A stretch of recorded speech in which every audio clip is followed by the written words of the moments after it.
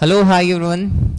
So welcome to CA Final AFM revision series. What is our batch name? Durandar. Okay. So I'm going to start CA Final AFM revision series.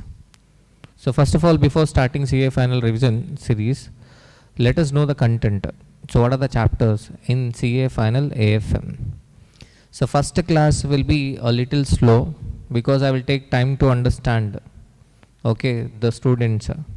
So whether if they are fast, then I will improve the speed in the second chapter. Otherwise what, I will go in a moderate speed. And what are the sources considered for this CA Final AFM revision series? So ICAI study material, and I have analyzed all the past CA Final AFM, that is 5 papers, and also what CA Final SFM past papers. Okay, I was teaching, I'm teaching CA Final SFM from 2018. From 2018, I'm teaching what CA Final SFM. Okay, now it is called AFM Advanced Financial Management. So I have taken into consideration all the past papers and also CA final study material. And it is a easy subject to score exemption when compared to financial reporting, auditing, direct taxes and indirect taxes. In my opinion, so AFM is the subject you can score 60 plus marks easily. Okay, if you watch this revision series till the end, then definitely you will be able to score 60 plus marks in May 2026 attempt. If you are writing September 26, this class will be useful. If you are writing exams in January 2027, then also this class will be useful.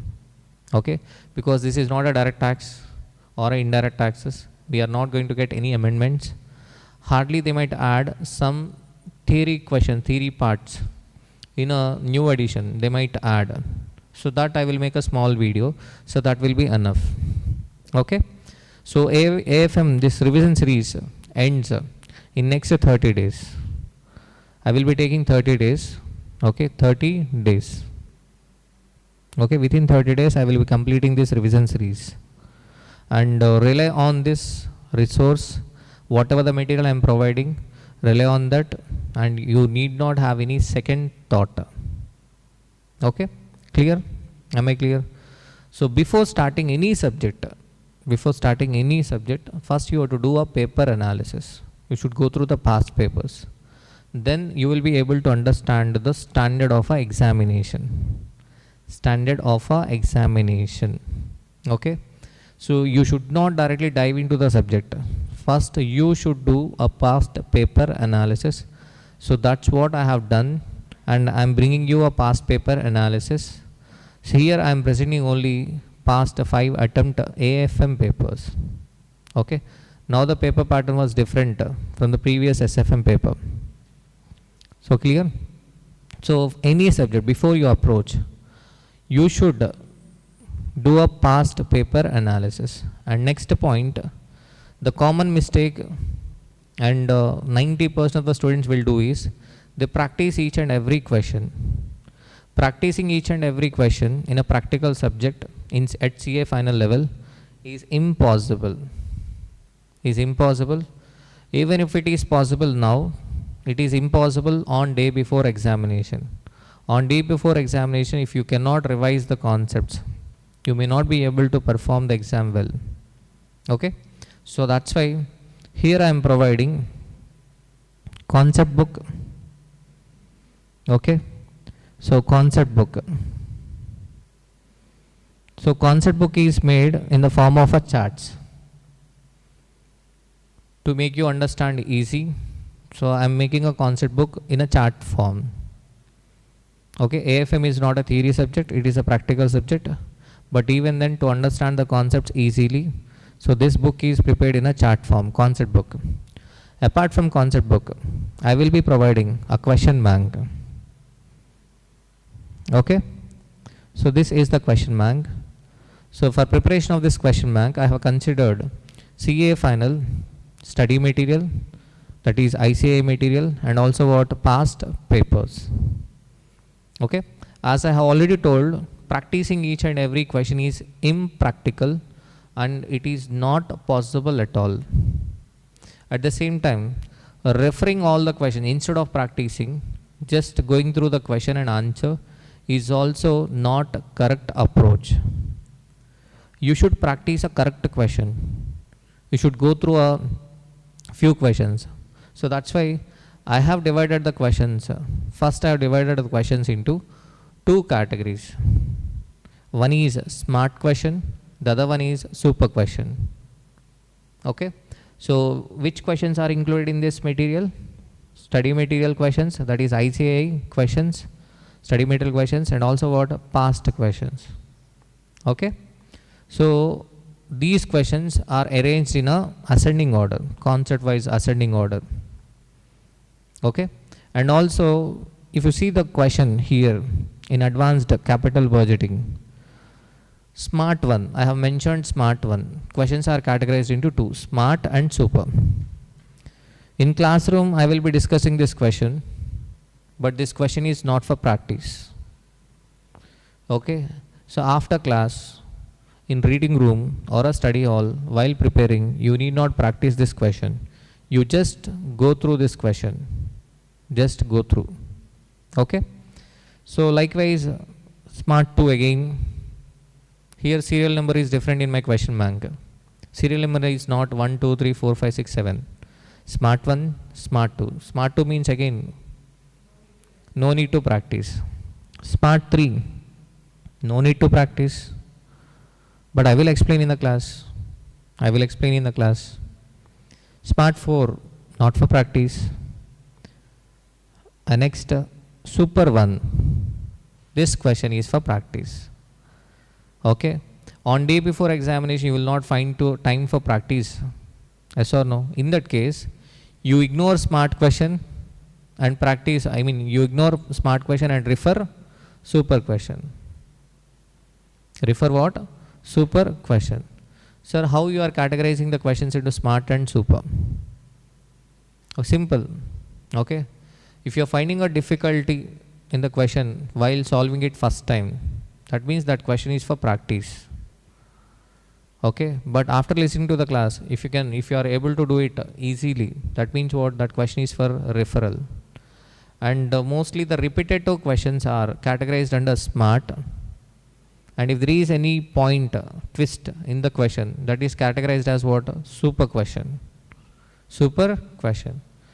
And if a question is repeated for more than 2 or 3 times, so that questions are eliminated, unnecessary. So that's why you will not find 500 questions or 1000 questions in my question bank. I will not say that my question bank includes 1000 questions, 1000 questions, I am teaching 1000 questions. No, because solving 500 questions or 1000 questions on day before examination is not is not practical. It is not possible. Okay, and my objective is to make you a CA qualified, not getting a 60 plus marks in AFM.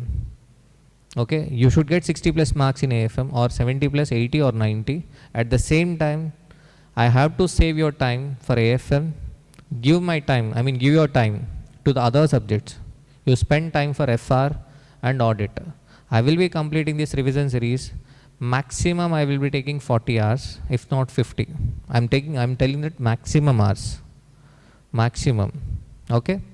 So maximum I will be taking 40 to 50 hours. So you rely on this class. You can blindly believe this class. Okay, and go to examination. Am I clear?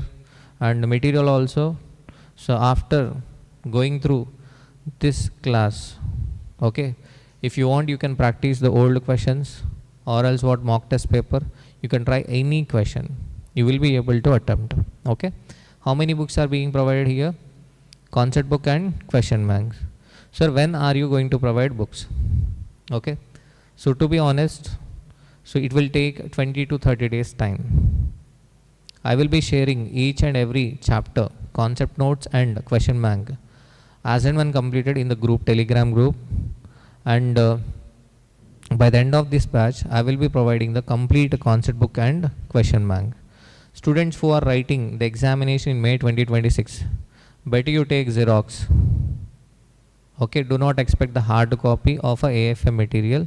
So better you take a Xerox whenever the chapter notes is shared. Am I clear? Done? So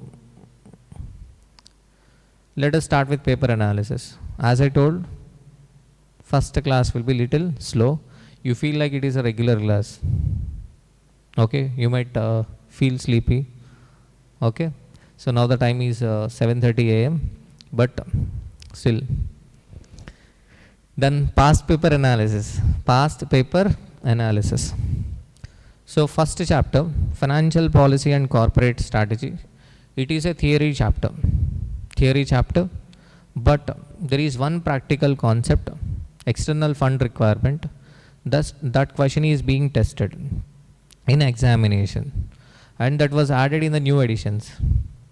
Okay, whenever the concept is added in new edition, so that there is a high chance that that concept may be asked in examination, especially in AFM.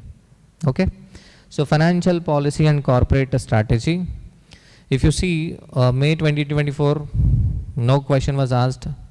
November 24, 4 marks. May 25, 4. September 25, 4. January 25, 26, 4. Okay. So average 3.2. So this is a theory topic and a small topic. Hardly we are going to spend 1.5 hours time. 1.5 hours time on this chapter. Even in regular class also we might spend 2 hours to 2.5 hours. It is very small topic. Okay. Financial policy and corporate strategy. Second topic, risk management. So this is also a small topic. In old syllabus, that is in SFM, they used to ask every attempt one question. We have a concept of value at risk. In SFM, they used to ask that concept. But now in the new syllabus, they recently have asked one theory question in January 26 from risk management. Okay, but in May 26 there is a chance they will ask a question from risk management. We cannot ignore this topic. This is a small topic. Theory, and we have a one practical concept, value at risk concept. It is, and again this chapter, hardly we are going to take 1.5 hours time. In regular class also we might take 2.5 hours. Okay, small topic, risk management. Clear? And next, advanced capital budgeting. Advanced capital budgeting. It is a simple topic. It is an extension to the capital budgeting topic. So already in CA inter level you might have learnt capital budgeting topic. So this is an extension to the capital budgeting topic. Simple topic, advanced capital budgeting. Easy to understand, but little lengthy. So this topic will take time. Next, security analysis. Security analysis, theory topic, a lengthy topic, but we have a one practical concept, exponential moving average. Exponential moving average concept. So that concept was frequently asked in examination. Okay, in my perception, in security analysis, theory comes under C category, but whereas the practical part, that is exponential moving average, comes under A category. There is only one concept. So okay, are you getting my point? Exponential moving average. And next, security valuation. So this topic is simple. If you can understand time value of a money, so it is easy to understand time value of a money. So security valuation. So case scenario was asked. Case scenario was asked in November 24 and January 26. Security valuation. In January 26 also, first case scenario is from the security valuation topic. So that is generally that concept will be ignored by the students, repo and reverse repo. Okay, but generally in my old revision classes also I have discussed that concept, repo and reverse repo. And advanced capital budgeting also, September 25 case scenario and January 25 case scenario was asked. Okay, 6 marks means 3 MCQs. And case scenarios does not mean, I mean, case scenario is nothing but a descriptive question only. So in AFM, you might be thinking like, sir, I have to prepare multiple choice questions separately. No, you need not prepare multiple choice questions separately. You have to, okay, practice, or you have to learn the concepts and practice what descriptive questions. That is enough.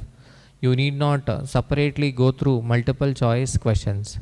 Even though the questions are asked as case scenarios, those are simple descriptive questions only. Getting my point? Okay. Instead of writing the complete answer, you are picking the multiple choice question. You are picking one option from out of 4. That's it. Are you getting my point? Okay. But whereas in CMA final SFM, that is different. Case scenarios are not asked. So separate MCQs are asked. So even in CMA final SFM also, students have to learn the concept. They should not they need not separately prepare MCQs. Am I clear? Next, portfolio management. Portfolio management is an important topic, and what is average marks? 11.6 marks. Security valuation 8 marks.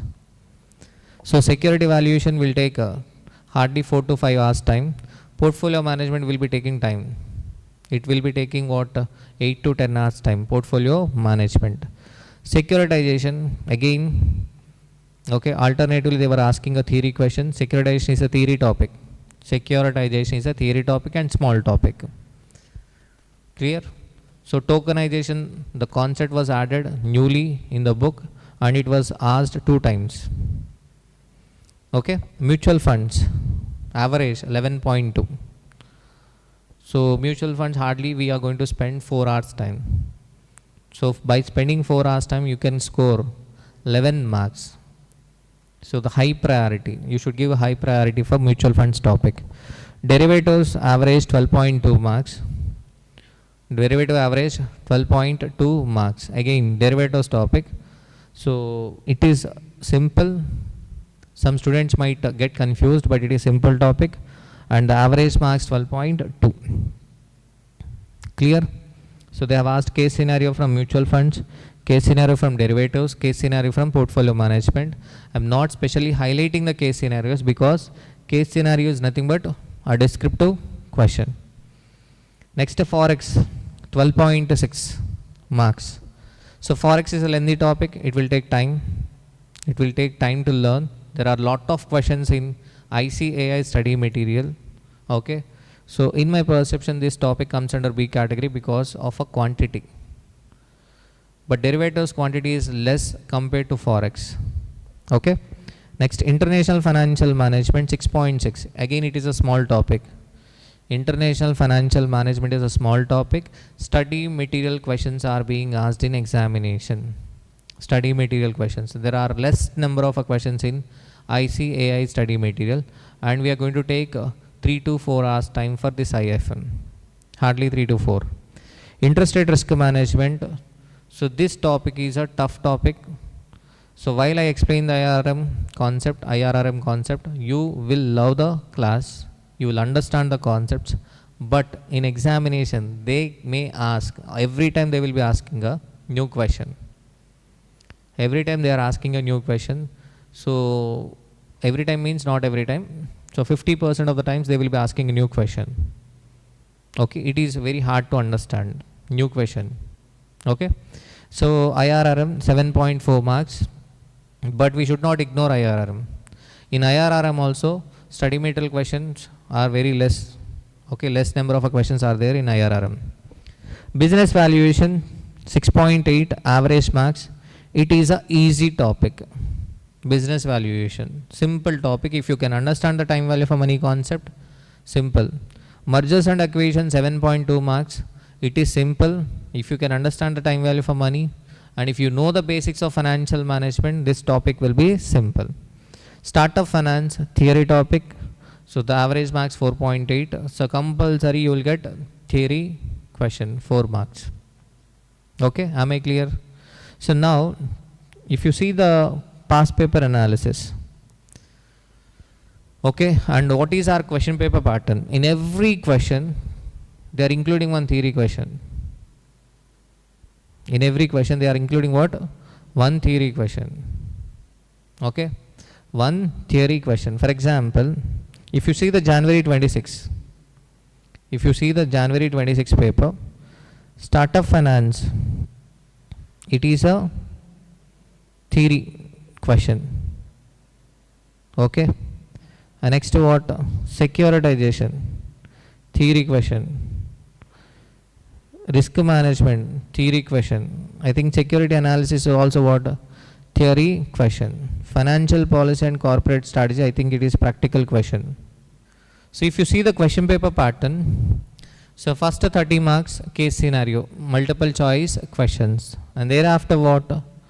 So question number 1, which is compulsory, question number 1 which is compulsory, 14 marks, and 4 out of a remaining 5 questions. 4 out of a remaining 5 questions. That means question number 1 compulsory 14 marks plus 4 out of a 5 questions means 4 14s.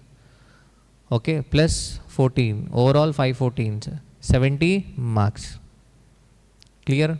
MCQs 30 marks, overall 100 marks. So you have a choice of one question, 14 marks choice.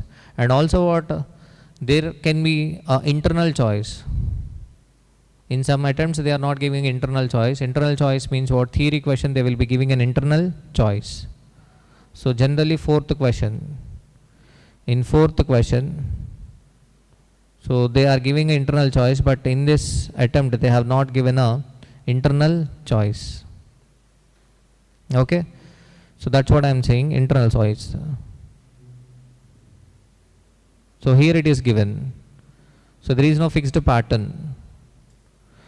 So okay, in sixth question they have given what? Internal choice. So Startup India and what? Securitization. Startup India and what? Securitization. So in sixth question we have a theory question, and in fifth question we do not have a theory question, and here in fourth question we have a theory question. Okay, and in third question we have a theory question. Risk management. Risk management. Am I clear? Are you able to understand? So that means we cannot take here derivatives. From derivatives they have asked a theory question, 4 marks. Okay, clear? So that means in 6 questions, in around 4 questions they have asked a theory question. So we cannot ignore theory. We cannot ignore what? Theory. Am I clear? So in this session I am going to discuss time value for money concept. I know you are expecting time value for money, but still for formality I am interested and I wanted to teach time value for money. And next advanced capital budgeting. Advanced capital budgeting. What is the weightage of advanced capital budgeting? 6.4. They will be asking from 6 to 8 marks. 6 to what? 8 marks. Okay. So let us start. So first time value for money. Reasons for time value for money. So this is the basis for SFM. Without knowing the time value for money concept, you cannot proceed to learn SFM or AFM. Okay. Advanced Financial Management. So reasons for time value for money: risk, inflation, postponement of present consumption, opportunity cost. So you should know the meaning of a risk. Risk means uncertainty, possibility of occurrence of loss, deviation. Possibility of occurrence of a loss. Yes or no? Whether risk is involved in CA course or not. In CA course risk is involved. Uncertainty is involved. Okay. The past percentage is certain or uncertain? Uncertain. The question paper pattern is certain or uncertain? Uncertain. Okay. So there is lot of uncertainty involved in CA course. That means risk. Risk means a possibility of occurrence of a loss. Okay, possibility. That does not mean we are compulsory going to get a loss. There is a possibility of getting a loss. Okay. So why there is a reason for time value of money? Time value of money means what? The value of money depends upon a time. So the present 1 rupee is not equal to the future 1 rupee. Present 1 rupee is not equal to future 1 rupee. Okay. So present 1 rupee will have a more value than future 1 rupee. Bird in the hand is always better than bird in the air. Yeah, bird in the air. So bird in the hand is always better. Why? Bird in the hands, right? You can play with it. Okay, or you can no, I am vegetarian. So paneer. Okay, paneer in the hand is better than paneer in the air. Okay, fine. So now, if a paneer is in the hand, then what we can have it. But if paneer is in the air, uncertainty. We may or may not be able to catch it, right? So, worst example. Okay, fine. So risk, possibility of occurrence of a loss, inflation. And next concept is inflation. So present 1 rupee will always have a more value than a future 1 rupee. For suppose present, if you have 100 rupees, you can have a Maggi in Hyderabad, right? Okay. So, but after 30 years, if you have a same 100 rupees, with 100 rupees, can you have a Maggi? No. Any omelette? No. Okay. So the reason is the value of a money decreases. Okay. Clear? So this is a time value for money. So why there is a time value for money? First reason, risk. First reason what? Risk. If risk increases, required return decreases. So that is a point later on we can discuss. Risk. For suppose if I am giving a money to some other person, okay, I will be charging interest. Why do I charge interest? First reason, risk. First reason, risk. He may or may not repay. He may or may not repay. Okay, he may expire. He may expire. Yes or no? So the point is, if I am giving money to someone, there is a risk involved. Okay, so that's why I want a premium for taking a risk. So this is the fundamental concept of a AFM. If risk increases, required return increases. You have to understand this point. If risk increases, required return increases. So that's why a CA qualified will expect more salary than a BTech qualified. Simple reason, CA has taken a risk. Okay, CA has taken a risk, high risk, high required return. If risk increases, required rate of return will also increase. So that's why we charge interest from the borrower. Okay, for suppose if a bank is giving a loan to, qualified CA who is unmarried, okay, it will be charging interest. If a bank is giving loan to a qualified CA who is married and having one kid, so generally less interest rate will be charged for the second person, because he is married means certainty. He will not vacate the house. Okay, of course income will be seen. Okay, how much income he is earning, everything matters a lot. But I am talking about from the risk point of view. Risk point of view. Okay, if risk increases, required return will also increase. So that's a bank will charge high interest to the private employees. Bank will charge less interest to the government employees. Okay. So inflation. Second reason what? Inflation. Why do we charge interest? Inflation. Inflation means what? Rise in price. Rise in price. If a price increases, I mean generally what happens? The price of a goods increases in the future. Okay. So for example, Vinita Sharma, she can purchase gold as on today. But instead of purchasing gold as on today, she gave loan to Charan. And Charan agreed to pay after 5 years. So after 5 years, if a Charan agrees to pay the same principal amount, will it work out? No, because meanwhile in next 5 years the gold prices will increase. So that's why Vinita Sharma, she will be charging what? Interest. Okay. And next, postponement of a present consumption. For suppose our Kajal Agarwal, okay, she is having 1 crore liquid cash. 1 crore liquid cash. Okay, she can buy a car, but instead of buying car, okay, she gave loan to junior NTR. She gave loan to what? Junior NTR. So he agreed to pay after 5 years. Now for next 5 years, Kajal Agarwal cannot use the car, right? So generally she is postponing the consumption. So that's why she will expect interest for postponing the consumption. Am I correct? The next reason is opportunity cost. Opportunity cost. Okay.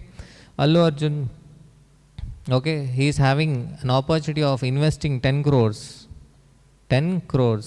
in land, but instead of buying land, he gave the 10 crore rupees to Prabhas.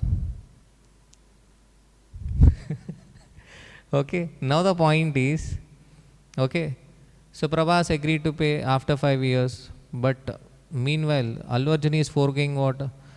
Benefit. Allu Arjun is foregoing a benefit of investing elsewhere. He can invest elsewhere and can earn some return, but instead of doing that, he is giving that amount to Prabhas. So that's why he will be charging what? Interest. So why the interest is charged? Why there is a time value for money? Risk, inflation, postponement of consumption, and opportunity cost. Okay, opportunity cost means benefit foregone in choosing an alternative course of action. Next is simple interest. Simple interest, it is easy to calculate. Simple interest means what?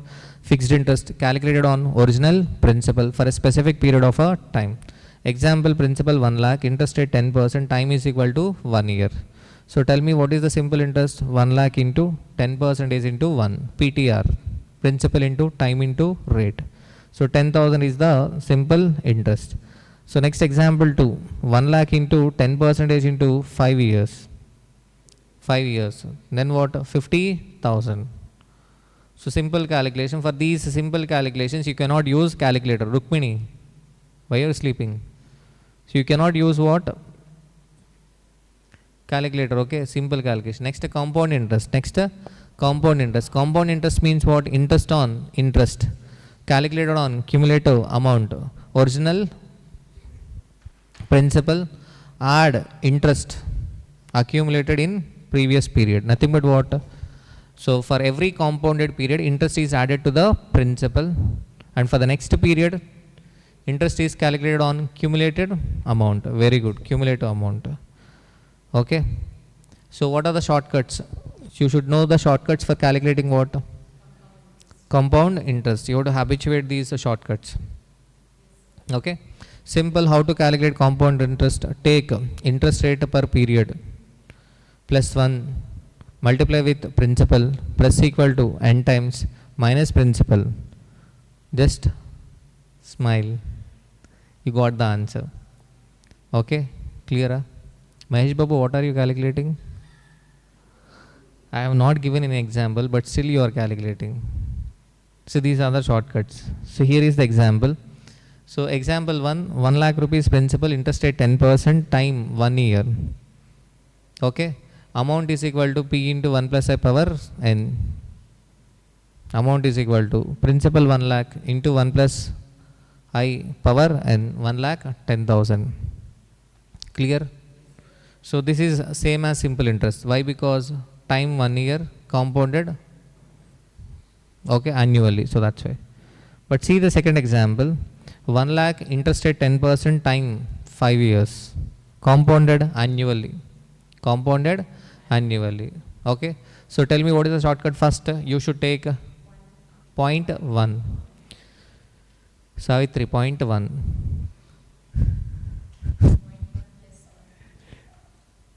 0.1 plus 1 into 1 into 1 lakh. 0.1 plus 1 into 1 lakh. Press equal to only once.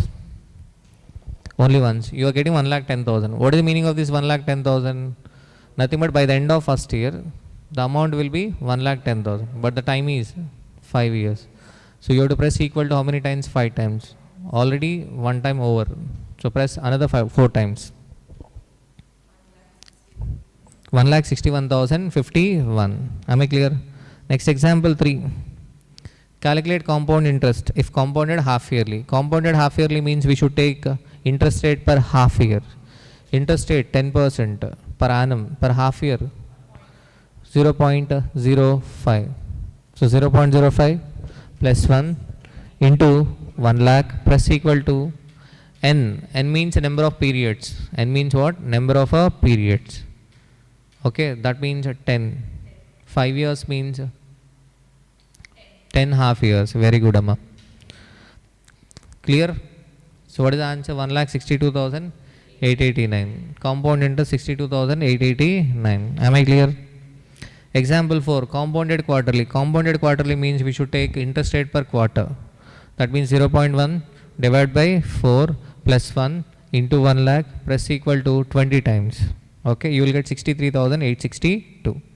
Next, effective rate of interest. At final level, this may not be important, but at personal level, if you want to take any decision, this is important. Effective rate of interest means actual yearly rate of interest. Actual yearly rate of interest you earn or pay. When interest is added more than, compounded more than once in a year. What is this effective rate of interest? Example, our class duration might be 4 hours. Okay, face-to-face class duration 4 hours. Okay, but 1 hour, Prabhavati will be sleeping. She will be listening only for what? 3 hours. Okay, so effectively what? 3 only. Actual, 4, total 4, but effective listening is 3 only. So in CA final also generally what the students, they sit in a reading room for 14 to 16 hours. But effectively they might study 4 or 5 hours. So at all the times what they will be talking to others, or they might be thinking random thoughts randomly, like what, whether I would clear now or not. Okay, so I should prepare both or single. Okay, so these kind of thoughts, random thoughts will come. Okay, but effectively they will be reading what, 4 hours. But whereas in interest case, effective rate of interest means, example, so we told that fourth example, 10% is the rate of interest, compounded quarterly. So compounded quarterly, actual rate of interest is not 10%. We are paying more than 10%. How to calculate this effective rate of interest? Rohit Sharma. How to calculate effective rate of interest? Simple. First suppose 0.1, what is the interest rate? 10%. Compounded quarterly. Compounded quarterly means you should take 0.1 divided by 4. Take in the calculator, 0.1 divided by 4. 0.025 plus 1. Plus 1 is principal. 0.025 is the interest per quarter, per 1 rupee. 0.025 plus 1 into 1. Press equal to 4 times. Why 4 times? 1 year is equal to 4 quarters. Press equal to 4 times. Now minus principal 1 rupee. So what is left is the interest amount paid.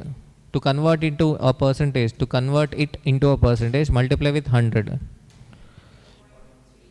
10.38. So effectively we are paying 10.38% compounded quarterly means.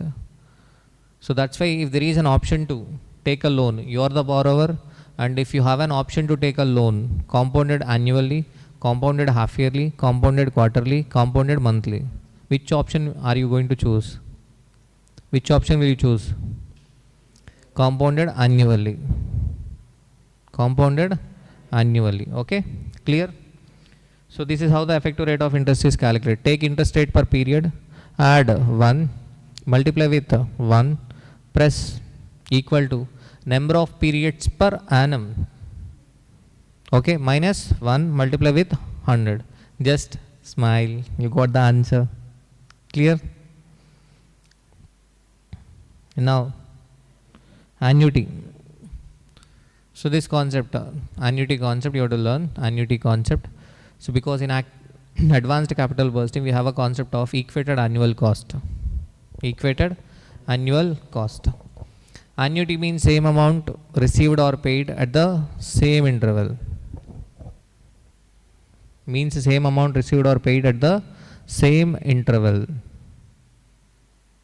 Okay, clear? For example, Sanju Samson, he agreed to pay 1 lakh rupees every year to his wife on her birthday.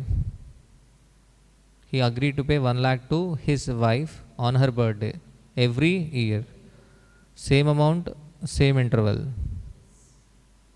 Birthday comes once in a year. Yes or no? Same amount, same interval. So this is called annuity. Okay? Annuity can be annuity regular, annuity immediate. If a question is silent, it is annuity regular. Annuity regular means annuity received or paid at the end of the period. Annuity immediate means annuity received or paid at the beginning of the period. If a question is silent, it is regular. So because simple, if I invest in any asset, I will receive a benefit at the end. I will not receive the benefit immediately. So that's why if a question is silent, what we take an assumption that it is annuity regular. Okay, am I clear? So case 1, case 2 and case 3. Case 1 is not an annuity. Why case 1 is not an annuity? Case 1 is not an annuity. Why? So simple, case 1 is not an annuity because not a same amount. In second year it is 20,000. Case 2, not an annuity because in second year no payment, right? Okay. Case 3, annuity, same amount at same interval. Done? So first you should understand this. This is very important concept. Generally students will skip this concept and will move on to the advanced concept like business valuation, security valuation. So valuation means you should know the time value of a money. Okay. So derivative valuation, you should know the time value of a money. So present value of a principal. So as we have already discussed, A is equal to P into 1 plus I power n. That means P is equal to what? Amount divided by 1 plus I power n. So if amount is given in the question and if they are asking you to find out the principal, you should go for division divided by, that is discounting. Principal is nothing but present value because we give principal as on today and we receive amount in the future. So that's why principal is what? Present value. Amount is a future value. Okay. If a principal is given in the question and if they ask you to find out the amount, we go for multiply, compounding. Compounding, interest is added to the principal. Nothing but if a present value is given in the question and if they ask you to find out the future value, we should go for what? Compounding, multiply. Okay. Generally in case of security valuation, business valuation, we bring the future benefit to the present value. We bring the future benefit to the present value. That means what? We bring the future benefit to the present value. So we do discounting. So actually discounting you have to learn. For AFM part we should learn discounting. So A future value, P present value, I interest and N is equal to what? Years. So how to find out the present value? So what is the present value of 1 rupee to be received after 2 years compounded annually at 10% interest rate? You already know, simple, we do discounting. So 1 divided by 1 plus I press equal to how many times? 1 divided by 1 plus I press equal to 10, so 2 years, right? 2 times. Okay, so 1 divided by 1.1 press equal to 2 times. You will be getting 0.826. 0.826. So actually this 0.826 is present value factor. Present value factor. Know the difference between present value factor and present value annuity factor. 0.826 is a present value factor. Okay, for 1 rupee present value factor for 2 years at the rate of 10%. At the rate of what? 10%. Okay, clear? So future value, if they ask you to find out the future value, we go for what? Compounding. Example, you invest 3 lakhs in a 2-year investment that pay you 12% per annum. Calculate the future value of an investment. So in calculator you take 0.12 plus 1 multiply with 3000 press equal to how many times? 2 times. Clear? So the answer is 3763.2. So this we have already discussed in compound interest concept. Now let us talk about the annuity concept. Annuity. Okay. At final level, the most important concept is present value of annuity regular. So the remaining 3 are not important. Present value of annuity immediate, future value of annuity regular, future value of annuity immediate, not intermediate, immediate. Present value of annuity immediate. Okay. So present value of annuity regular. So this shortcut you have to learn. Present value of a annuity regular. Simple. So let us assume interest rate is equal to 10%. Interest rate is equal to 10%. How can we find out the present value of a annuity? Annuity means what? Same amount at same intervals. Okay, first in calculator take 1. Take 1. Let us assume interest rate is equal to 10%. So 1 divided by 1.1. Press equal to only one time. Only one time. Okay. So you got 0.909. What is the meaning of this 0.909? If I am going to receive 1 rupee at the end of a first year, the value as on today is 0.909. This is a PV factor of the first year. Okay. For suppose if annuity I am going to receive is for 5 years. If I am going to receive annuity for 5 years, press equal to 5 times. Already 1 over. Press equal to another 4 times. 0.621. What is the meaning of this 0.621? It is a present value of a 1 rupee to be received at the end of a 5th year. At the end of a 5th year. But annuity means what? I will be receiving a benefit, or I will be paying every year same amount. Sorry, same amount for same interval. Same amount at same interval. That interval may not be year. Interval may not be year, but generally in questions interval will be what? Year. Interval will be year generally, but it may not be year. Okay. So you have to press GT, grand total. If you press GT, you are getting a total of 0.909, 0.826, 0.751, okay, 0.683 and 0.621. Overall, you are getting 3.79. What is the meaning of this 3.79? This 3.79 is a present value annuity factor. If I am going to receive 1 rupee every year for next 5 years, what is the present value? 3.79. For suppose if I am going to receive 1 lakh every year for next 5 years, so 3,79,000 will be the value as on today. Are you getting my point? Clear? Okay, simple. What is the shortcut? Take 1, divide with 1 plus I, press equal to n times, grand total, multiply with annuity and smile. Okay. So regular means what? End of the period. Annuity regular means end of the period. Annuity immediate, not intermediate, annuity immediate. Annuity immediate means what? Beginning of the period. Take 1, divide with 1 plus I, press equal to only n minus 1 times. Why n minus 1 times? Immediate means beginning of the period. First year beginning means as on today. So we need not discount. So 5th year beginning means 4th year ending. So we have to discount only 4 times. So that's why press equal to n minus 1 time, grand total. And then what? Add 1. What is that 1? First year. First year annuity. And then multiply with what? Annuity. Done? Clear?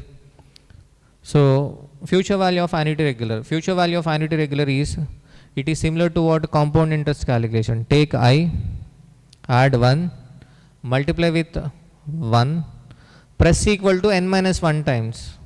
If it is annuity regular, why it is n minus 1 times? Annuity regular means end of the period, and you are calculating a future value. End of the first year, and overall 5 years, annuity period is equal to 5 years. So at the end of the first year, if I am going to receive 1 rupee, I can reinvest for how many years? Only 4 years. If I receive 1 rupee at the end of 5th year, I cannot reinvest. That 1 rupee will not get compounded. So that's why if it is a future value annuity regular, future value annuity regular. So take I, add 1, multiply with what? 1, press equal to n minus 1 times. It will be reverse. Press equal to n minus 1 times, grand total, add 1, multiply with what? Annuity. If it is present value of, future value of annuity immediate. Annuity immediate means what? Beginning. First year beginning means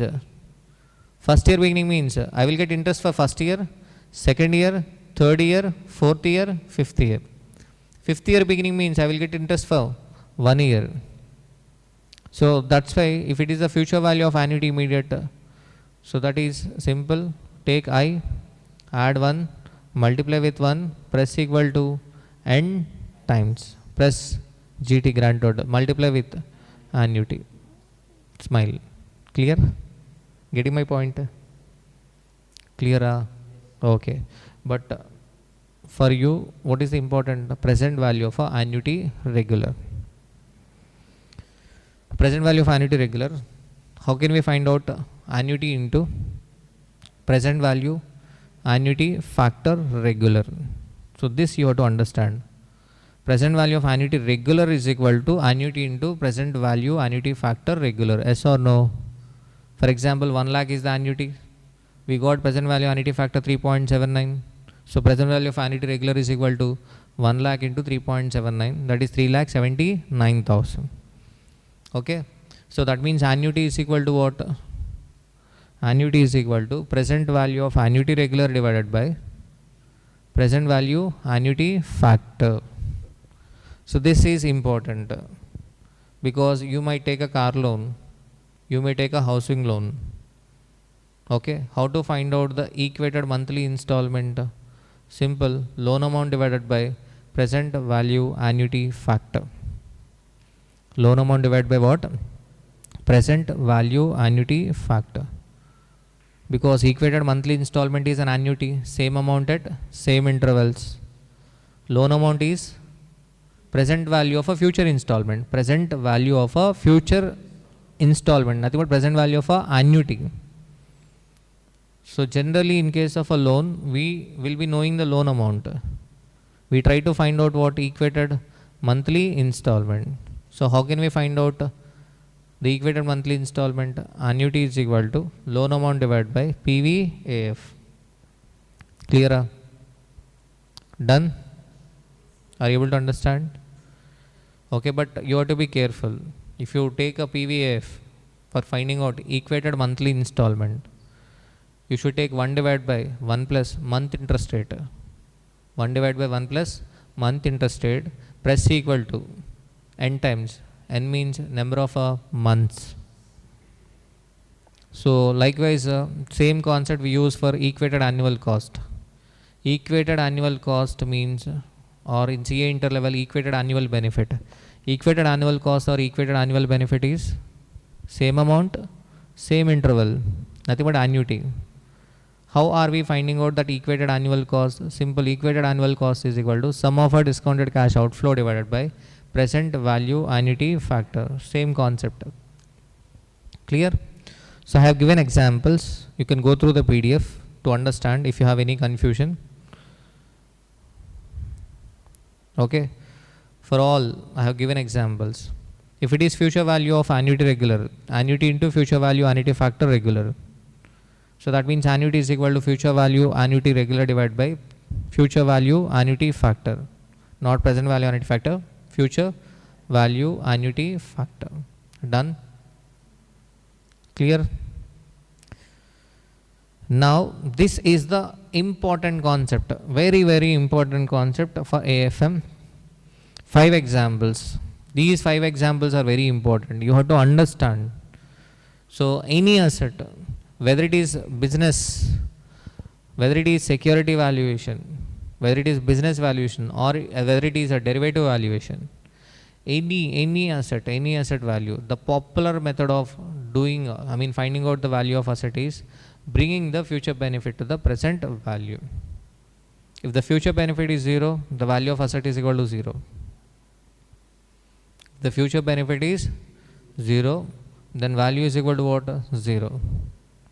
If a business is not producing any cash inflow in the future, then business value is equal to 0. So value of asset is equal to present value of a future benefit. Simple. Value means wealth. Value means what? Wealth. So we have not yet started AFM introduction. We started with time value of our money. But AFM objective is wealth maximization. Wealth depends on 2 factors. Benefit we receive and the risk. Profit and risk. If a benefit increases, value increases, wealth increases. If risk increases, required return increases and value decreases. So that again I will link the concept in security valuation topic and also business valuation topic. If a benefit increases, wealth increases. Simple. If I have a, for example, there are two cases. I have a building which gives a rent of rupees 10,000. I have another building which gives a rent of 1 lakh. So tell me which building will have a more value? Which building will have a more value? Huh? So the building which is giving a rent of 1 lakh will have a more value. Yes or no? So that means if a benefit increases, value increases. So let us assume, okay, that second building is located in Iran. Located in Iran. So now your answer will remain same or what? Your answer may not remain same. So the value of a building will reduce, because if risk increases, wealth decreases. So that is a very fundamental concept of a AFM. If risk increases, required return increases, and if required return increases, wealth decreases. Okay. So that's why KE is equal to RF plus RM minus RF into beta. If a beta increases, KE increases. Yes or no? Okay. And thereafter we use this KE for finding out price of a share. P naught is equal to D1 divided by KE minus G. Yes or no? P naught is equal to D1 divided by KE minus G. In the denominator KE, if a KE increases, P naught will decrease. Nothing but indirectly, if a beta risk factor increases, KE increases. If a risk increases, required return KE increases, and if KE increases, P naught will decrease. Or else you can see the examples here. I am taking the examples. Any kind of asset will fit into these 5 examples. Generally, these 5 examples. Example number 1. If there is an asset which is giving a cash flow for a definite period and the cash flows are even, then simple, how can we find out the value? We multiply the even cash inflow with present value annuity factor, not PVF, present value annuity factor. Then you will get discounted cash flow. Clearer? Simple. So annuity bond will give a annuity for a definite period. So how to find out the value of annuity bond? Simple, annuity into present value annuity factor. So that itself is a bond valuation. Next, the single cash inflow. Zero coupon bond. Zero coupon bond means zero interest. Zero coupon bond is issued at discount and redeemable at face value. The investor will get single cash inflow. On the maturity period, he will receive a redemption value. In that case, what? We multiply the redemption value with the present value factor. In this example, okay, at the end of 5th year, investor is going to get 10,000 rupees. So let us assume the required rate of return is 10%. That means the factor will be 0.621, discounted cash flow 6210. Am I clear? Next, multiple uneven cash inflow. Multiple uneven cash inflow. So multiple uneven cash inflows means we cannot multiply with PVAF. PVAF means present value annuity factor. We can multiply only with annuity. But if the cash flows are uneven, okay. In this category, example, planted machinery. Planted machinery will give a uneven cash flow. We humans will give a cash flows uneven, and for a limited period. So if you have to find out the value of a human resource like me and you, we come under what? Example number 3. If you want to know your worth, so take these columns: year, cash flow, PVF at the rate of required return, discounted cash flow. Year 1, 2, 3, 4, 5. If you are expected to live for up to 60 years, or if you are expected to earn up to 60 years, you take in the columns what? 1, 2, 3, up to what? 60. Now your age 0. Now your age is 21, right? You take up to what? 39. 1, 2, 3. Year column 1, 2, 3, 4, 5, 39. Cash flow. Present value factor. And next what? Discounted cash flow. We bring the future benefit to the present value. Simple. So planted machinery comes in this category. Okay, our car comes in this category. If you are buying a car for the business, Car comes under this category. Yes or no? Clear? Example 4. So general example number 4. Business will come under example number 4. So we assume that business life will be indefinite period. So 1 to infinite years we receive a benefit from the business. Okay, so what is the BCCA life? Indefinite. Okay, we may or may not exist, but BCCA will exist. Okay, so BCCA life is indefinite period. Okay, so how can we find out the BCCA value? Simple. Okay, benefit divided by required rate of a return. Here we doesn't require present value factor, PVF and all. Simple. Annual cash inflow divided by required return. So this is not a new concept, already at CA inter level. So value of a firm is equal to EBIT divided by KO. EBIT divided by KO. Earnings available to equity shareholders is equal to, value of equity is equal to earnings available to equity shareholders divided by KE. P naught is equal to D1 by KE. P naught is equal to E1 by KE. So nothing but what?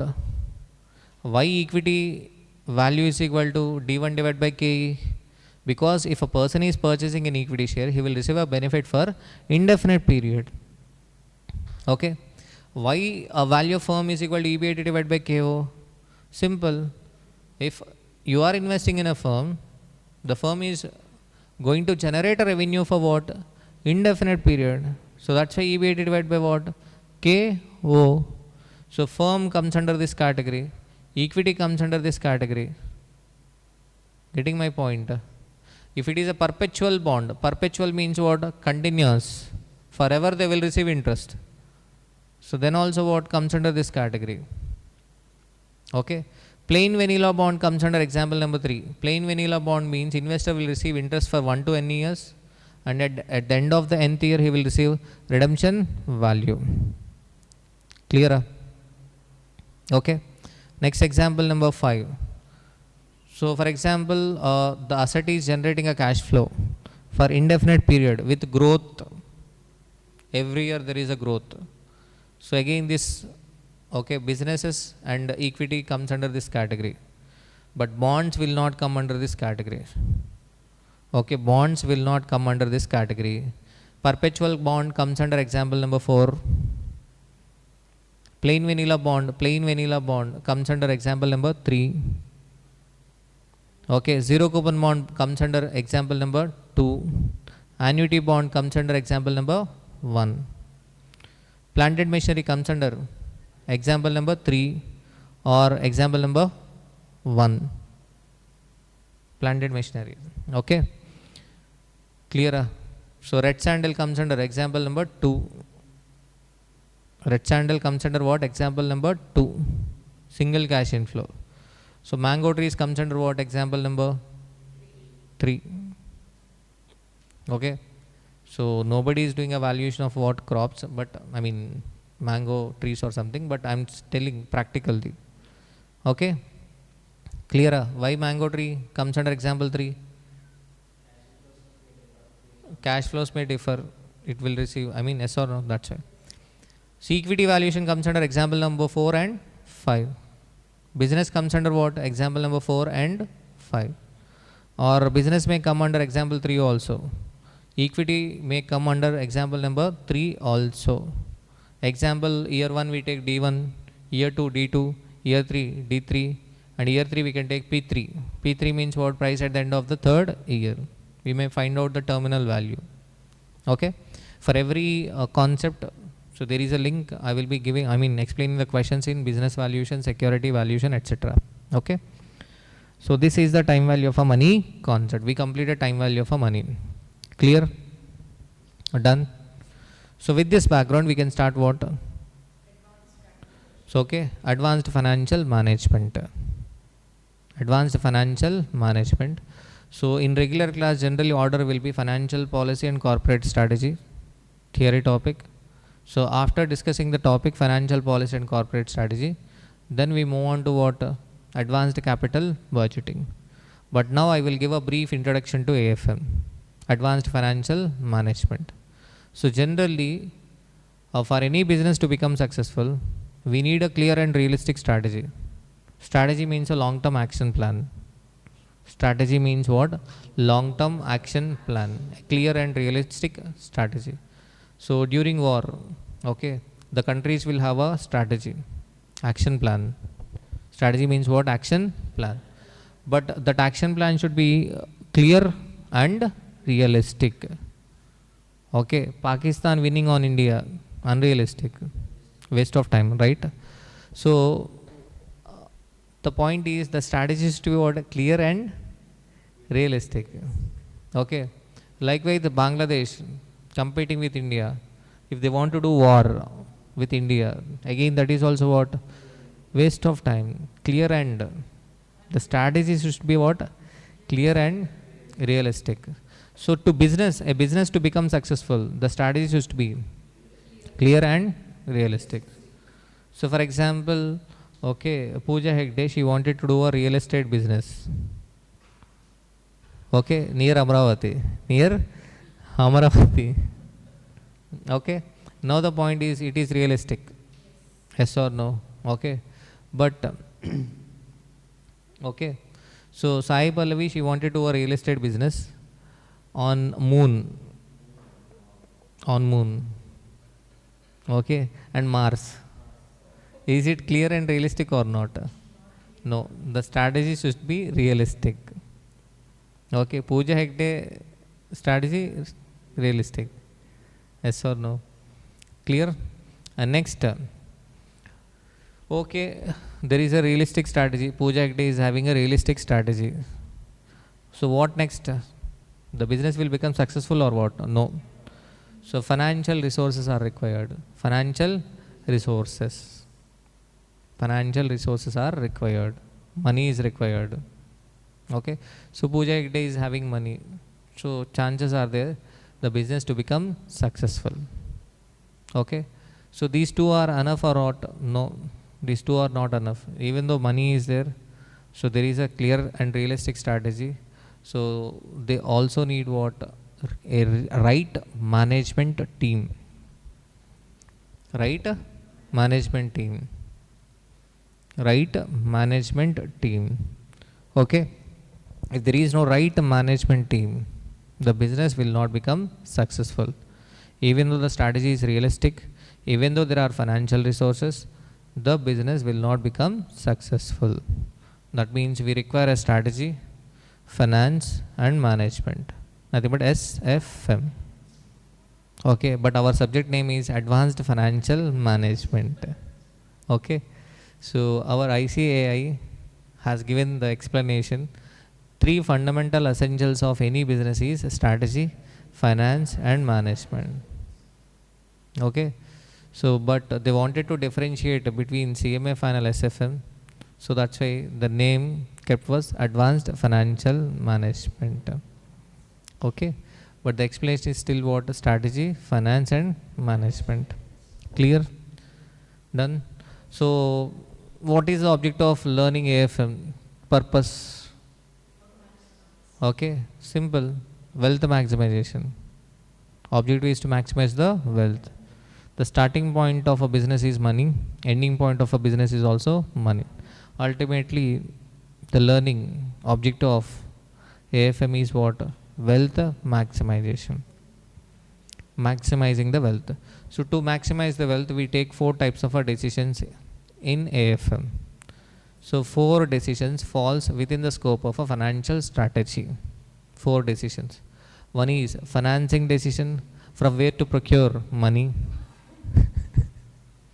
From where to procure money. Okay, financing decision. From where to procure money and all, already we discussed at CA inter level. Already you became experts, right? Okay. So financing decision, from where to procure money. Next, investing decision, from where to invest money. Where to invest money. Okay. So that also we have already discussed at CA inter level, capital bursting chapter and working capital management. Already bol diya. Clear? So the point is already we bol diya. Financing decision. And next what? Investing decision. Okay. And next what? Dividend decision. So that is also already covered at CA inter level, whether to declare a dividend or not. Okay. So, but there is an extension to the investing decision, that is capital bursting topic, that is advanced capital budgeting at final level. At inter level already we discussed what capital budgeting. Okay. And there is one more decision. So what we are discussing only at final level, that is portfolio decision. Portfolio decision. Okay. So portfolio decision means what? Investing in two or more assets or securities. So that is important chapter. After completion of advanced capital bursting, I am going to start what? Portfolio management. Portfolio management. Clear? Done. So what is the object of AFM? Wealth maximization. So what are the types of decisions we take in financial AFM? Financing decision, investing decision, dividend decision and portfolio decision. So this question was asked as a theory question. Okay, for 4 marks. For 4 marks. Okay. So that's why in our syllabus we have advanced capital budgeting, investing decision. Okay. So we have to learn advanced capital budgeting because investing decision falls within the scope of financial strategy. Done? Clear? So let's have some water and start ACB. ACB means Advanced Capital Budgeting, not Anti-Corruption Bureau. So welcome to second class. In yesterday's class we discussed what, Amar, we discussed what? Time value of money. And next what? Paper analysis and time value of money. Okay. So now in this session I am going to discuss advanced capital budgeting. What is the topic? Advanced capital budgeting. So see the weightage of advanced capital budgeting topic. You will get 6 to 8 marks. 6 to 8 marks. So this is the weightage of this topic, and this topic is simple and easy to understand. In exam also you can easily answer the question. Okay, if you know the time value of money. So let us start advanced capital budgeting concept. So in CA Inter we know the capital budgeting topic, right? So capital budgeting. So what are the concepts we discussed in capital budgeting? What are the concepts we discussed in capital budgeting? NPV, IRR, discounted payback period, profitability index, and non-discounting techniques like payback period, ARR, accounting rate of return, payback reciprocal, etc. Yes or no? Okay. So at CA inter level in capital budgeting, so we learned how to calculate the cash inflows, cash outflows, and how to find out NPV, net present value. Okay. So this chapter is an extension to the capital budgeting topic. Extension to capital budgeting topic. So in this topic we are going to discuss introduction, internal and external factors affecting capital budgeting decision, and techniques of a risk analysis. And here the techniques are very easy. Okay. So in capital budgeting topic, at least you should remember net present value calculation, even though you don't know the cash flow calculation, because here they will not ask you to find out the cash flows. Here directly they will be asking what? So they will be asking directly NPV. So you need the knowledge of NPV, net present value. So how do we calculate net present value? Sum of our discounted cash inflows minus sum of our discounted cash outflows. If NPV is positive, accept the project. If NPV is negative, reject the project. If NPV is equal to 0, accept or reject. Okay. So what is the difference between capital budgeting topic and advanced capital budgeting topic? Simple. While discussing capital budgeting techniques, we have assumed that investment proposal do not involve any risk.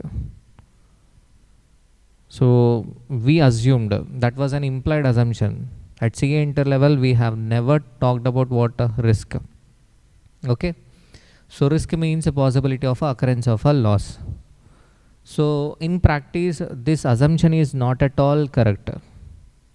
When you take a capital bursting decision, generally risk is involved in a capital bursting decision. Risk is involved in capital budgeting decision. Okay.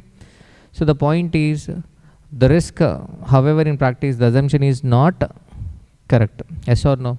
For example, if L&T starts a metro rail project, the risk is involved. Okay. So in this chapter, this is an extension to capital bursting topic. So in capital bursting, we ignored the risk factor, but in this topic, we are going to consider the risk factor. We are going to take into consideration the risk factor. So there are three types of a decision. Decision making under certainty. So this we have already discussed at CA inter level when cash flows are certain.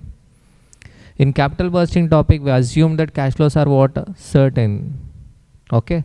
So cash flows are certain. Am I clear? So but whereas practically the cash flows are certain or uncertain? Cash flows are uncertain.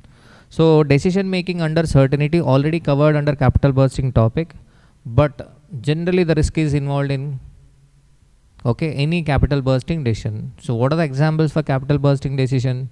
Purchase of plant and machinery, starting a new project, commencement of a new branch or anything is a capital bursting decision. Spending money on advertisement, spending money on research and development, all these are capital budgeting decisions. All these are what? Capital budgeting decisions.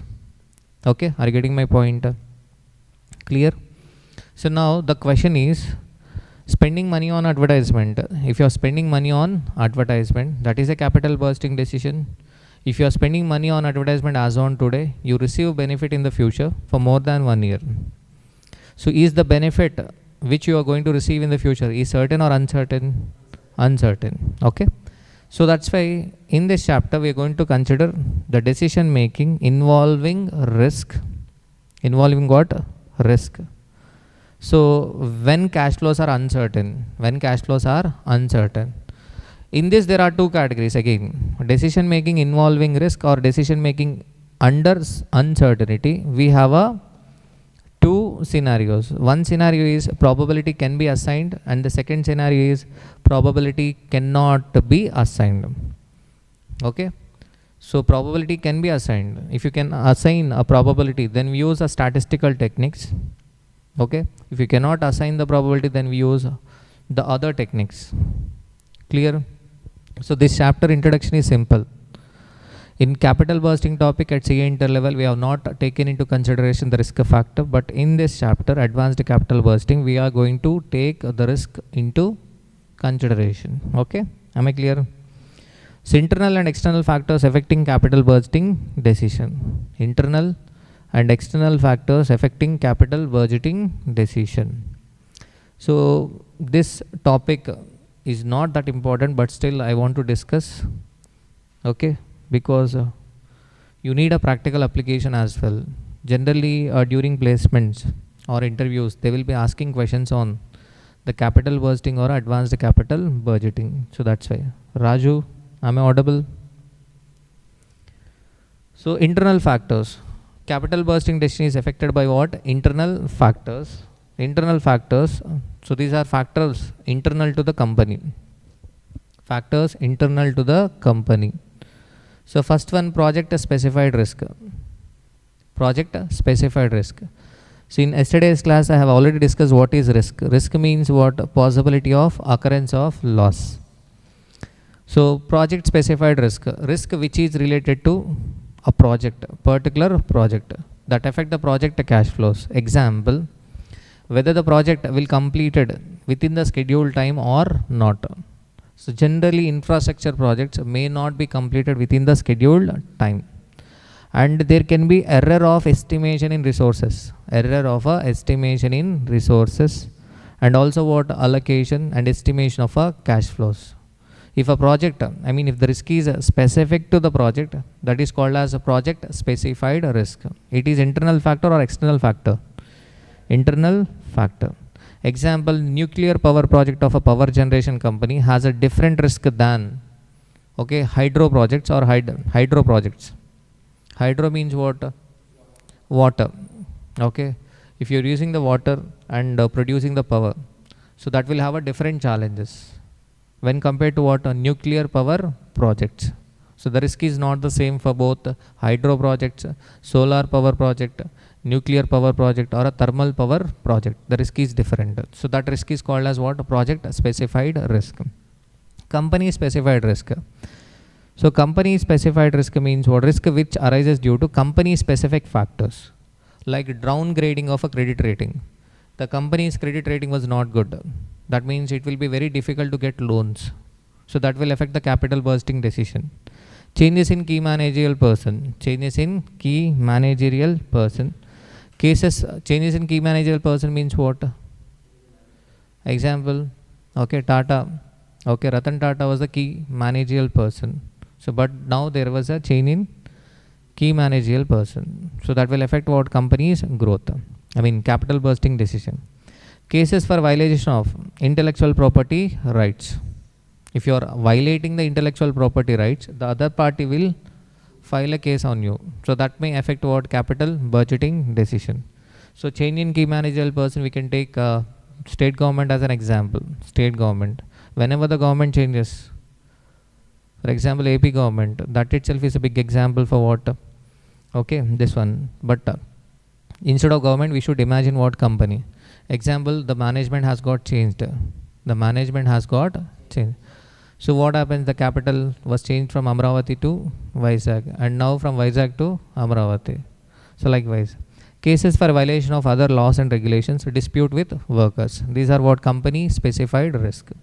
Once again I am reminding, so risk is involved in capital budgeting, that can be internal or external. Okay, in this chapter mainly we are considering what? A risk in capital budgeting decision. Okay, external factors. Now I am talking about external factors. Internal factors only two: project risk, company specific risk.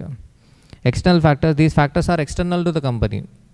External to the company, and they can be further divided into following categories. Industry specified risk.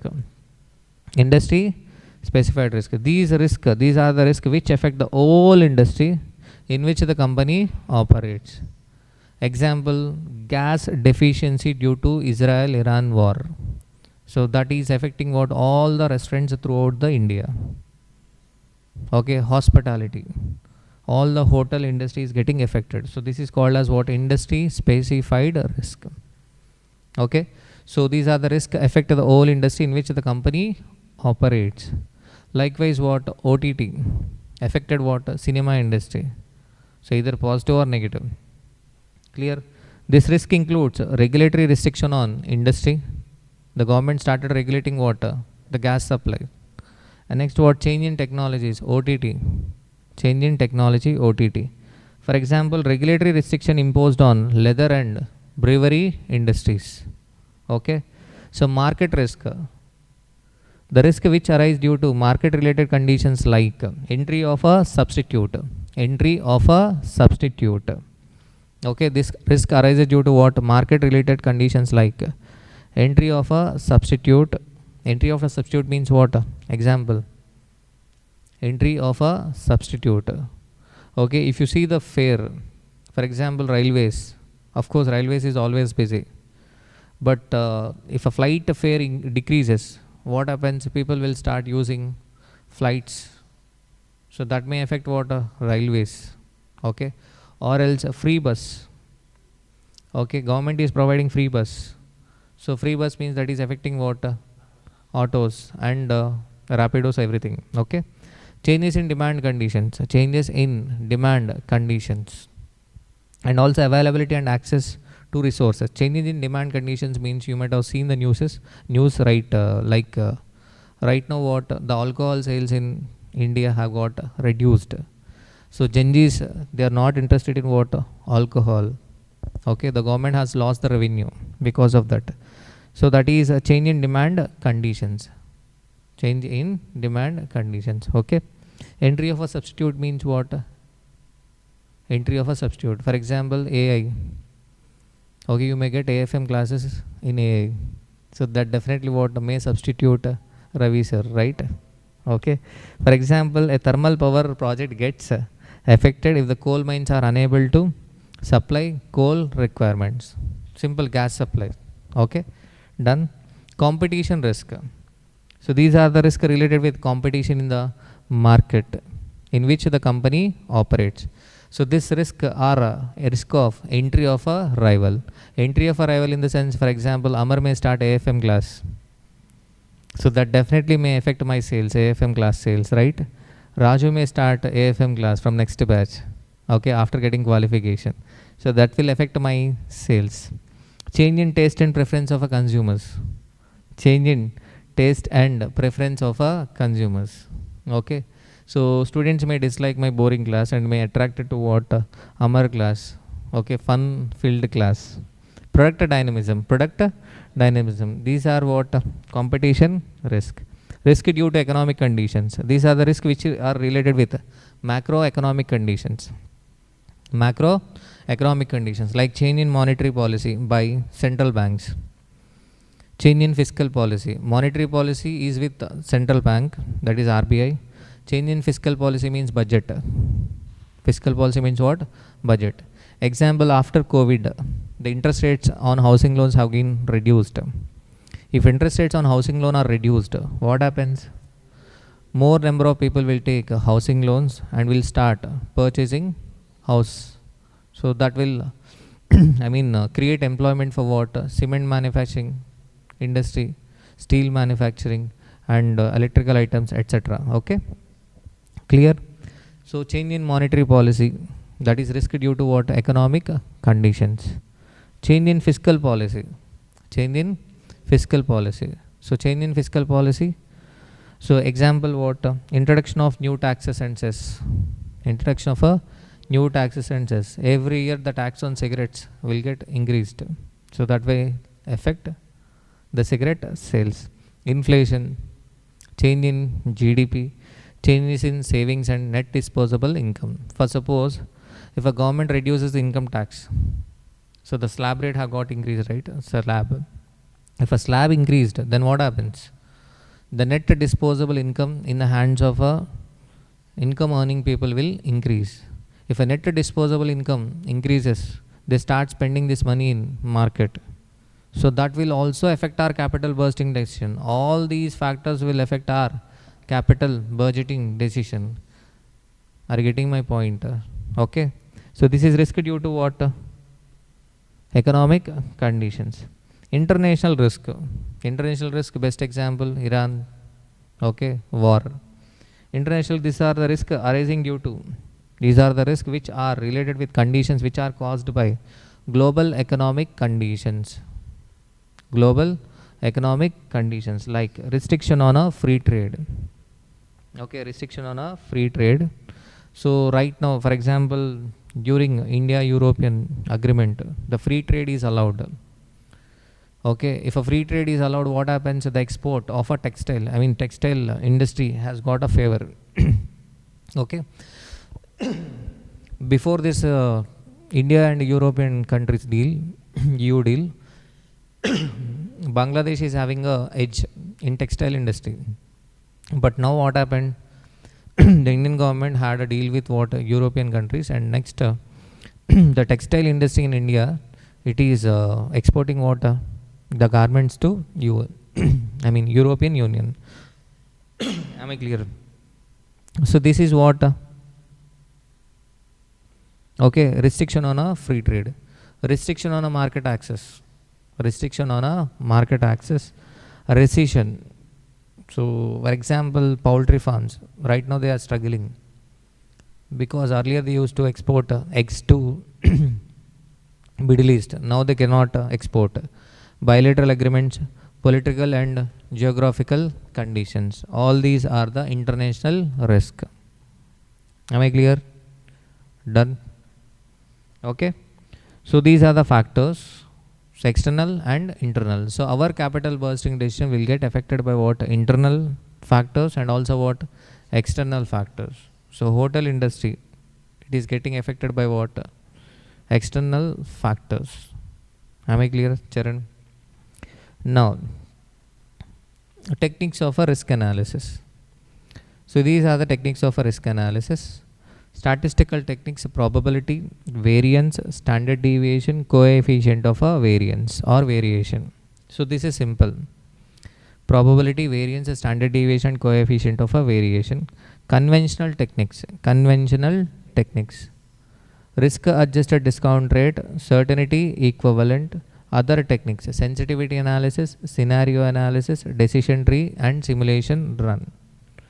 Okay, so all the techniques are simple.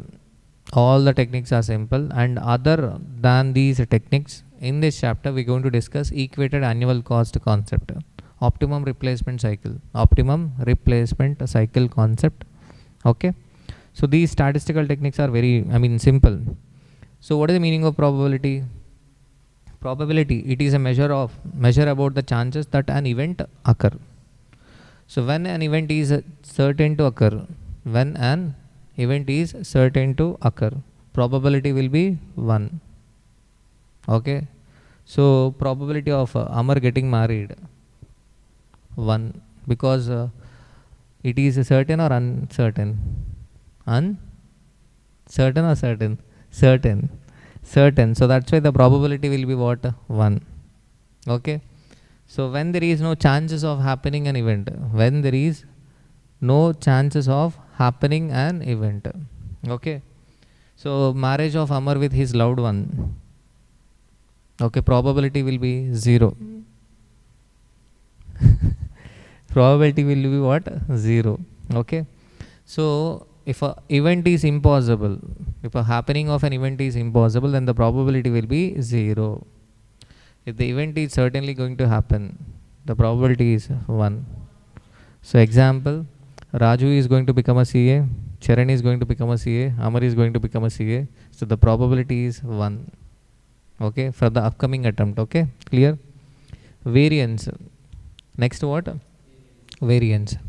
So we are taking 2 types of decisions here. Decisions involving risk. In these 2 categories, probability can be assigned, probability cannot be assigned. Next what? Variance. So variance, risk means possibility of occurrence of a loss, possibility of a deviation from the mean average. Okay, so here variance can be 0, small or large. Variance 0 means what? No risk is involved in capital budgeting decision. Large variance indicates what? High risk. Large variability. So small variance indicates what? Low risk in a capital bursting decision. So generally we select a capital bursting decision which is having a high risk or a low risk. We select a project which is having a low risk. Am I clear? Done. So this is the variance. Next, I have not yet explained the concept. I will explain the concept with a question. Okay, clear? Next, standard deviation. Next what? Standard deviation. Standard deviation, simple square root of what? Variance. The square root of a variance is called standard deviation. It is also used to calculate the risk. Coefficient of a variation, it measures the risk borne for each percentage of expected return. It measures the risk borne for each percentage of a expected return. So management would select a project which has a lower coefficient of a variance. How we find out the coefficient of a variance? Standard deviation divided by expected cash inflow or NPV. Standard deviation, risk divided by expected cash inflow. Expected cash inflow is nothing but average. Nothing but we are finding out the risk per, okay, risk per 1 rupee of a expected cash flow, or a NPV, Am I clear? Done. So without wasting time, let us start what? Questions. With this question I will explain. So okay, in previous capital bursting chapter, first we calculate cash inflow. How the cash inflows are calculated? Particular amount, sales minus variable cost, contribution minus fixed cost, profit before depreciation and tax minus depreciation, profit before tax minus tax, profit after tax plus depreciation. So annual cash inflow. If you're feeling sleepy, you can leave the class, no problem. Okay, so the point is here. Okay, so the probability. Okay, in earlier case what we are calculating, what cash flow, first cash flow, sales minus variable cost, contribution minus fixed cost, PBDT minus what, depreciation, profit before tax minus tax, profit after tax plus depreciation, annual cash inflow. So in capital bursting, cash flows are certain, and then we used to calculate what, NPV, profitability index, and what, IRR. But practically the cash flows are certain or uncertain? Cash flows are what? Uncertain. Cash flows are uncertain. There can be what, number of possibilities. Example, this question, the possible net cash flows of a project A and B at the end of the first year and their probabilities are given below. Discount rate 10%. For both the projects, initial investment is rupees 10,000. Calculate the expected NPV for each project. State which project is preferable. State which project is preferable. Okay, so they are asking you to find out the expected NPV. A simple question. What is the initial investment? 10,000. Project A, there can be 5 possibilities. In capital bursting topic, only one. We assume that there is no risk involved in capital bursting decision. But here, so there can be 5 possibilities. Okay, 5 possibilities. Project A may give a cash flow of 8,000, 10,000, 12,000, 14,000 or a 16,000. The probability is given. Okay, so what is this probability? So there is 10% chance. 0.1 means what? 10%. If you convert that 0.1 into percentage, you will get 10%. So 10% chance that you may get cash inflow 8,000. 20% chance that cash flow can be 10,000. 40% chance that you may get cash flow 12,000. 20% chance that you may get cash flow 14,000. 10% chance that you may get cash flow what? 16,000. Okay. Now, how can we find out the expected cash flow? Simple. By doing a weighted average. By doing what? Weighted average. Simple. Okay. 8,000 into 10% plus 10,000 into what? 20% plus 12,000 into 40% plus 14,000 into what? 20 percentage. And 16,000 into 10%. What is the expected cash inflow? Expected cash inflow is equal to 12,000. Am I clear, Amar? Very good, Nana. Raju, is it clear? Charan? Clear?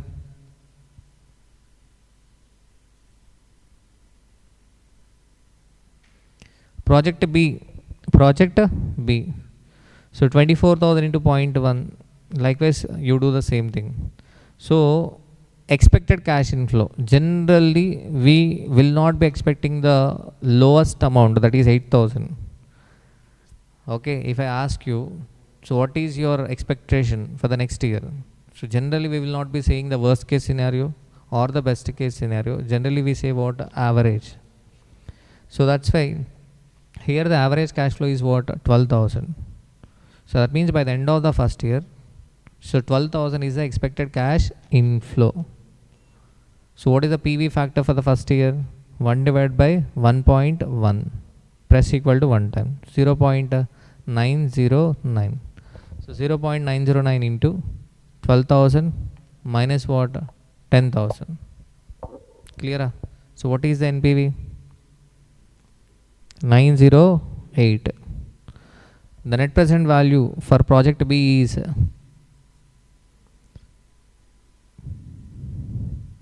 0.909 into 16,000 minus 10,000. So 4544. Done? Is it clear? Now come to the smart 2. So if you see this question number, smart 1. Smart 1 means what? Just refer. On day before examination, you need not refer this question. Okay, you can ignore this question. Smart 2. Probabilities for net cash flow for 3 years of a project are as follows: year 1, year 2, year 3. Calculate the expected NPV of the project using 10% discount rate if the initial investment of the project is rupees 10,000. So in this case, how many years cash flows are given? 3 years cash flows are given. 3 years cash flow. Okay. Are you getting my point? 3 years cash flow. Year 1, 2 and 3. Okay. Simple. We have to find out what expected cash flow for each year. 2000 into 0.1 plus 4000 into 0.2 plus 6000 into 0.3 plus 8000 into 0.4. Then you will get expected cash inflow for first year. Likewise, you find out for what? Second year and third year. You bring those expected cash flows to the present value, then and add. You will get sum of a discounted cash inflow minus what? Sum of a discounted cash outflow 10,000. Is it clear? Done. So expected cash flow for year 1 6,000, 4,800, 4,200.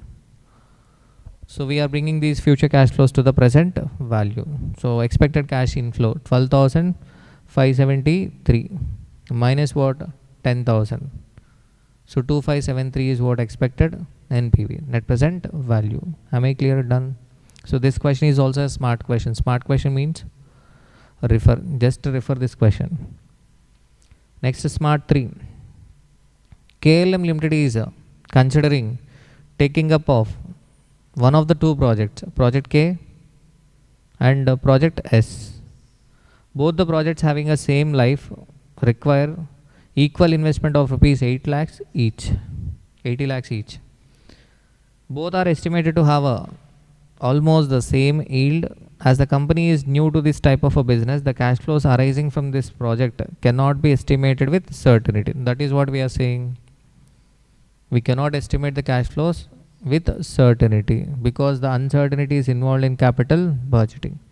An attempt was therefore made to use probability to analyze the pattern of cash flows from other projects during the first year of our operations.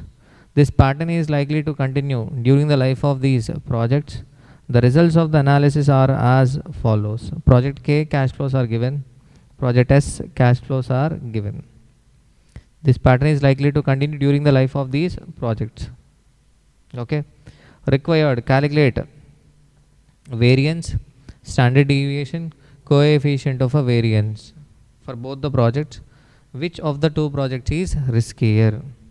So this question, okay.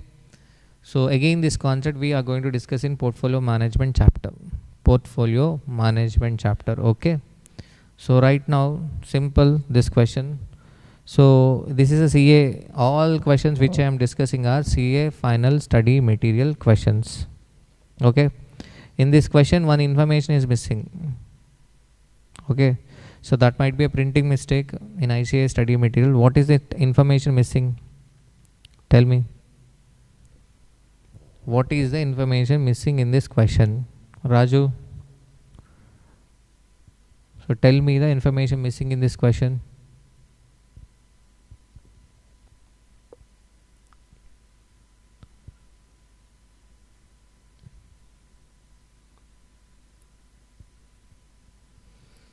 The life of the project is missing. Life of the project is missing. In examination they will give, but whereas in ICA book the life is missing. Okay. So based on answer, so we have to assume what risk. Okay. But they are not asking. Okay. At the same time, they are not asking you to find out what NPV. If they ask you to find out NPV, then we want risk. But to find out the variance, standard deviation and coefficient of variance, we do not require the life. Okay. But if they ask you to find out the NPV, then what? Life is required. Okay. So clear. So if life is given, then what? We can find out what expected NPV. We can extend this question to what? Calculation of expected NPV. Okay. So simple question. And here one more point here important, this pattern is likely to continue during the life of these projects. This pattern is likely to continue during the life of these projects. Project K and Project S. Required, calculate variance, standard deviation, coefficient of a variance for both the projects. Which of the two projects is riskier? Okay, done. Now let us find out what variance, standard deviation, coefficient of a variance. Here the columns are what, columns were not taken, but generally for calculation of variance, standard deviation and coefficient of variation, remember the columns. Again in portfolio management I will discuss. Okay, now let me take columns.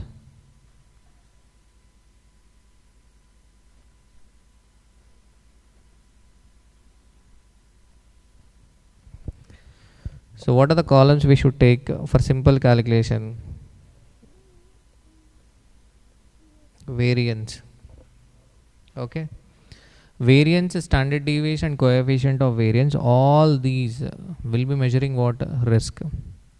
All these will be measuring risk. Risk means what? A possibility of a occurrence of a loss, possibility of a deviation from the mean, possibility of deviation from the mean. So remember the meaning. Risk means a possibility of deviation from the mean.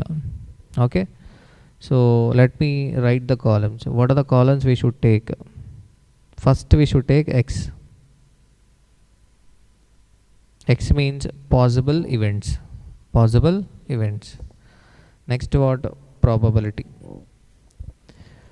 Use these columns for simple, to solve the question fast, better you take these columns. X, P, you should get habituated with these columns. X, P, P means what? Probability. Next P into X. Okay, if you take P into X, this third column total will be what? X bar. X bar means what? Average, expected cash inflow. Okay, so in this question what?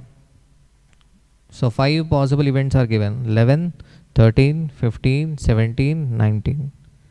Then take what? Probability: 0.1, 0.2, 0.4, 0.2 and 0.1. Next project S, 9, 13, 17, 21, 22, 25 and probability is given, right? So see the columns.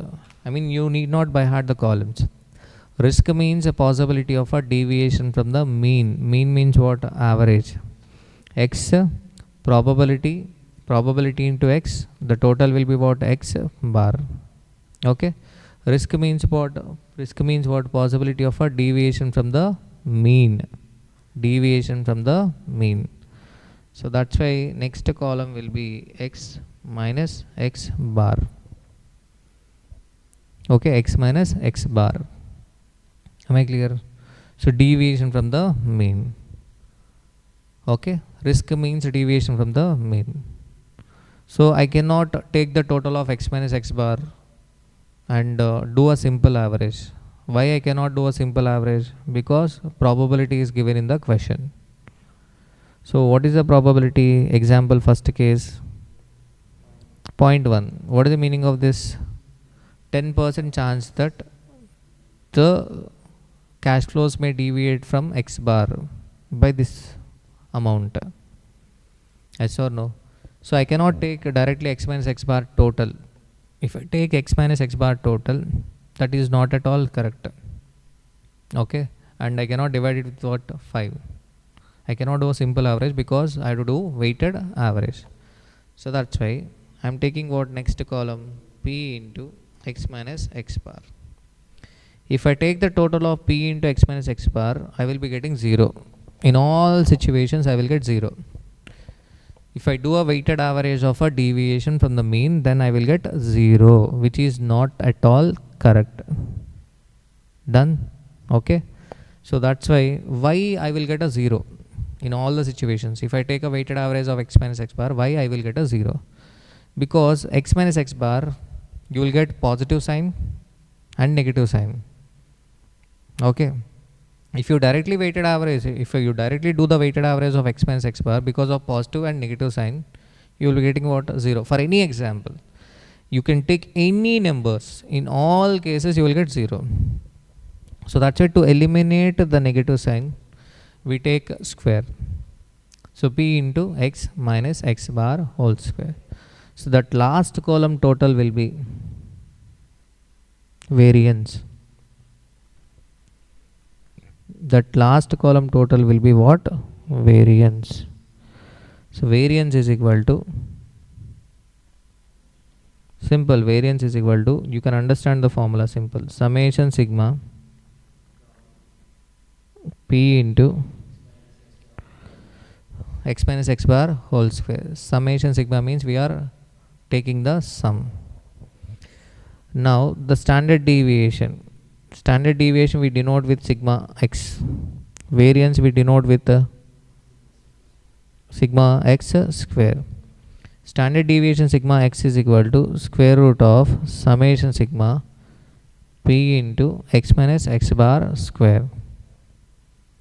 P into x minus x bar square. Standard deviation. Clear? Done. Now the coefficient of variance is equal to, coefficient of variance is equal to standard deviation divided by x bar.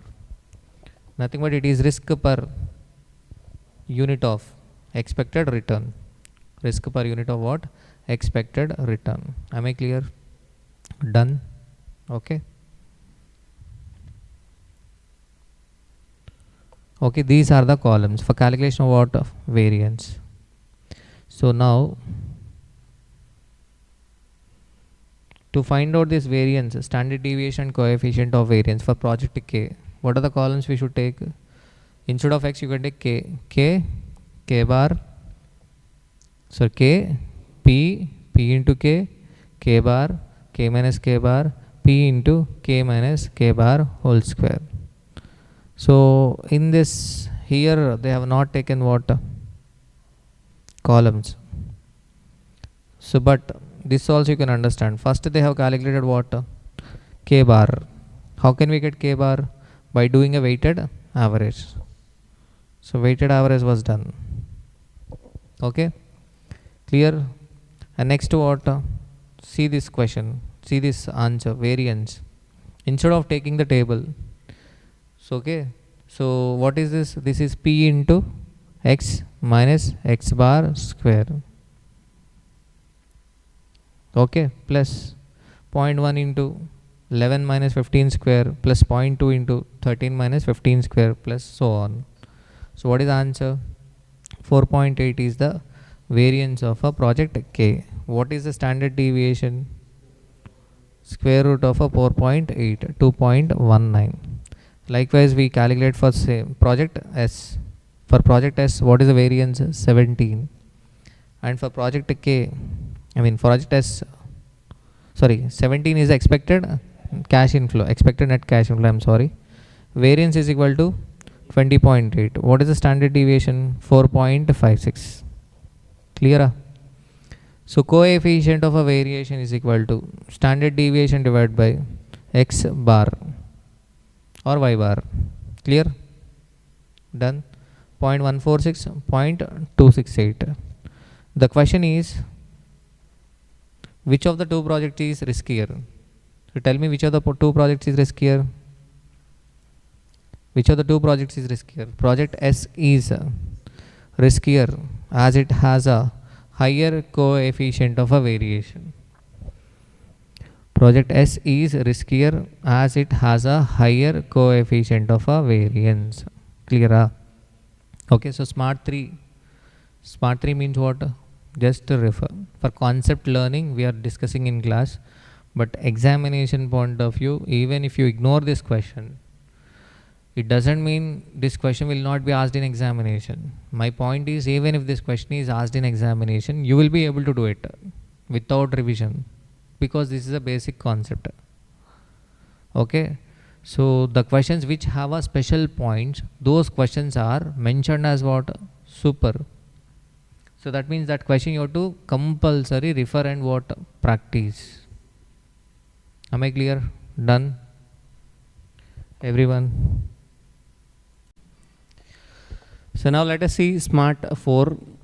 So we started with advanced capital budgeting, right? Okay. So what is SMART question? Is it for practice or referral? You have to refer this question, right?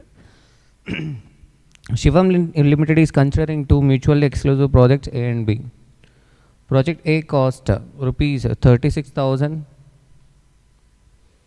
and project B rupees 30,000. You have been given below the net present value probability distribution for each project. Project A NPV estimates probability, project B NPV estimates probability. So in this question NPV estimates are given, NPV estimates. Okay, compute the expected net present value of a project A and B. So we have to find out the expected NPV of a project A and B. So simple to calculate. Expected NPV. How can we get expected NPV? By doing a weighted average. Simple. 15,000 into 0.2 plus 12,000 into 0.3 and so on. Likewise, we calculate for what? Project B. Compute the risk attached to each project. Standard deviation of each probability distribution. Risk attached to each project. Okay. So risk attached to each project. So risk of a project is measured using what? Variance, standard deviation, coefficient of a variance.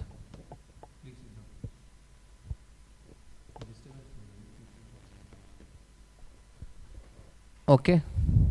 So risk of a project.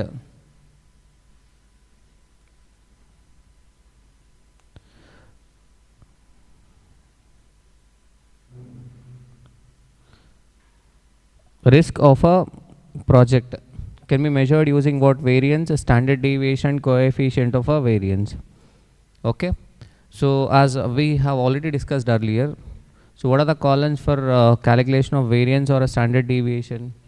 X, P into X, X bar, X minus X bar, P into X minus X bar whole square. So these are the columns. Okay. Simple. X 15,000, 12,000, 6,000 and 3,000. Probability is already given. So next P into X and we get X bar, and next what? X minus X bar, P into X minus X bar whole square. Am I clear? Done? Okay. So what is the variance here? 1 crore 98 lakhs and the standard deviation 4,450. Likewise we calculate for what? Project B also. Next calculate the profitability index of each project. How can we find out the profitability index? Profitability index is equal to sum of a discounted cash inflow divided by sum of a discounted cash outflow. Sum of a discounted cash outflow is already given. Project A 36,000, project B 30,000.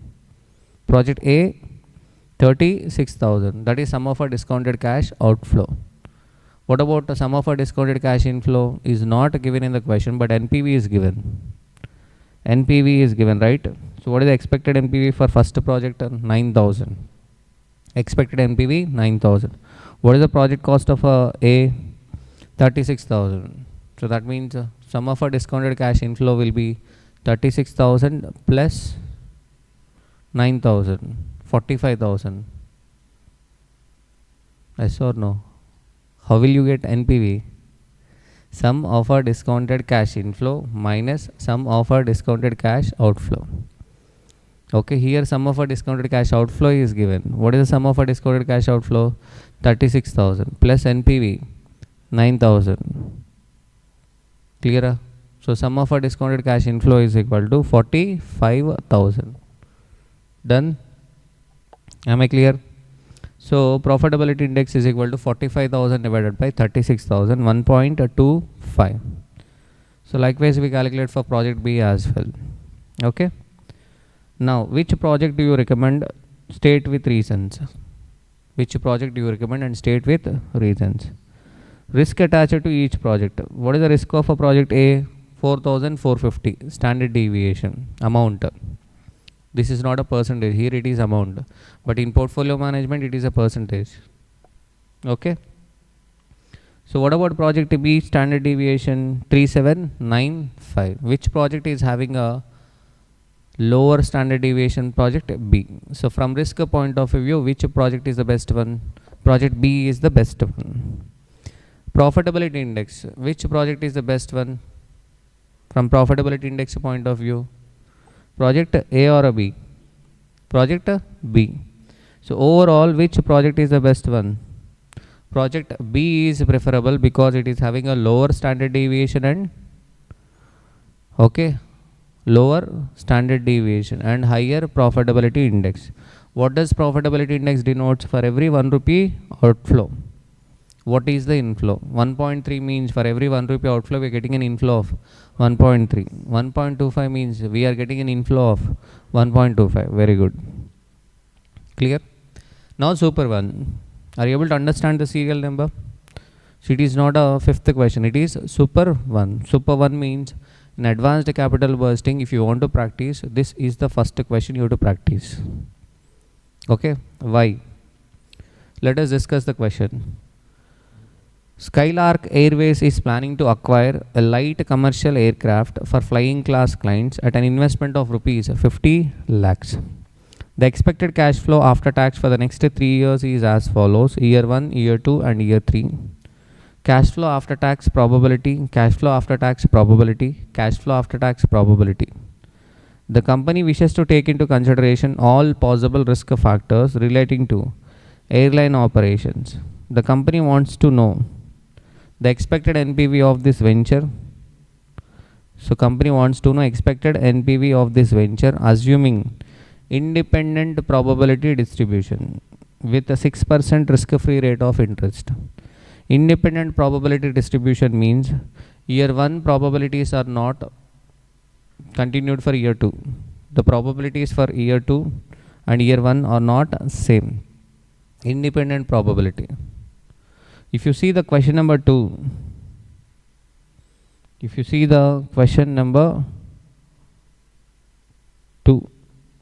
not question number 2, question number 1. Okay, sorry, question number 2 only. So here probability is independent. So in one question life is not given, right? This is the question. Project K. This pattern is likely to continue during the life of these projects. That means what? The same probability for all the life, throughout the life, the same probability. Okay. Now let us come to this one. Expected NPV of this venture assuming independent probability distribution with a 6% risk-free rate of interest. Year 1, year 2 and year 3. Cash flow after tax probability. Cash flow after tax probability. So how can we find out expected NPV? Year 1, year 2, year 3. First we have to find out what expected cash inflow. Expected cash inflow.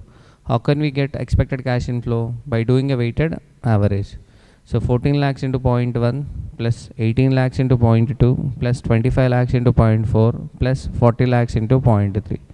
Likewise we find out for year 1, year 2, year 3 and bring that expected cash inflows to the present value using the risk-free rate of interest, that is 6%. Why we are using risk-free rate of interest? Because already the uncertainty is considered. We used the probability, right? Uncertainty is considered. So that's why we are bringing the future cash flows to the present value using risk-free rate of interest. Am I clear? So likewise we bring year 1, year 2, year 3 expected cash inflows to the present value minus investment of 50 lakhs. So the balance will be expected NPV. Clear?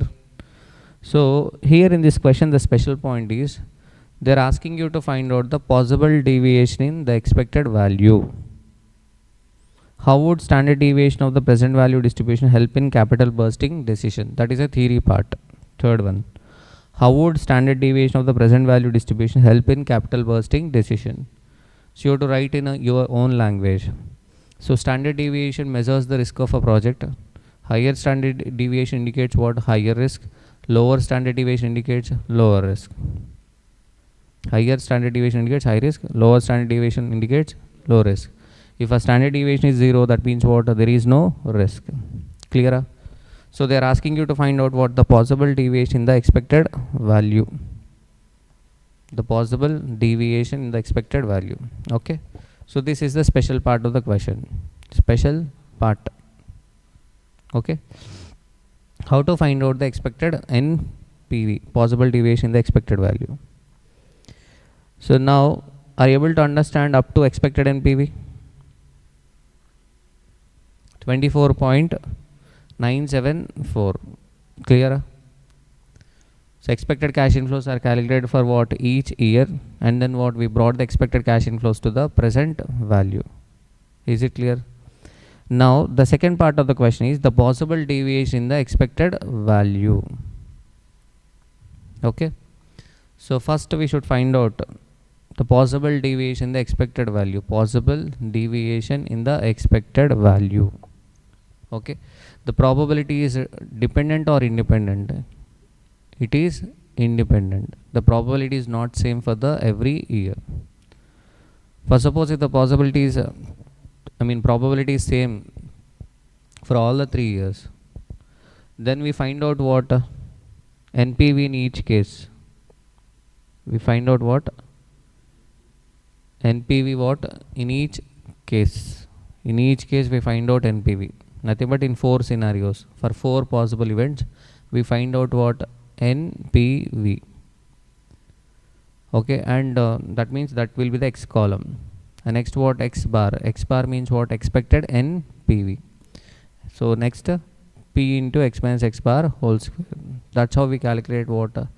Standard deviation. If a probability is dependent, it is same for all the 3 years. But here probability is what? Independent. Independent means what? So first year we are receiving 14 lakhs. Second year what? We may receive 15, 20, 32 or 45. Clear? So it does not mean if you are getting 14 lakhs as on today, okay, next year also you will be getting 14 or compulsory will get 15. There is no what? Dependency. The probabilities are what? Independent. So that's why in this column we cannot find out the standard deviation in the expected NPV. So here they are asking you to find out the standard deviation of a cash flow. Cash flow. So see the columns. We should take what? 14 lakhs. Year 1, year 2, year 3. We are calculating the possible deviation in expected value. Possible deviation in expected value. Year 1, 14 lakhs. For year 1, first we are finding out what? Deviation. Year 1. Okay. In X column we take 14. X column we take 14. X minus X bar already calculated in the first part. What is X bar for the first year? 27. Clear? So X minus X bar, 14 minus 27 minus 13. Next 18 minus 27 minus 9. 25 minus 27 minus 2. 40 minus 27, 30. Okay. So we can directly take what? X minus X bar. Okay. So next what? Probability. What is the probability? 0.1, 0.2, 0.4, 0.3. Okay. You can, you have to reduce the columns. If your writing speed is slow, better you reduce what? Number of columns.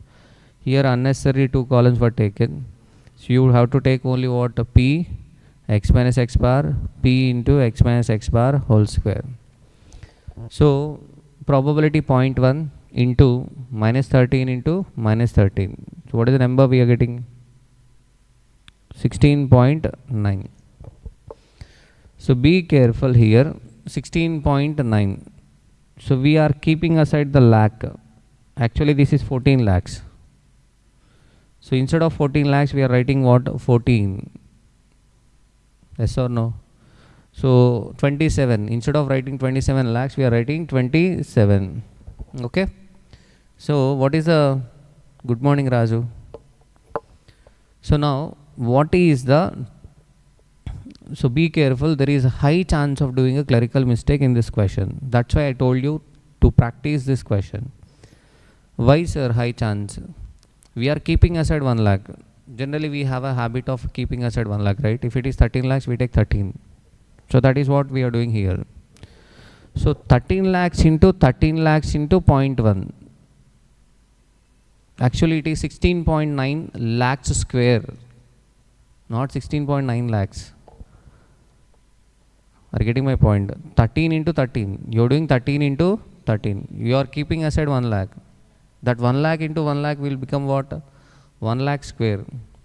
But generally student will write 16.9 lakhs, 16.2 lakhs, 1.6 lakhs, 50.7, total 85.4 lakhs. That is a blunder mistake. Okay. Clear? The lakhs will also get squared. So standard deviation is equal to square root of 85.4. So 9.241. This is again lakhs. Here you can add lakhs. If you are adding a lakhs to the final answer, that's okay, fine. For standard deviation, why? You are taking square root of 85.4 lakhs square into lakh square. If you do the square root of lakh square, you will get lakhs. But generally students will add lakhs to 85.4. High chances of doing a clerical mistake. Be careful, okay? So likewise we find out for year 2, same year 2, probability x minus x bar p into x minus x bar whole square. Okay? And year 3. And also what? Year 3. Okay? In this question, the special part is this part. This part is the special part. So they asked you to find out the possible deviation in the expected value. Okay, we calculated for year 1, year 2 and year 3. But overall deviation has to be calculated. So if you see the overall deviation calculation, this is the special part. What is the variance for year 1? Variance for year 1, 85.4. Variance for year 2, 98.61. Variance for year 3, 74.29. So what we are doing is we are adding all the 3 years variance. So possible deviation expected value, asking for all the 3 years. So 85.4 plus 98.61 plus 74.29. But these numbers are not directly added. One is at the end of year 1, one is at the end of year 2, one is at the end of year 3, one is at the end of a year 3. Yes or no? So that's why we are bringing that future values to the present value. That future variance to the present value. Okay? So that's why we are discounting. But while discounting also, one more point you have to remember is to discount the first year variance. We are discounting 2 times, double time. To discount the second year variance, we are taking power 4. To discount the third year variance, we are taking power 6. Nothing but double time. We are discounting double time. Why we are discounting double time? Because we are discounting the variance. We are bringing the variance to the present value. So that's why if you see the answer, the special point in this question, the special point in this answer is this part. I am highlighting this part. You have to highlight this part. Simple 85.4 variance for the first year, 98.61 variance for the second year, 74.29 variance for the third year. We are bringing that variance to the present value. But while bringing to the present value also, we are not discounting 1, 2 and 3 times. We are discounting what? Double. First year we are discounting 2 times, second year variance 4 times and third year variance 6 times, because we are bringing variance to the present value. And root, because standard deviation. So what is the standard deviation? 14.3696. Clear? You're getting my point? Okay. So in the context of capital bursting decision, I have already told you, write in your own language. Standard deviation measures risk of a project. If the standard deviation is high, it indicates high risk. If it is low, it indicates low risk. Clear? Next, let us move on to Super 2 question. Super 2 means what? It is a question to be practiced. So project and project Y are under evaluation of X, Y, Co. The estimated cash flows and their probabilities are as below. So when you watch this class again during the revision, pause the video and practice Super 1. Practice in the sense self-examination. Pause the video and try the question and check whether you are able to do that question within 13 to 14 minutes or not. They might ask this question only for 6 marks, 7 marks. There is no fixed pattern in AFM paper. So that's why you have to pause the video and practice the question. Okay. So today also, after this session, you have to practice the super questions. Refer smart questions and practice what? Super questions. Okay. So project X and project Y are under the evaluation of XY company. The estimated cash flows and their probabilities are as below. Project X investment year 0 70 lakhs. Probability weights 0.3, 0.4, 0.3. Year 1, 2, 3 lakhs and lakhs. Okay. So 30% chance. 40%, and next what? 30%. Weights are given. Next, investment 80 lakhs, probability weight, annual cash flows through life. So what is the difference between first one and second one? In first case, the cash flows are 40, 45, 50, and the probability is given 0.2, 0.5, 0.3. This pattern continues throughout the life. Throughout the life. Clear? But in first part, if you see the first part, for year 1 cash flows are different from year 2 and year 3. Which project is better based on NPV criteria with a discount rate of 10%? With a discount rate of 10%. Okay. So first year 1. So year 1, we may receive a 30 lakhs cash flow, 50 lakhs cash flow, or a 65. The weights are given 0.3, 0.4, 0.3. So how we get expected cash inflow? 0.3 into 30 plus 0.4 into 50 plus 0.3 into 65. So 48.5. Likewise, we calculate for what? Year 2, year 3. Yes or no? We bring that expected cash flows to the present value. So what is the discount rate? 10%. So sum of a discounted cash inflow minus outflow 70 lakhs. What is the expected NPV? 37.28. 37.28. Clear? Done. Likewise, we should find out the expected NPV for what? Expected NPV for what? Project Y. So project Y expected cash inflow is equal to 0.2 into 40 plus 0.5 into 45 plus 0.3 into 50. Expected cash inflow, and this expected cash inflow continues throughout the life. So expected cash inflow is equal to 45.5.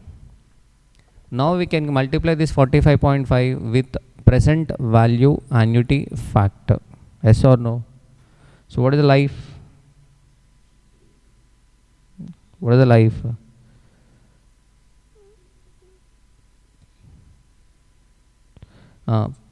It is not given. So let us assume it is 3 years.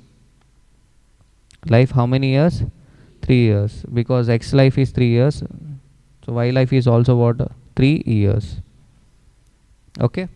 So 1 divided by what? 1.1 plus equal to how many times? 3 times grand total. So 2.487. Sum of a discounted cash inflow minus what? Outflow. So this is the expected NPV. Done. Next. So let us find out what standard deviation. Standard deviation. How can we find out the standard deviation? Standard deviation. So generally we take table. What is the table? X P into X, X bar, X minus X bar, P into X minus X bar whole square. That we can take. But here instead of taking table, what they have done is directly taken. What is this? X for project X 30 first year, 30 minus what is X bar? 48.5. For first year, what is this? 48.5. So 30 minus 48.5 square into 0.3 plus 50 minus 48.5 square into 0.4 plus 65 minus 48.5 square into 0.3. Clear? So 13.61. So that's how we calculated for what? All the 3 years. So, but the point is, compute the standard deviation of the present value distribution and analyze the inherent risk of the project. So we have to find out the total. We calculated deviation for first year, second year and 3 years overall. While calculating overall, again this is the special point. What is the variance for first year? 185.25 divided by, this is 1.1 square. 185.25 divided by 1.1 square. We discount double times. Next what? 95.25 divided by what? 1.1 power 4. Next 35.25 divided by 1.1 power 6. Clear? So ultimately your answer is what? 15.43 square root. This part is special part. Next project Y. Project Y.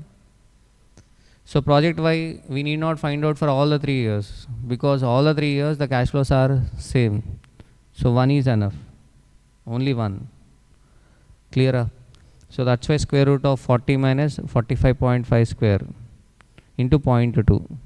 So likewise we calculate variance and standard deviation. Again in this part, overall deviation. What is the overall deviation?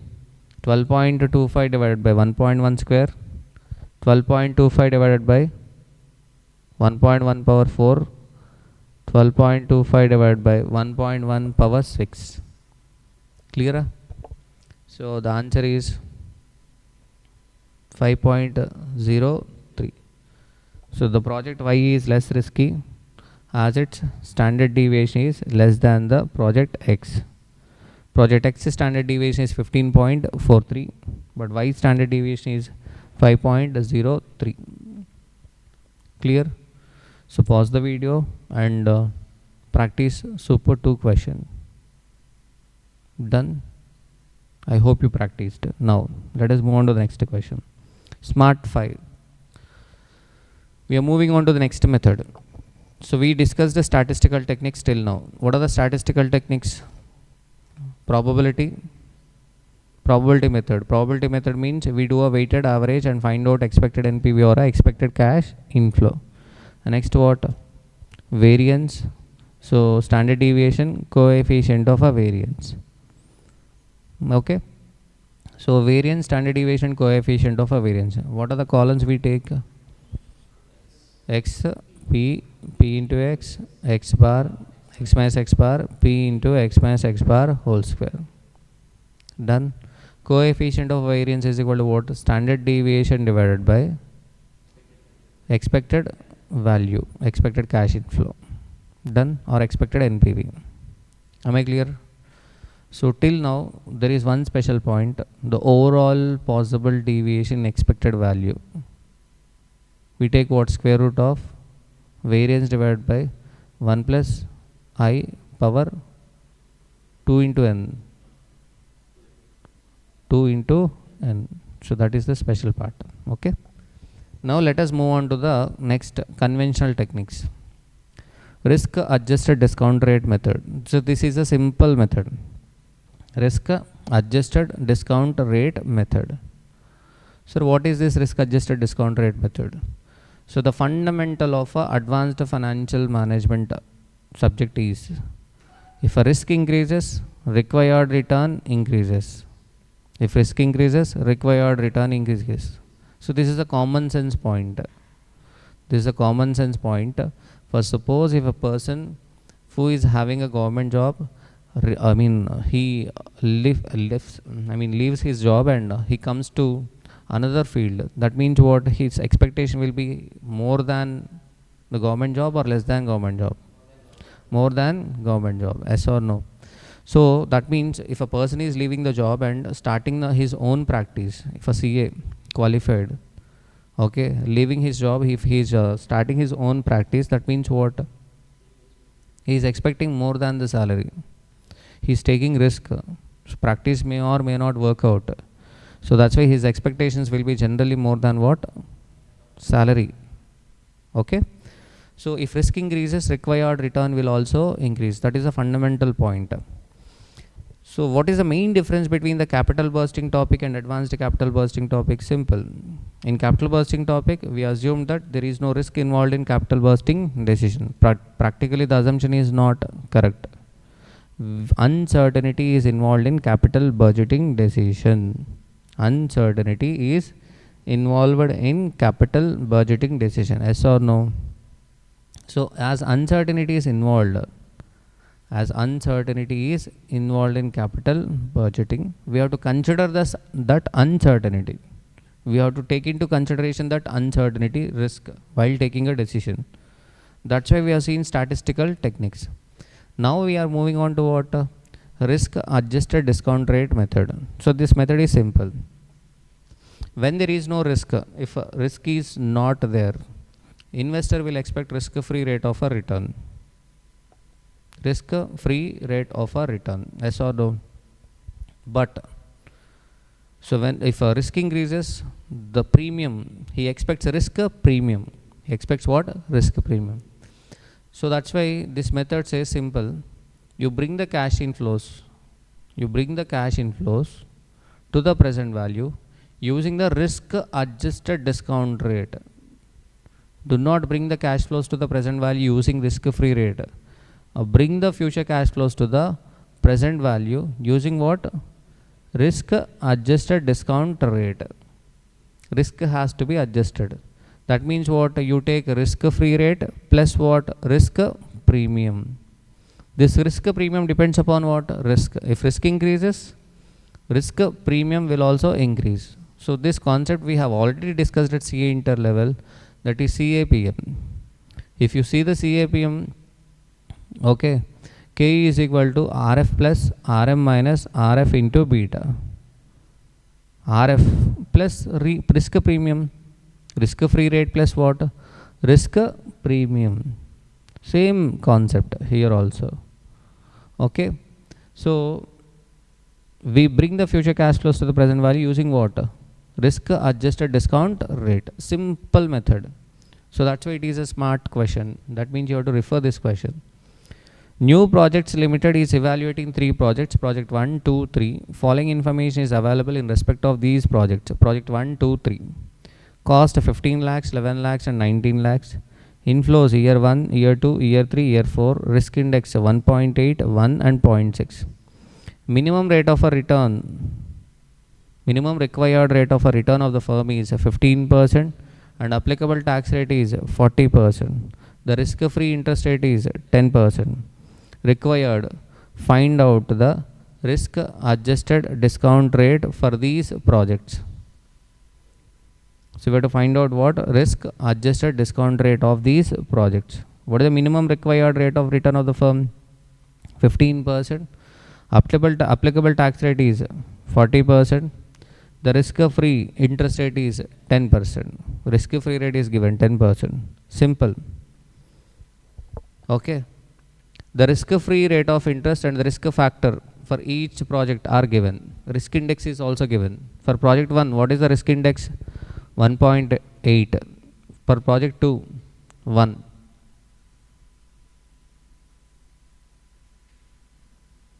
Okay. So here see the 1. The risk index for project 2 is equal to 1. What is the minimum required rate of a return of a firm? 15%.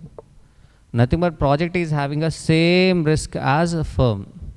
Same risk as a firm. So that's why in case of a second project we expect what? 15%. What is the risk adjusted discount rate? 15.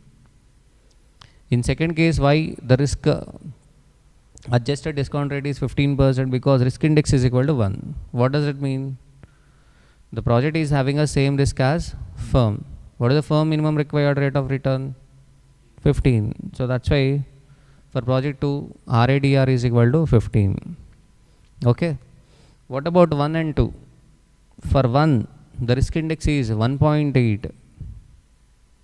The project is having a 1.8 times of a firm risk. So obviously what risk adjusted discount rate will be high. So we are applying a formula which is similar to what?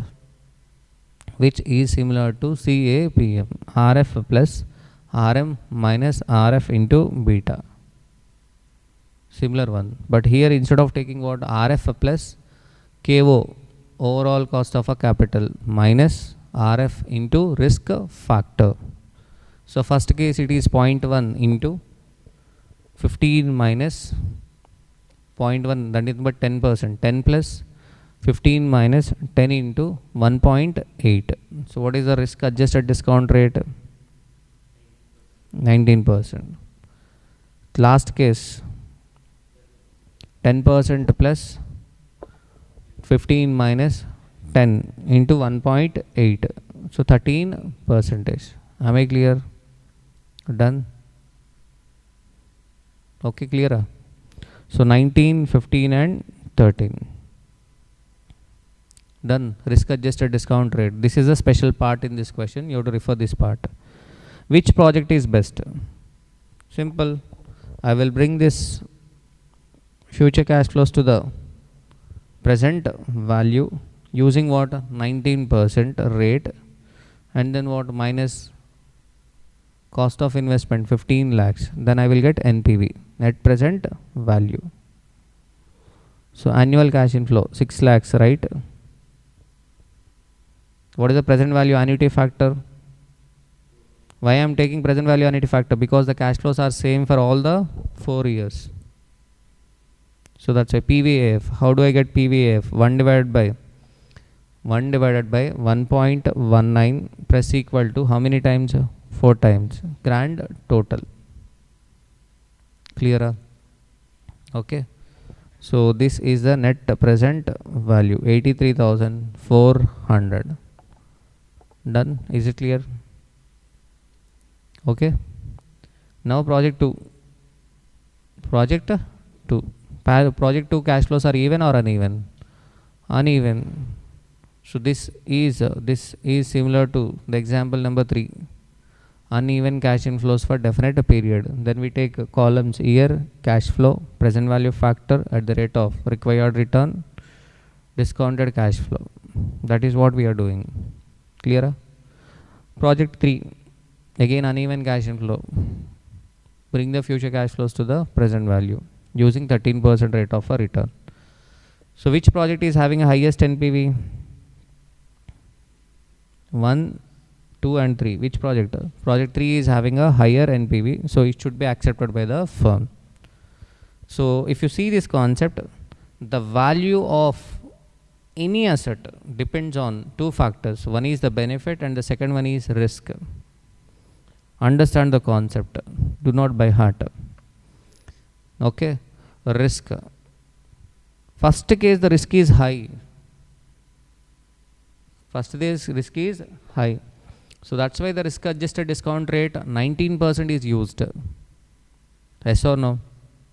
Risk adjusted discount rate 19% is used in first case because the risk is high. As the risk is high, what happened? The value has got reduced.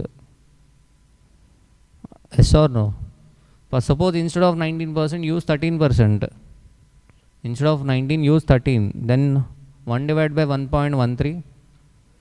1 divided by 1.13 press equal to 4 times and grand total 2.97 into 6 lakhs. 2.97 into 6 lakhs.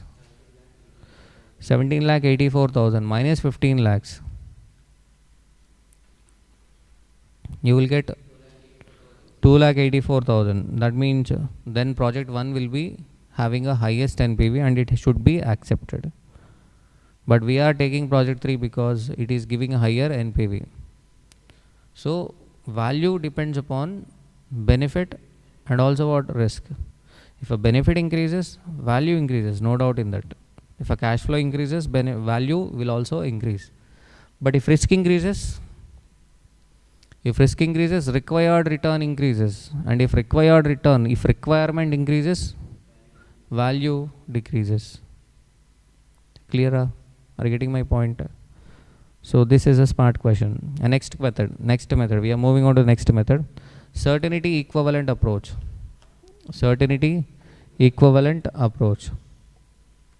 Okay. So this is simple. So certainty equivalent coefficient. This question is simple. We convert the risky cash flows to the risk-free cash flows. We convert the risky cash flows to the risk-free cash flows. Risky cash flows to risk-free cash flows. Are you getting my point? We convert the risky cash flows to the risk-free cash flow. Risk-free. So the textile manufacturing company limited is considering one of the two mutually exclusive proposals. I will explain this method with the problem. Mutually exclusive proposals means what? Simple. I can accept only one. I cannot accept all the two. Project M and N, which require cash outlay of rupees 8,50,000 and 8,25,000 respectively. The certainty equivalent approach is used in incorporating risk in capital budgeting decision. The current yield on government bond is, what is the current yield on government bond? 6%. And this is used as the risk-free rate. Risk-free rate 6%.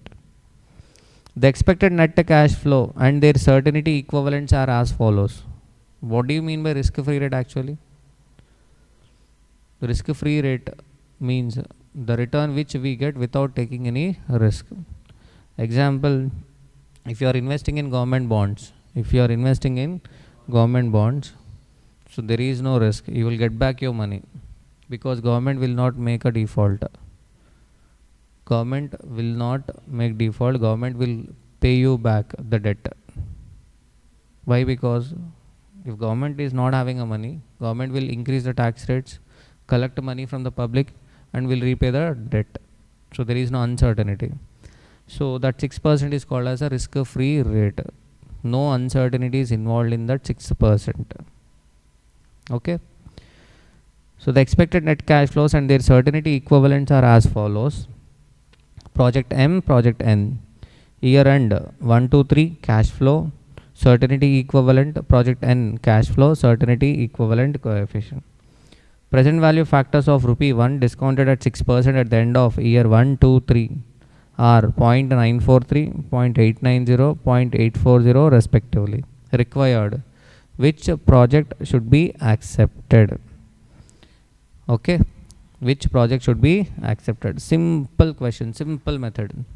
Certainty equivalent approach is a simple method. Certainty equivalent coefficient is given.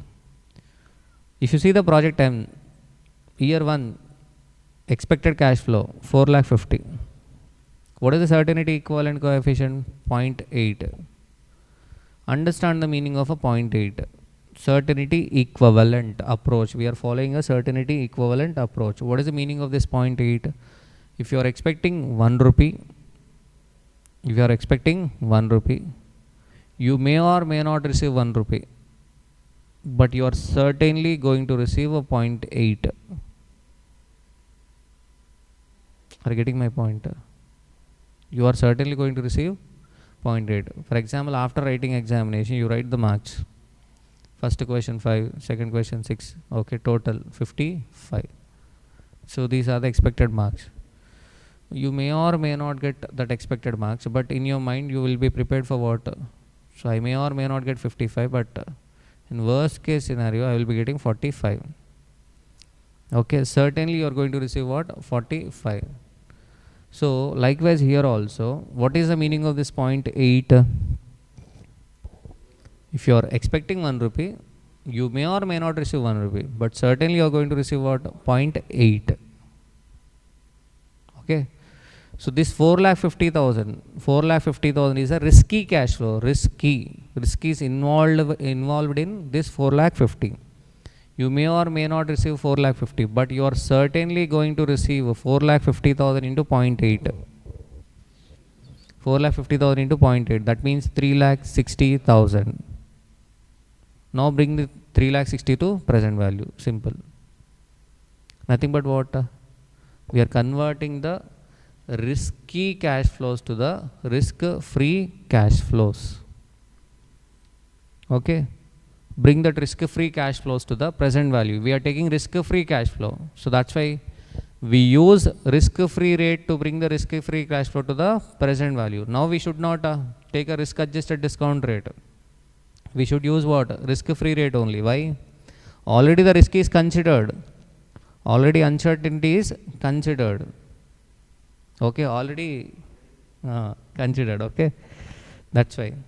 Clearer. Next what? 5 lakhs into 0.7. Next 5 lakhs into 0.5. If you see the certainty equivalent coefficient also, first year 0.8. What about second year? Why? Obviously, certainty will decrease. Okay, certainty will decrease. Example, today, for example, this minute is certain or uncertain, this minute is certain. Okay, so tomorrow is certain or uncertain? Uncertain. Tomorrow we don't know what happens. Okay, yes or no? So tomorrow we don't know what happens. That means there is uncertainty. Okay, but there is high uncertainty or less uncertainty? Less uncertainty. After 1 year, uncertainty will increase. After 1 year, uncertainty will increase. After 2 years, uncertainty will increase even more. After 50 years, even more. Yes or no? Are you getting my point? So the point is, as the future, as the period increases, uncertainty increases and certainty decreases. Are you getting my point? Okay. So that's why that is a common sense point. So that's why first year 0.8, second year 0.7. That means if you are expecting 1 rupee, certainly you are going to receive only 0.7. So 5 lakhs into 0.7. Third year what? 0.5. If you are expecting 1 rupee after third year, you certainly receive only 0.5 only. Clearer? So what about project N? First year 0.9. 0.9 certain. That means 0.1 uncertain. 0.8 certain. 0.2 uncertain. 0.7 certain. 0.3 uncertain. Clearer? So which project is having a high risk? Tell me. Which project is having a high uncertainty? M or N? Which project is having a high uncertainty? Simple. By seeing the numbers we can say. First project 0.8, 0.7, 0.5. If you take the total you will get 2. Second case, 0.9 plus 0.8 plus 0.7. 2.4. So out of 3, 2 is certain in first case. Second case, out of 3, 2.3 is certain. Which project is having a high risk? First project is having a high risk, high uncertainty. High uncertainty. If we have to use the risk adjusted discount rate, for which project we use high rate? For which project we use a high RADR? Project M, obviously. I will be using a high discount rate for project M because project M is having high risk. If high risk, okay, the project will expect high risk premium. Yes or no? Clear? So simple method. See this one. Statement showing NPV. First part is they are asking which project should be accepted. So to decide, we have to find out NPV. So we are bringing the future cash flows to the present value, sum of a discounted cash inflow minus what? Outflow, expected NPV. Clear? So here what? No probability is involved. So we have categorized the capital bursting decisions in this chapter into two. Uncertainty where a probability can be assigned and uncertainty where a probability cannot be assigned. This comes under what? Uncertainty where a probability cannot be assigned. RADR also same. Clear? Done? So we are converting the cash flows into risk-free cash flow by multiplying with certainty equivalent coefficient. Done? See the second part. If the risk adjusted discount rate method is used, which project would be appraised? Which project would be appraised, evaluated with a high rate, and why? So project M will be appraised with a high rate. Why? Because the high risk is involved in project M. How do we know that high risk is involved in project M? Simple. The total of certainty coefficient, certainty equivalent coefficient of project M, 2, is lower than project N. This means project M is riskier than project N. Clear? So if the RADR method is used, project M should be analyzed with a high rate. Clear? And in first part they are asking a decision which project should be accepted. Which project should be accepted? Project N. Clear? Done. So if you see this question, the cash flows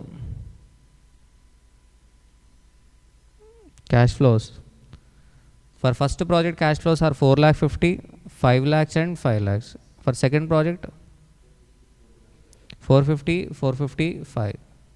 Generally the second project value should be high. Yes or no? Sorry, first project value should be high. 4,50,000, 5 lakhs and 5 lakhs. But second project what? 4,50,000, 4,50,000, 5 lakhs. But which project is having a high value? Second one is having a high value. Why? Because second one is having a low risk. So wealth depends on two factors: benefit we receive and the risk. If risk increases, value decreases. So that is what happening. Clear? Raju, is it clear? Now Super 3. Super 3. This question is for practice. Super 3. This question is for practice. Okay. So next concept. We are moving on to the next method. Sensitivity. Okay. So what is the meaning of sensitive? You know the meaning of sensitive, right? Okay. Sensitive means, example, okay, Amar, who recently he broke up with his girlfriend. Okay. Sai Charan, he is feeling happy. Sai Charan is feeling happy. Okay. For suppose next scenario, Amar is getting married. Okay. Sai Charan he is crying.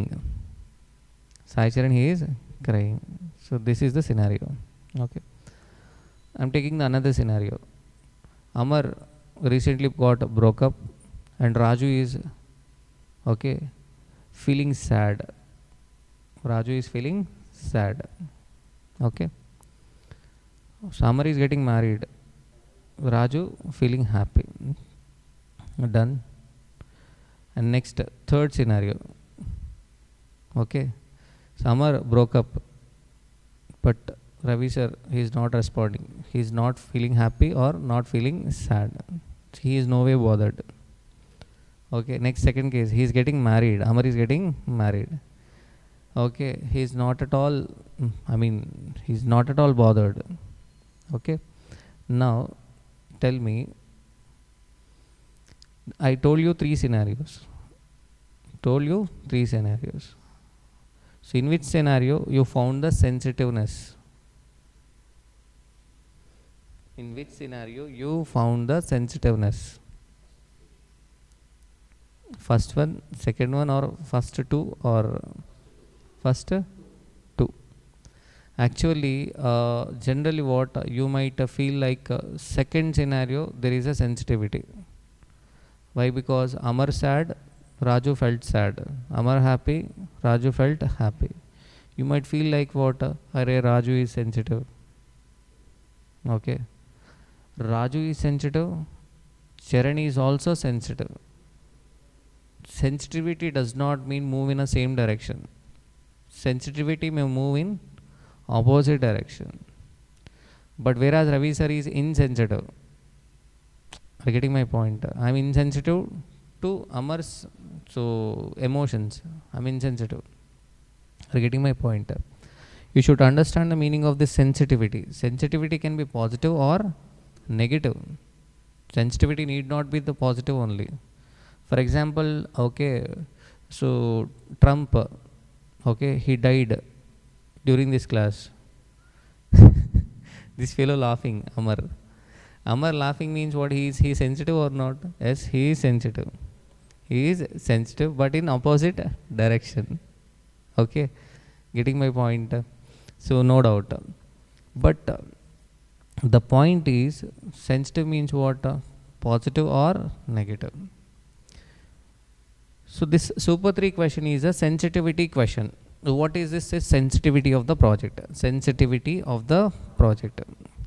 We humans are sensitive to various factors, several factors. Example, the teenagers are sensitive to alcohol, cigarette, okay, drugs, or what? Girls or boys, whatever. Okay. So that's why the parents will keep on warning you. Okay, that might affect your career. So that's why what parents will obviously will be telling what? Please stay away from all these things. Likewise, they will be warning you, right? Okay. Because these are the most affecting factors, critical factors. Are you getting my point? So they will not say what? Other things. They will say only what? They will be focusing on what? They will be focusing on these main factors. Yes or no? There are several other factors, but they will be mainly focusing on what? The most sensitive factors, so the most affecting factors like cigarette, alcohol, or any other thing. Okay, so these things clearer. Likewise, our project, our capital budgeting decision will be sensitive to various factors. Will be responding to various factors. Several factors will affect our capital budgeting decision. So we calculate the sensitivity of the project with respect to each factor. Are you getting my point? We calculate the sensitivity of the each project with respect to each factor. Okay, and later on we pick up the factor which is affecting a lot. we pick up the factor which is affecting, okay, lot. The outcome of the project is affected by a factor. Example, if selling price is affecting a lot, we pick up that factor and we focus on that factor only, mainly. Are getting my point? That means outcome of the project means here NPV. Outcome of the project means what? NPV, net present value. Okay. So how the net present value is affected? Net present value will be affected by selling price. Yes or no? Because for calculation of cash flow we take sales minus what? Variable cost, contribution minus fixed cost, profit before depreciation and tax, minus depreciation, profit before tax, minus tax, profit after tax, plus depreciation. Okay. So if you see this NPV, net present value, you know the net present value calculation, sum of our discounted cash inflow minus sum of our discounted cash outflow. So outcome of the project is NPV. Outcome of the project is NPV. So this NPV is affected by what? Factors like selling price. Selling price will affect sales units. Sales units. If a selling price decreases, NPV decreases. If a sales units decreases, NPV decreases. If a variable cost increases, NPV decreases. If a fixed cost increases, NPV decreases. If a discount rate increases, NPV decreases. Fundamental point. If required return increases, value decreases. If a discount rate increases, what happens to the value? Decreases. And the capital investment, if initial capital outlay increases, NPV decreases, because NPV is equal to sum of a discounted cash inflow minus sum of a discounted cash outflow. Yes or no? So now the point is, here the point is simple point. Okay, if you are, so outcome of the project, that is NPV, is affected by several factors: selling price, sales units, variable cost, fixed cost, discount rate, and what? Initial capital outlay. Okay, now we calculate the sensitivity for each factor. We calculate the sensitivity of a project for each factor. Sensitivity of a project for each factor. Are getting my point? Okay, so we calculate sensitivity for each project, sensitivity of a project for each factor. And then what? For suppose the sensitivity of a selling price, sensitivity of a project with respect to selling price is high, then we what? We again do a survey and we focus on that factor and we make sure that selling price will not get reduced. Are getting my point? Okay, so we find out the sensitivity. We find out what? Sensitivity. Okay, are you getting my point? Why the sensitivity is being calculated? Because capital bursting decision is uncertain. Anything can happen. Selling price may increase or decrease. Variable cost may increase or decrease. So okay, likewise in our life anything can happen. But the point is we focus on the most affecting factor. Like example, marriage. So parents are particular in case of a marriage because that is the most affecting factor in our life. So parents will take it serious and you also will be taking it serious, right? Okay, all other factors you might ignore. You will get compromised. Parents will get compromised and you also get compromised. But whereas in case of a marriage, parents will not compromise, you will not compromise. Okay, why? Because that is the most affecting factor. Are you getting my point? So likewise here also we find out the sensitivity. See this question. XYZ Limited is considering a project for which the following estimates are available. Initial cost of the project 10 lakhs, sales price per unit 60, cost per unit 40, sales volume year 1 20,000, year 2 30,000, year 3 30,000. Sales volume is also given. Discount rate is 10% per annum. You are required to measure the sensitivity of the project in relation to each of the following parameters.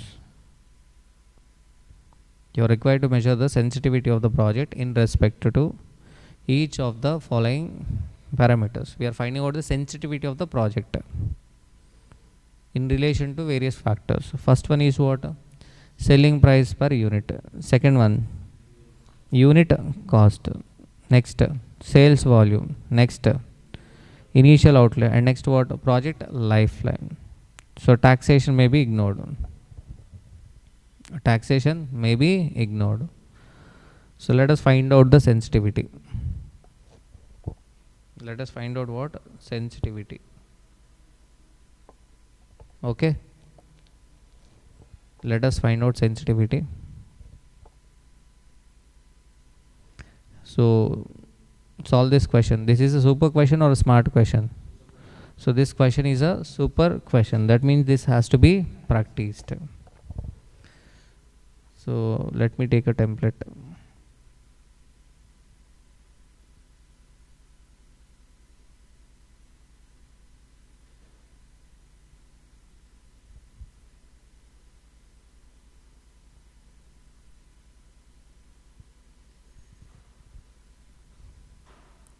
I'm taking a SFM template, I mean CMA final SFM. Do not think like it is an SFM class, it is AFM, CA final AFM. Okay. So all the questions which we are discussing in this class are CA final study material questions and CA final past paper questions. So sensitivity of the project. First, let us find out NPV. First, calculation of a NPV. Question number what? So this question I will be taking time. Question number super 3. Super 3. So in sensitivity question, first we should find out the NPV. First we should find out what? NPV.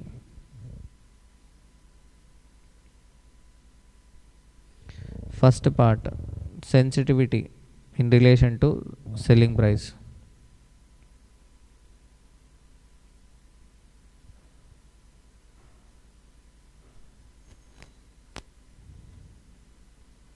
So note down the answer, because here the answer in question bank is different. Sensitivity in relation to what? Selling price. Okay. So first, initial cost of the project is what? 10 lakhs. Sales price 60. Cost per unit 40. That means contribution per unit 20. Fixed cost is not given. Fixed cost is not given. Yes or no? Tax rate is not given. If a tax rate is not given, then what? We need not reduce depreciation and we need not add it back. So that means what is your cash flow? 20 rupees per unit is the cash flow. 20 rupees per unit is the cash flow. Yes or no? Okay. So let us find out first what? NPV, net present value.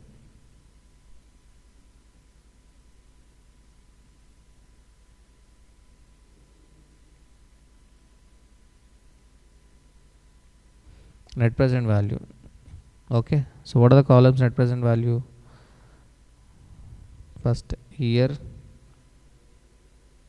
cash flow, PV factor at the rate of 10%.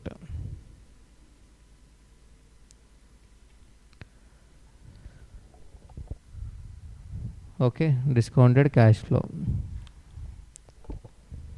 Already case scenario was asked on this concept. Year 1, 2, 3.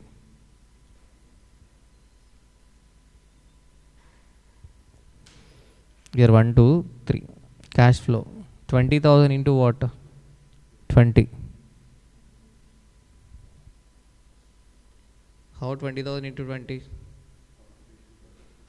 Yeah. Contribution 20. 20,000 into 20. Next what? 30,000 into 20. Next again 30,000 into 20. 6 lakhs. PV factor. 0.909, 0.826, 0.751. Discounted cash flow. Discounted cash flow 3 lakh 63,600, 4 lakh 95,600, 457,88. So this is the sum of our discounted cash inflow. Sum of our discounted cash inflow.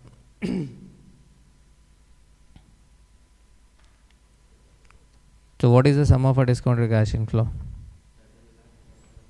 13 lakh 9,000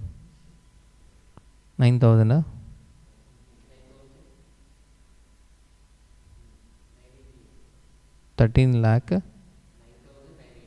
9,988 minus sum of a discounted cash outflow. What is the sum of a discounted cash outflow? 10 lakhs.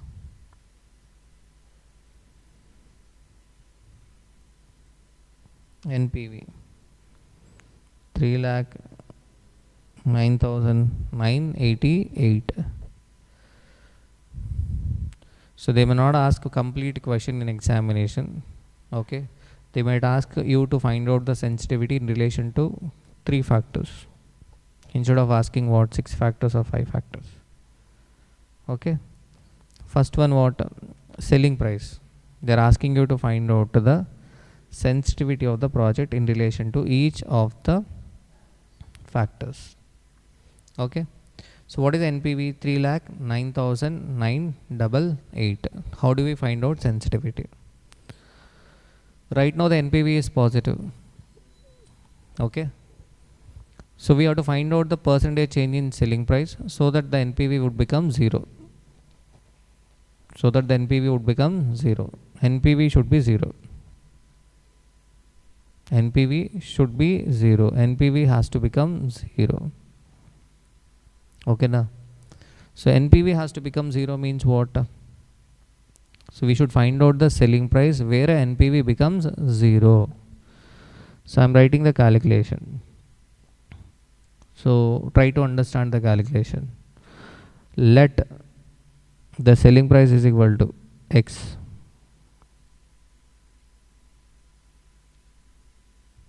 Let the selling price is equal to what? X. We have to find out the selling price where the NPV would become 0. So let us assume the selling price is equal to what? X. So selling price is equal to X means, see the calculation. First year how many units? 20,000 into X minus 40. Yes or no?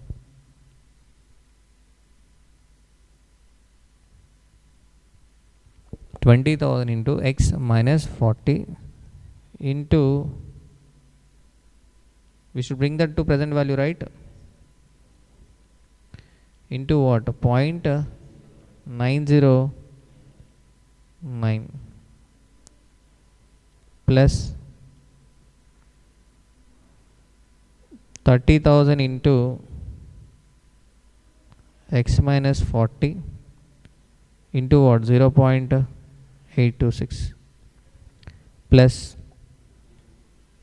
30,000 into X minus 40 into what?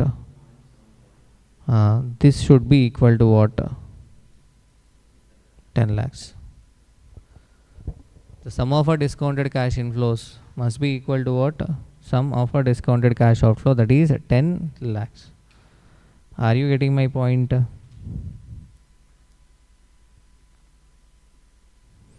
Clear? Done? Are you able to understand this equation?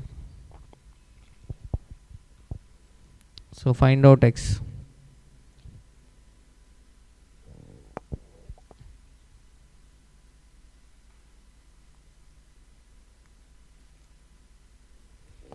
Find out X. I am not solving it, Raju. Find out X. So what is the X answer? 55.269. 55.269. Nothing but 27. 55.27. Yes or no? 55.27. Okay. So now 55.27. Let us find out the percentage change in selling price.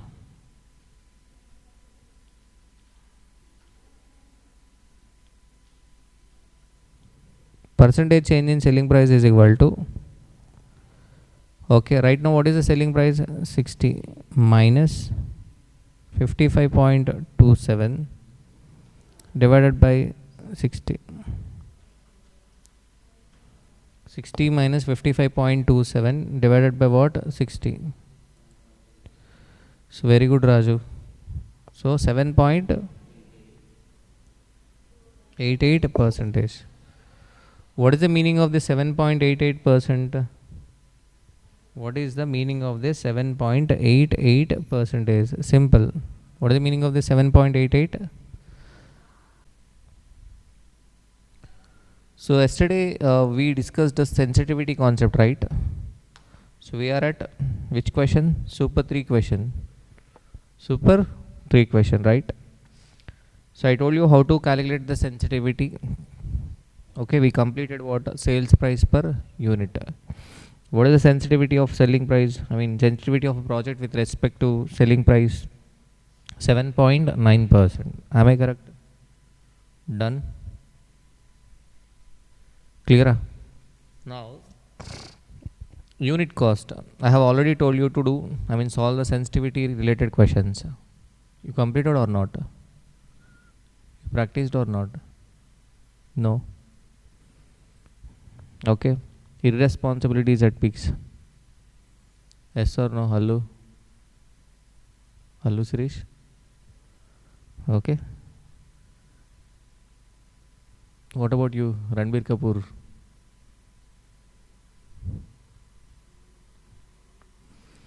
See the sensitivity. Simple. Yesterday we assumed what? Let the selling price is equal to X. Second part, we should assume the unit cost to be X, and then we find out what sensitivity for unit cost. So what is the sensitivity for unit cost? 11.85 percentage. 11 point what? 85 percentage. Am I clear? Done. Next, sales volume. Sales volume. It is simple. Sales volume, here we cannot assume let sales volume is equal to X. Volume is not equal every year. It is simple. What is NPV right now? 3,10,293. Okay. So the NPV has to become 0. NPV has to become 0 means sum of our discounted cash inflows should decrease by 3,10,293. Yes or no? Okay. So that means what is the percentage change required? What is the sum of our discounted cash inflows as of now? 13,10,293.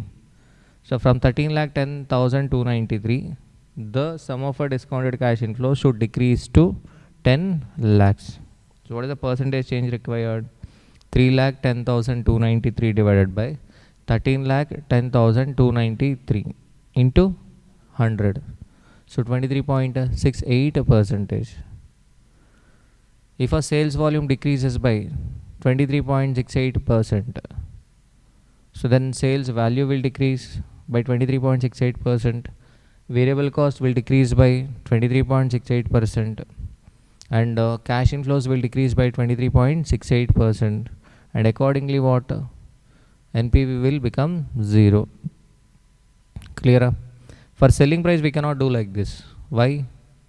Even if selling price decreases, variable cost will not decrease. Yes or no? So that's why. And next what? Initial outlay. So NPV has to become 0. That means initial outlay has to increase. Initial outlay has to increase. Okay. So initial outlay should increase by what? 3,10,293. That means 3,10,293 divided by 10 lakhs, 31.03 percentage. Clear? So initial cash outlay should increase by, should increase, not decrease, should increase by 31.03%.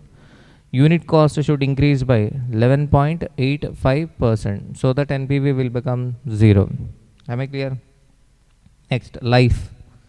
They are asking about the life. What is the percentage change in life required? First of all, let us take only 2 years cash flow. If I take only 2 years cash flow, what is the NPV? Negative 1,40,800. If you see these numbers, present value for first 2 years. For suppose if I am considering only first 2 years cash flow, so minus 10 lakhs plus 4 lakhs into 0.909 plus 6 lakhs into 0.826. I am getting NPV minus 1,40,800. But my NPV has to become 0. Okay. So that means the project has to run for some part of a third year. Yes or no? If a project runs for complete year, then what? Then NPV will be positive. That is 3,10,000 something. But we don't want 3,10,000. NPV has to become 0. So that means the project needs to run for some part of a third year. So in third year we need a cash inflow of a 1,40,800. So we have to find out the third year cash inflow. What is the third year discounted cash inflow? 30,000 units into 20 rupees contribution into present value factor 0.751. So this is the third year sum of a discounted cash inflow. Third year discounted cash inflow. But I want only 1,40,800. Okay, clear? So that means 4,50,600 divided by 360 into 1,40,800. See the days. Calculation. Tell me the calculation. 4,50,600 divided by 360. Divided by 360. We are assuming number of days in a year is equal to 360. Okay. So 4,50,600 divided by 360 into, see the calculation. Hello Sirish, see the calculation, man. 4,50,600 divided by 360 into what? Divided by 360. So you're getting 1,252. So that is the per day discounted cash inflow. What is the cash inflow we require? We require 1,40,800. So 1,40,800 divided by 1,252. So that means 112 days. So that means the NPV to become 0, the project has to run for 2 years, 112 days. 112 days means how many years? 112 divided by 360. 112 divided by 360. 112 divided by 360. 0.311. That means the project life should reduce from 3 years to 2.311 years. So the percentage change in project life required is equal to 3 minus 2.311 divided by 3 into 100. So 22.97%. If you see the sensitivity of a project with relation to the 5 factors, life, it is 22.97. Next, initial cash outlay 31.03%. Sales volume 23.68. Unit cost 11.85. Sale price 7.9. So tell me which factor is affecting the project a lot? Sales price. You have to take less percentage. A small change in selling price. Okay. So affecting a large. Yes or no? So just a 7.9% decrease in selling price leading to 100% decrease in net present value. Okay, am I clear? Done. Now Smart 4, I mean Super 4. Super 4 means again it is for practice. Unnat Limited is considering investing rupees 50 lakhs in a new machine. The expected life of machine is 5 years and has no scrap value. It is expected that 2 lakh units will be produced and sold each year at a selling price of rupees 30 per unit. It is expected that the variable cost to be rupees 16.5 per unit and fixed cost to be 10 lakhs per year. The cost of a capital of Unnat Limited is 12% and acceptable level of risk is 20%. You are required to measure the sensitivity of a project's NPV to a change in the following project variables: sale price, sale volume, variable cost. Okay, the cost of a capital is 12%. What is the acceptable level of risk? 20%. So in this question, the new point is acceptable level of risk 20%. Variable cost is given 16.5. Fixed cost is also given 10 lakhs. Selling price 30 per unit. Number of units 2 lakhs. Okay. Clear? So tax rate is not given. If tax rate is not given, it is easy to calculate what annual cash inflow. Sales minus variable cost, contribution minus fixed cost. So that will be the annual cash inflow. So profit before depreciation and tax is nothing but cash inflows before tax, before payment of a tax. Okay, but here tax is not there. So that's why PBDT itself is what? Annual cash inflow. So they are asking you to find out the sensitivity, measure the sensitivity of a project NPV. So to the change in the following project variables. First one sales price, next one what? Sales volume, variable cost. And D part. On further investigation, it is found that there is a significant chance that expected sales volume of 2 lakhs per unit will not be achieved. May not be achieved. You might be feeling like D part is a new one. It is simple one only. So may not be achieved. The sales manager of Unnat Limited suggests that sales volume could depend on expected economic states which could be assigned the following probabilities: state of economy, poor, normal, good, annual sales, and probability. If a state of economy is poor, okay, then annual sales will be 1,75,000, probability 0.3. They are not certain about 2 lakh units. If it is normal, 2 lakhs. If it is good, 2,25,000. Calculate expected NPV of the project and give your decision whether company should accept the project or not. We should find out the expected NPV. Clear? Are you getting my point? So D part is simple. You might feel like what it is a tough one. So first what we should find out the sensitivity of a sales price. Sensitivity of a sales price. First let us find out NPV. NPV. So how can we find out NPV? Sum of a discounted cash inflow minus sum of a discounted cash outflow. What is the sum of a discounted cash outflow in this question? 50 lakhs is the outflow. So I have to find out the annual cash inflow. How do I get annual cash inflow? 2 lakhs into, so 30 minus 16.5. 30 selling price, 16.5 variable cost. So that means my contribution is what? 13.5. So 2 lakhs into 30 minus what? 16.5 minus, what is the fixed cost amount? 10 lakhs. So my cash inflow is equal to, what is the cash inflow? 17 lakhs into, I should take PVAF for how many years? What is the life of the project? 5 years. What is the cost of a capital? 12%. So PVAF for how many years? 5 years at the rate of 12%, 3.605. Clear? So minus 50 lakhs plus 17 lakhs into 3.605. So what is the NPV? 11,28,500. Simple. So this 11,28,500 rupees NPV has to become 0. Okay.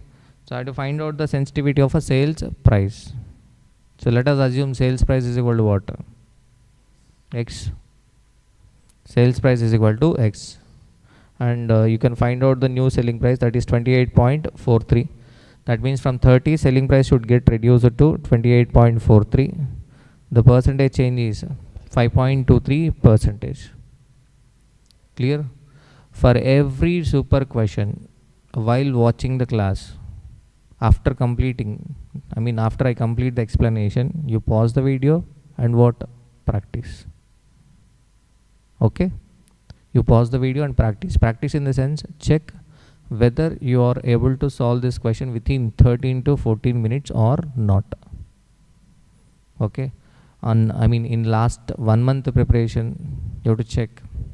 Okay, every time you prepare, check whether you are able to do this question within 13 to 14 minutes or not. Okay, clear? So 5.23, any special point in this? No. Now the sales volume is uniform, right? So we can assume what? Okay, so let the sales volume is equal to X and find out. Sir, can we calculate in the previous method, like in the previous question? Here we cannot calculate like in the previous question. So why we cannot calculate? Simple. In this question we have a fixed cost. In previous question we do not have a fixed cost. Understand carefully. So here in the previous question, what? Volume is not uniform. So that's why what? Directly we took a NPV divided by what? Sum of a discounted cash inflow. So we calculate the percentage change we required in sales volume. If a sales volume decreases by certain percentage, your sales value will decrease by the same percentage, your variable cost will also decrease by the same percentage, and your contribution will also decrease by same percentage. Here I cannot calculate like that. Why? If a sales volume decreases, variable cost decreases, no doubt, but fixed cost will not change. So that's why we cannot use the previous method. Okay, be careful. You have to be more specific. That's why I have categorized this question and that question as a super question. Clear?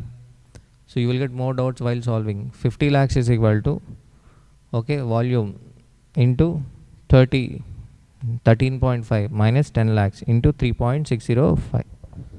You will get 11.59%. Next, variable cost. We assume variable cost to be X. Simple. And calculate sensitivity. So the answer is 9.51%. Clear? Now the last part, they are asking you to find out the expected NPV. Simple, expected NPV. There can be three scenarios. So 1,75,000 units into 0.3, first scenario, plus 2 lakhs into 0.6 plus 2,25,000 into 0.1. So expected units to be sold is equal to 1,95,000. Okay. So 1,95,000 into 13.5 minus 10 lakhs into what? Into 3.605 minus 50 lakhs. Okay. So 8,85,163. That is an expected NPV. But the question is whether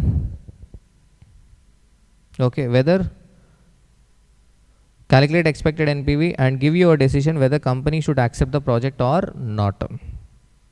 Generally, if expected NPV is positive, we accept the project. Here expected NPV is equal to what? 8,85,163.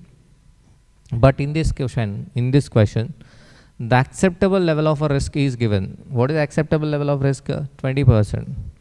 Acceptable level of risk is 20%. What is the meaning of this expected level of a risk 20%? Expected level of a risk 20%. What does it mean? Okay, simple. First we should find out the worst case NPV. So worst case is what? State of economy is not good. In that case we can sell only 1,75,000 units. So 1,75,000 into 13.5 minus 10 lakhs into 3.605 minus 50 lakhs minus 88,188 is the NPV in a worst case scenario. Okay, if a state of economy is normal, then what is the NPV? Not calculated. Best case. So this is also not required actually. Okay. Why it is not required? Because in worst case, what is NPV? Minus 88,188. Minus 88,188 means there is 30% chance. What is the probability of worst case scenario? The probability of worst case scenario is 30%. So that means there is 30% chance that NPV will be 0. I mean NPV will be negative. Okay, already we calculated for 2 lakh units in the first part itself. For 2 lakh units, what is NPV? 11 lakh 28,500. Positive. We are getting positive NPV. So worst case negative, most likely positive, then obviously best case will be what? Positive. So that's why this need not be calculated. Okay, first one itself is enough. So the point is there is a 30% chance that the rise will be negative NPV. There is a 30% chance that NPV can be negative. 70% chance that NPV will be positive.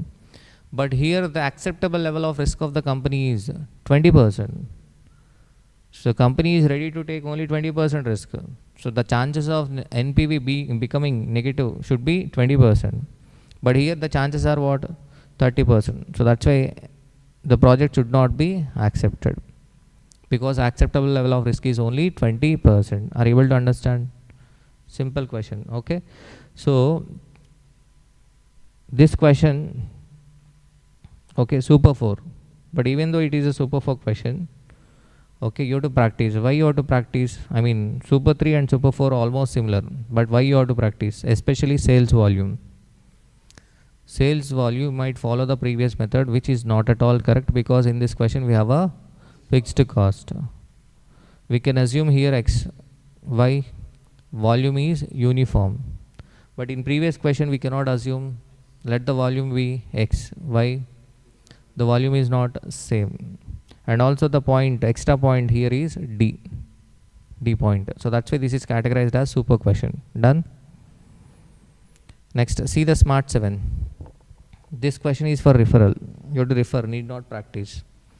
Red Limited is considering a project with the following cash flow. Year 0, cost of a plant 10 lakhs, recurring cost savings. Year 0, 10 lakhs, so 10,000. 1, 2.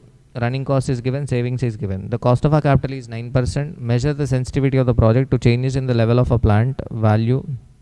So measure the sensitivity of the project. They are asking you to measure the sensitivity of the project to the changes in the level of a plant value.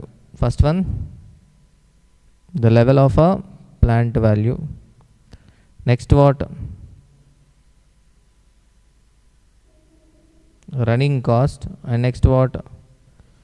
Savings. Considering each factor at a time such that NPV becomes 0. Such that NPV becomes 0. The PV factor at 9% are as under. Year factor. Which factor is the most sensitive to affect the acceptability of the project? Okay. So to find out the sensitivity, what is the first step? First we should find out what? NPV, net present value. Okay. So what is the cost of a plant? 10,000. So recurring cost 4,000, savings 12,000. That means first year cash inflow is equal to 8,000. Second year 14,000 minus 5,000. That means 9,000. Okay. Or else we can bring the running cost and savings to the present value separately. If you see this here, year 1 running cost. What is the year 1 running cost? 4,000 into 0.917. The factor is given. Savings 12,000 into 0.917. So running cost is an outflow. So that's why we are taking in brackets. Next, year 2 running cost. What is the year 2 running cost? 5,000. 5,000 into 0.842. Savings 14,000 into 0.842. Okay. Overall, what is the sum of a discounted cash inflow? 14,914 minus plant cost 10,000. So NPV is equal to 4,914. Clear? Done? Now they are asking you to find out the sensitivity. First, plant value. NPV 4,914. So NPV has to become 0. NPV has to become 0 means NPV should decrease by 4914. What is the plant cost? 10,000. That means plant cost should increase by 4,914. So that means what is the percentage change in plant cost required? 4914 divided by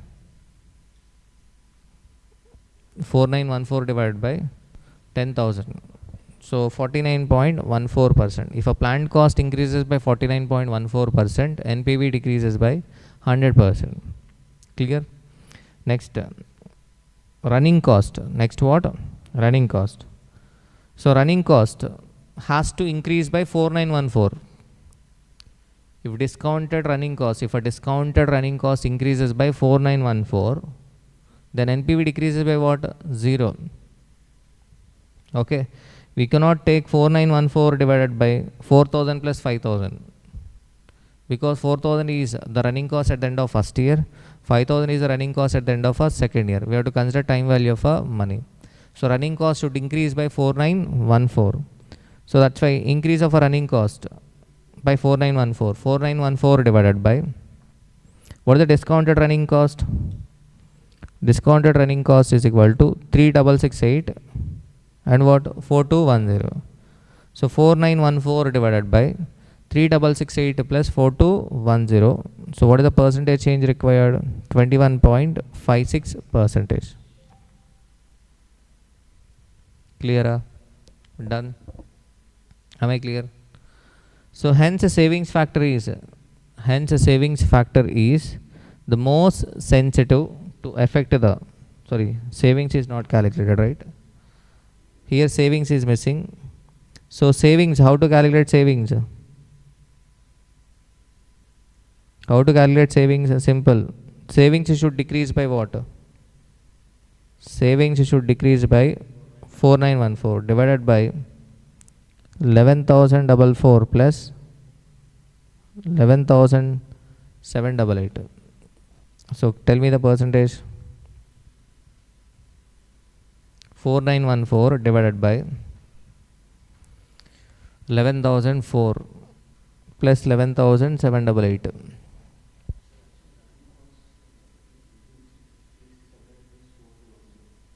3688.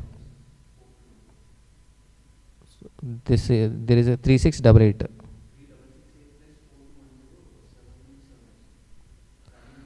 Okay, it is 7878. So this is 7878. 4914 divided by 7878. So the answer is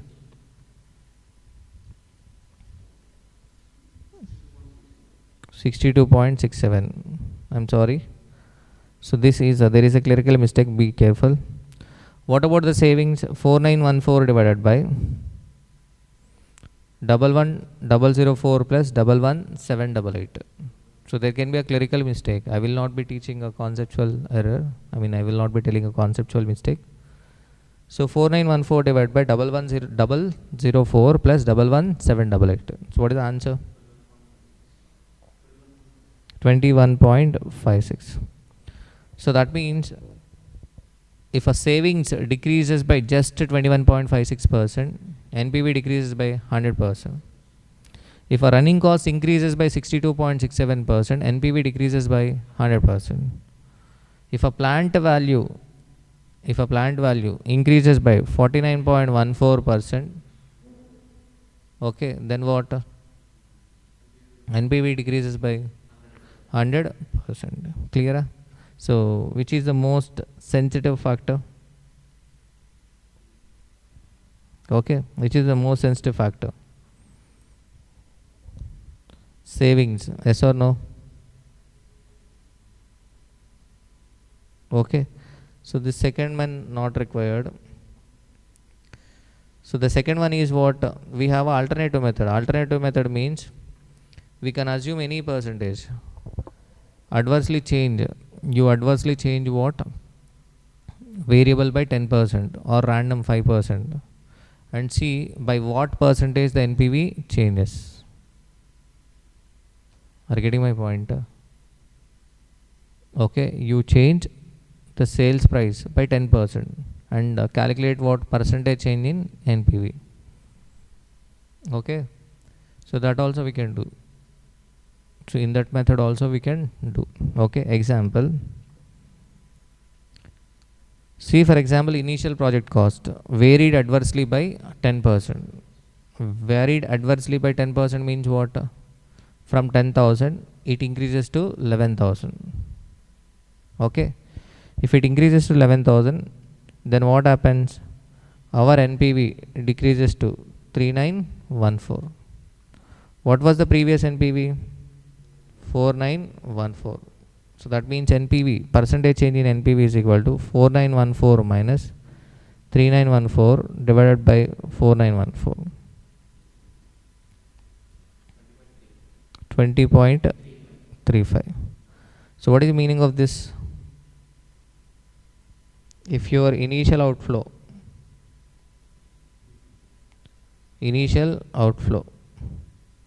increases by 10%, your NPV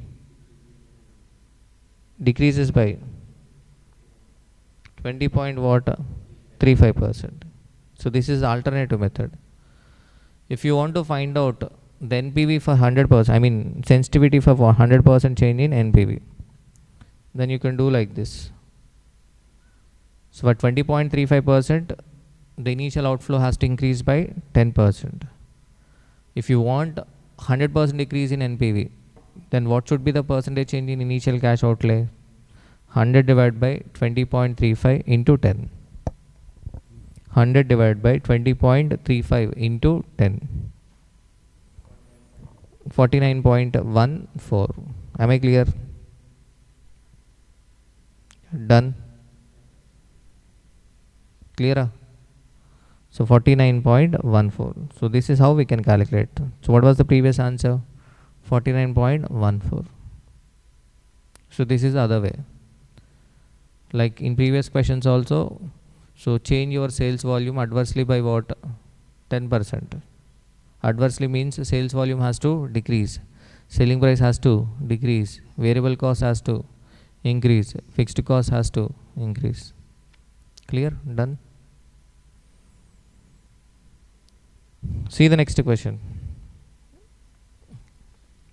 The easygoing company limited is considering, this is a super 5 question, that means practice. The easygoing company limited is considering a new project with initial investment for a product survival.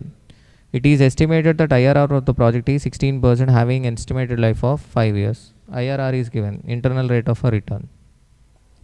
You know the concept of IRR. IRR is a discount rate at which sum of our discounted cash inflows are equal to sum of a discounted cash outflow. Finance manager has studied that project with the sensitivity analysis and informed that annual fixed cost sensitivity is 7.8416%. Fixed cost sensitivity 7.8416% means nothing but if a fixed cost increases by 7.8416%, NPV decreases by 100%. Whereas cost of a capital discount rate sensitivity is 60%. Discount rate sensitivity 60% means what? Tell me. NPV has to decrease means discount rate has to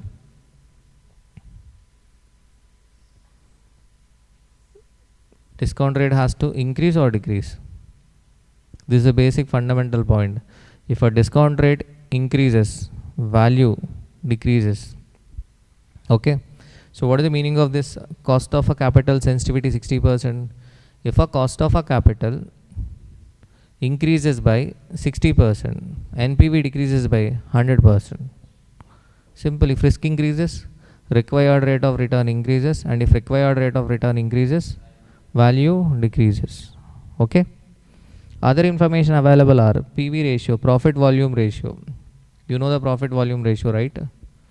Okay, 70%. PV ratio is equal to 70%. Okay. So PV ratio 70% means variable cost ratio 30%, right? Variable cost 60 per unit, annual cash flow 57,500. Ignore depreciation on initial investment and impact of a taxation. That is what we are doing in sensitivity questions. Calculate initial investment of the project, net present value of the project, annual fixed cost, estimated annual unit of a sales, break even units. break even units. Annual cash flow is given. What is annual cash flow? 57,500. Variable cost is also given. What is the variable cost? 60. Variable cost is what? 60. And PV ratio 70%. Okay. First, initial investment. How can we find out initial investment? The clue given is IRR. IRR is equal to 16%. At IRR, sum of our discounted cash inflows are equal to sum of our discounted cash outflow. We do not know the outflow. We do not know outflow. Okay. But sum of our discounted cash outflow is equal to what? Discounted cash inflow. We know the annual cash inflow 57,500. Life how many years? 5 years. What is the PVAF at the rate of 16%? PVAF at IRR 3.274. So that means 57,500 into 3.274. So this is what? Initial cost of investment. Initial investment. Simple. We are using IRR. Okay. And next what? NPV of the project. Net present value of a project. Net present value of a project. So to find out the net present value, we should bring the future cash flows to the present value using the cost of a capital. Using what? Cost of a capital. We do not know the cost of a capital, but cost of a capital sensitivity is given. What is the cost of a capital sensitivity? 60%. Okay, nothing but if a cost of a capital increases by 60%, NPV decreases by 100%. How do we calculate this sensitivity? Simple. We existing cost of capital minus what? The new divided by existing. So this is how we are calculating the sensitivity, right? Existing minus new divided by existing. So we don't know the existing cost of a capital. We don't know the existing cost of a capital. Okay. But we know the rate at which the NPV will become 0. At IRR, NPV is equal to what? 0. At IRR, NPV is equal to 0. So this is the new one. So we have to assume the cost of a capital is equal to X. Cost of a capital is equal to X. So let cost of a capital be X. Then what? 16 minus X divided by X, or X minus 16 divided by X is equal to what? 16%. Are you able to understand this? See the process, how the sensitivity is calculated, how the sensitivity percentage change is calculated. How the percentage change is calculated? Existing minus what? The cost of a capital at which NPV is equal to 0. So NPV will become 0 at IRR, yes or no? So that's why X minus 16 divided by X is equal to 60%. That means X is equal to what? 10%. Simple, amma. IRR is equal to 16%. Okay, you are telling that cost of a capital sensitivity is what? 60%. So cost of a capital should increase by what? 60%. So that NPV will become 0. Okay, so IRR is equal to 16. This is equal to 160. This is equal to what? 160. We need what? 100. So 16 into 100 divided by 160. You will get 10%. Clear? So 57,500 into, at the rate of 10%, what is the PVAF? 3.791. So 1,88,000, sorry. Minus what? 1,88,255. So what is NPV? 29,727.5. Clear? Again, this question is for practice. After my explanation, pause the video and practice this question. Okay, if you are not practicing, you may not be able to do it. Next, what? Annual fixed cost. Okay, annual fixed cost. So fixed cost sensitivity is given. What is the fixed cost sensitivity? 7 point fixed cost sensitivity. 7 point what? 8416. So now NPV, let the change in fixed cost which makes NPV 0 is X. Let us assume the change which makes NPV 0 is X. So what is NPV now? 29,000 727.5 minus nothing but, so that is equal to the change in fixed cost into PVAF. PVAF. What is the PVAF at the rate of 10%? 3.791. Are you getting my point? Right now the NPV is equal to 29,727.5. So this 29,727.5 should become 0. It has to become 0. It has to become 0 means what? Fixed cost has to increase. I don't know the increase in fixed cost. Let us assume the increase in fixed cost is equal to X. Okay. So that should be equal to what? X into 3.791. Am I correct? NPV has to decrease. NPV has to decrease means fixed cost should increase. Fixed cost per annum should increase. I don't know the fixed cost per annum. Let us assume the fixed cost per annum is equal to X. Okay, if you find out the X is equal to what? 7,841.6. Clear? Okay, this is the change required. This is the change required. So this is the change required means what? Existing minus new, right? Existing minus new. So 7841.6. This is the change in fixed cost we need. So nothing but what? Existing minus new. We know the numerator divided by what? Existing. We don't know the existing. Let us assume existing is equal to what? Y. So is equal to what is the percentage? 7.8416%. So y is equal to 7841.6 divided by 7.8416%. You will get 1 lakh. So 1 lakh is the fixed cost. Clear? So the present fixed cost is equal to 1 lakh. This present fixed cost 1 lakh should increase by 7.8416%. That means if it becomes 1,07,841.6, then your NPV will decrease by 29,727.5 and NPV will become 0. Clear? Done? Okay. Next, what is the next part? Estimated annual units of sales. So what is the selling price per unit? Simple, PV ratio is given. What is the PV ratio? 70%. PV ratio 70 means variable cost ratio 30. We know the variable cost per unit 60. So 60 divided by 30%, you will get selling price 100. So 200. Selling price is equal to 200. Clear? Okay. Next, annual cash inflow is given, right? Annual cash inflow is given. What is annual cash inflow?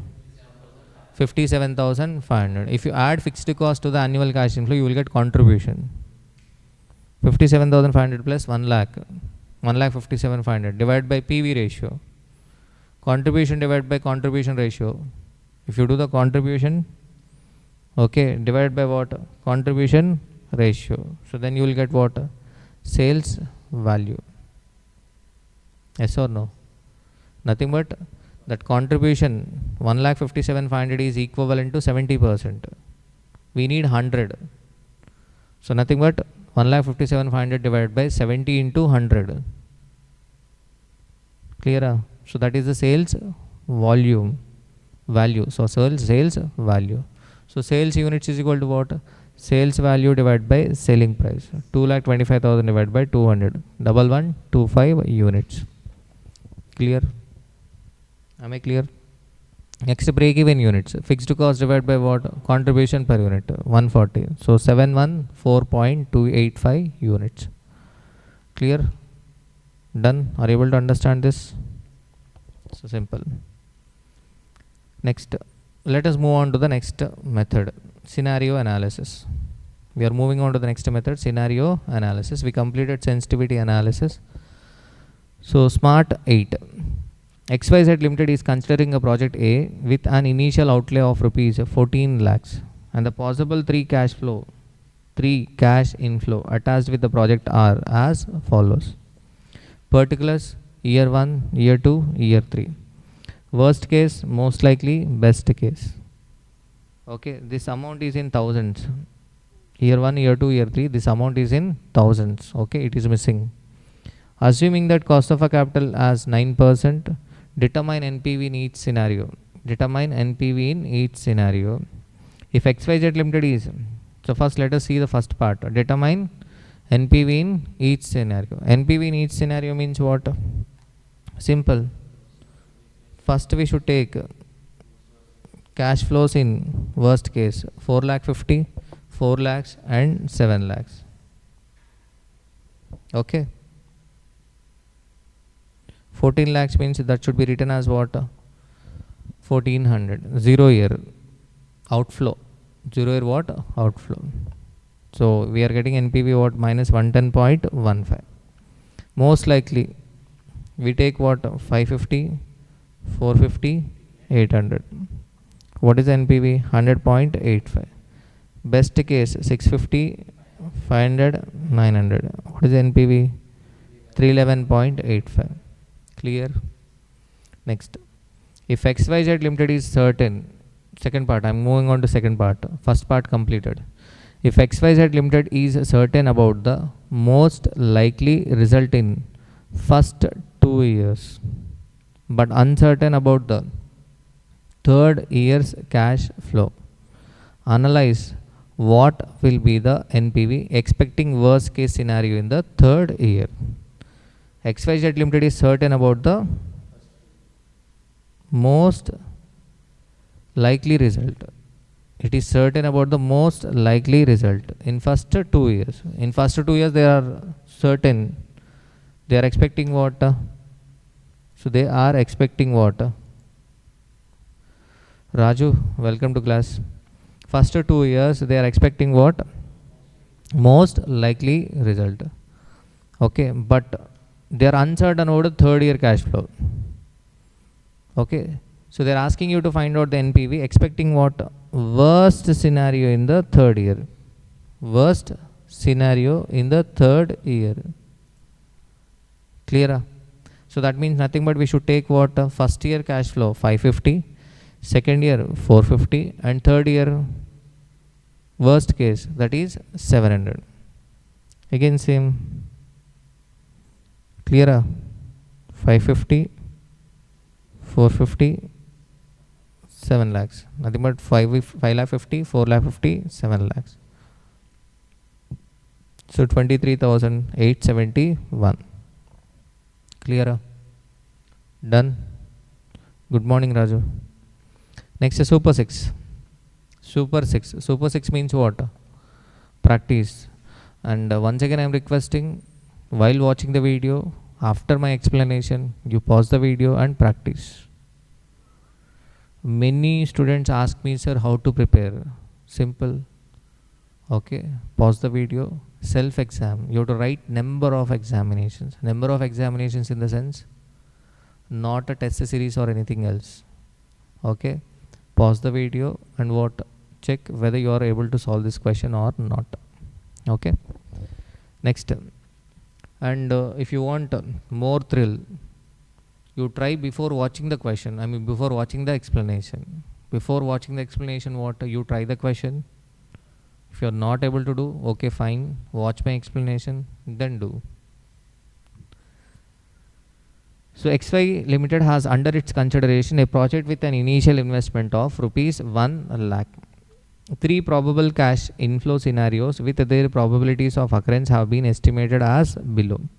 Annual cash inflow 20,000, 30,000, 40,000. Probability 0.1, 0.7, 0.2.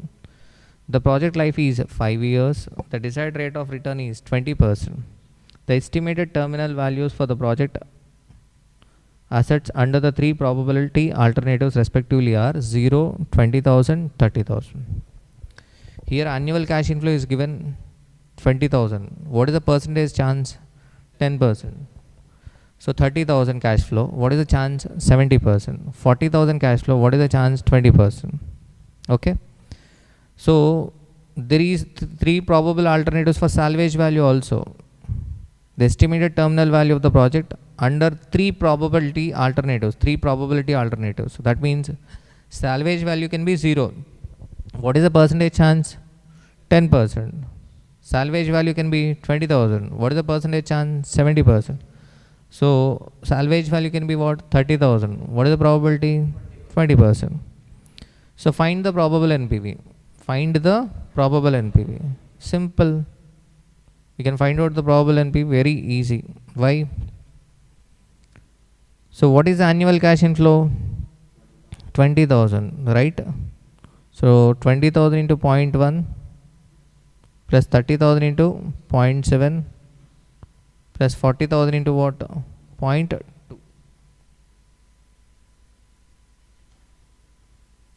Clear?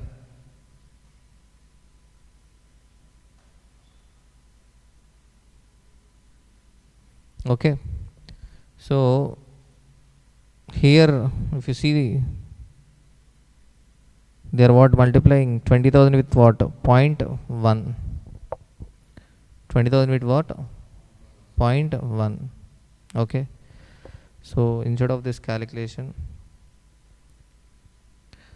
so simple calculation, you find out expected cash flow 20,000 into 0.1. Tell me what is the 20,000 into 0.1? 2,000. 30,000 into 0.7. 20. So this is 2,000. 20. 1,000. 8,000. What is the total? 31,000. Likewise, salvage value. What is the expected salvage value? Expected salvage value is equal to 0 into 0.1, 0. 20,000 into 0.7, 14,000. 30,000 into 0.2, 6,000. 20,000. Clear? Now I have to find out what probable NPV. Simple. So how do I calculate probable NPV? Probable NPV. How many years? Here 1-5. Cash flow PVAF slash PVF at the rate of PVAF slash PVF at the rate of what? 20%. Discounted cash flow. So what is the cash flow? Expected cash flow. We got expected cash flow of 31,000. 31,000. Next what? 20,000. So tell me PVF. 1 divided by 1.2 press equal to 5 times. Tell me the fifth year factor first. 0.1 divided by 1.2 press equal to 5 times. 0.402. PVAF 2.991. Discounted cash flow 31,000 into 2.991. 992,721. 8040 total 1,76,000 minus outflow 70,000. So NPV is equal to 30,000 what? 761. Clear? Okay. NPV is equal to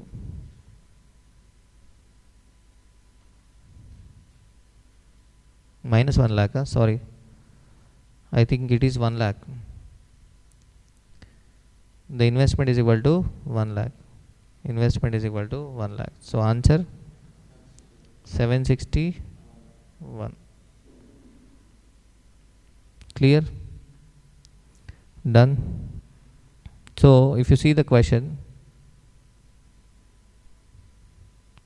so long table is given, that is not required. Okay, so this is the answer.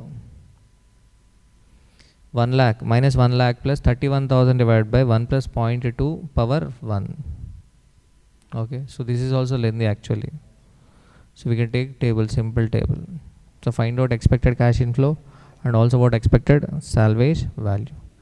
Next, what for the worst case NPV. Worst case NPV means what we take cash flow 20,000, salvage value 0. Best case means we take 40,000 and salvage value 30,000. Calculate NPV, simple. Clear? State the probability occurrence of the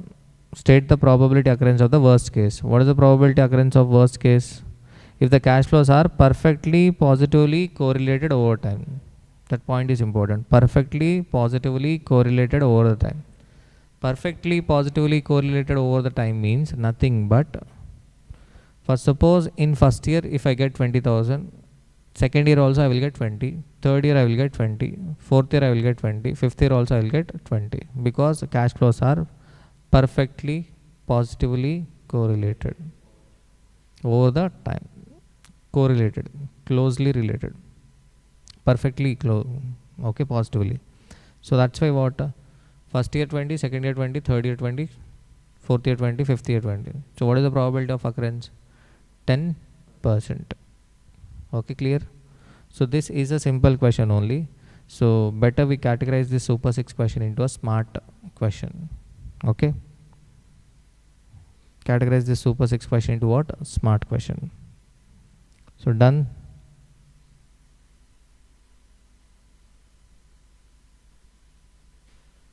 Clear? Okay. Next, what? Smart 10. Following are the estimates of our net cash flow and probability of a new project. Initial investment 0, 4 lakhs, 4 lakhs, 4 lakhs, that is same. So cash flow 1 lakh, 1 lakh 10, 1 lakh 20, 1 to 5 years. Estimated salvage value after tax 20, 50, 60. So this information is similar to previous question. Yes or no? This information is similar to previous question. Required rate of a return from the project is 10%. Find the expected NPV of the project. Expected NPV of the project. Simple. What is the expected cash inflow? 1 lakh into 0.3 plus 1 lakh 10,000 into 0.5 plus 1 lakh 20 into 0.2. Clear? So here the format is good. 1 lakh 9,000 into what? PV AF. What about the salvage value? 20,000 into 0.3, 50,000 into 0.5 plus 60,000 into 0.2. Clear? Okay. Here be careful, it has been taken as 1 to 4 instead of 1 to 5. That's why here 1 lakh 9,000 is added. Clear? So what is NPV? 39,922. Okay. So next, best case and worst case. Best case means 1 lakh 20 cash inflow, salvage value 60. Okay. Worst case means what? Cash inflow 1 lakh, salvage value 20. Clear? Done. Any special point in this case? No. Right? Next, the probability of occurrence of the worst case. They are asking you to find out the probability of occurrence of the worst case if the cash flows are perfectly dependent over time. First, perfectly dependent over time. So this is a special point. Perfectly dependent over time means what is the probability? 0.3. 30%. Overall probability of occurrence of worst case scenario is equal to 30%. But if they are independent over time, if they are independent means first year we have a 30% chance. Again in second year to get a worst case scenario, 30% chance. Again in third year, 30%. If they are independent, they are not closely related, perfectly, if they are not perfectly correlated, then what? In first year, okay, to get a worst case scenario, what is the chance? 30%. Again in second year, 30%. Again in third year, 30%. Again fourth year, 30. Again fifth year, 30. That means if they are independent, what is the probability of occurrence of worst case scenario? 0.3 power 5. This is the percentage chance in 0.00243. Are you getting my point? So better what we exclude the previous question, because if you solve this question, all the points are covered. Clear? So this should be the super question. Clear? Are you able to understand this point? If they are dependent, if they are what? Perfectly correlated. If they are perfectly correlated, then what? 0.3. Because what is the percentage chance of getting worst case scenario in first year? 30%. Then obviously second, third, fourth, fifth year also you will get worst case. So that's why 30%. If they are independent over time, so first year, okay, to get worst case scenario 30% chance. That doesn't mean in second year you will get worst case. You may get best case or most likely. So again in second year what? 30. Third year 30, fourth year 30, fifth year 30. So that's why this is the probability of what? Worst case scenario. Done.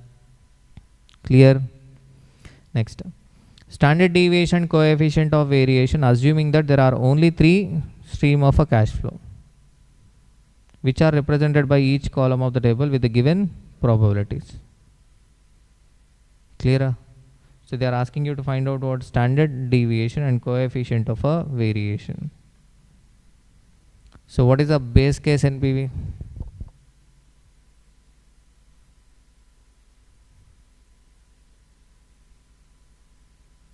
$47,950 base case. Nothing but water. Base case. This is the base case. Most likely. So 1,10,000 into 3.79 plus 50,000 into 0.621 minus 4 lakhs. So this is the base case NPV. What is expected NPV? Expected NPV is equal to 0.3 into, this is the worst case. Are getting my point? We are finding out the expected NPV. To find out the standard deviation or coefficient of variance, we need expected NPV.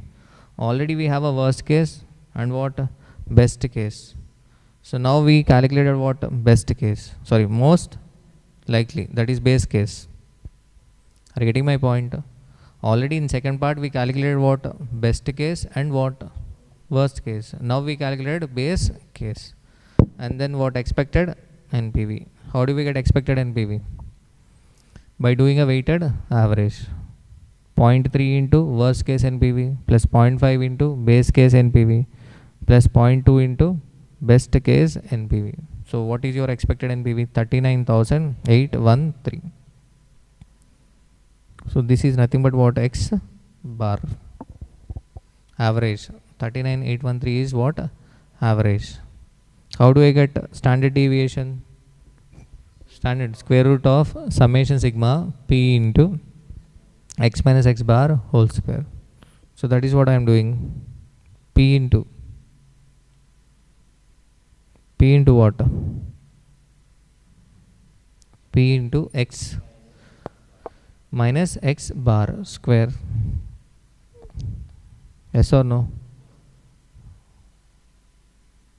Okay, so 35,800 is the standard deviation.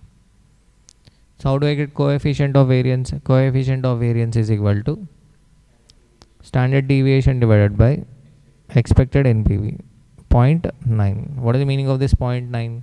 For every 1 rupee expected NPV, there is a possibility of deviation of 0.9. Clear? Done? Are you able to understand? So this is a super question. Done? The previous question we can completely exclude from the list. Next, the sixth part. If a coefficient of variation of X limited on its average project, which is in the range of 0.95 to 1,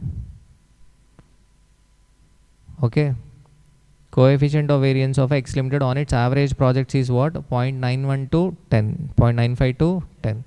This project coefficient of variation is equal to 0.9. Are you getting my point? This project coefficient of variation is equal to what? 0.9. High coefficient of variation indicates what? High risk. Low coefficient of variation indicates what? Low risk. So here the question is coefficient of variation of a X Limited on its average project, which is in the range of 0.95 to 1. If the coefficient of variation of the project is found to be less risky than average, 100 basis points are deducted from the company's cost of a capital.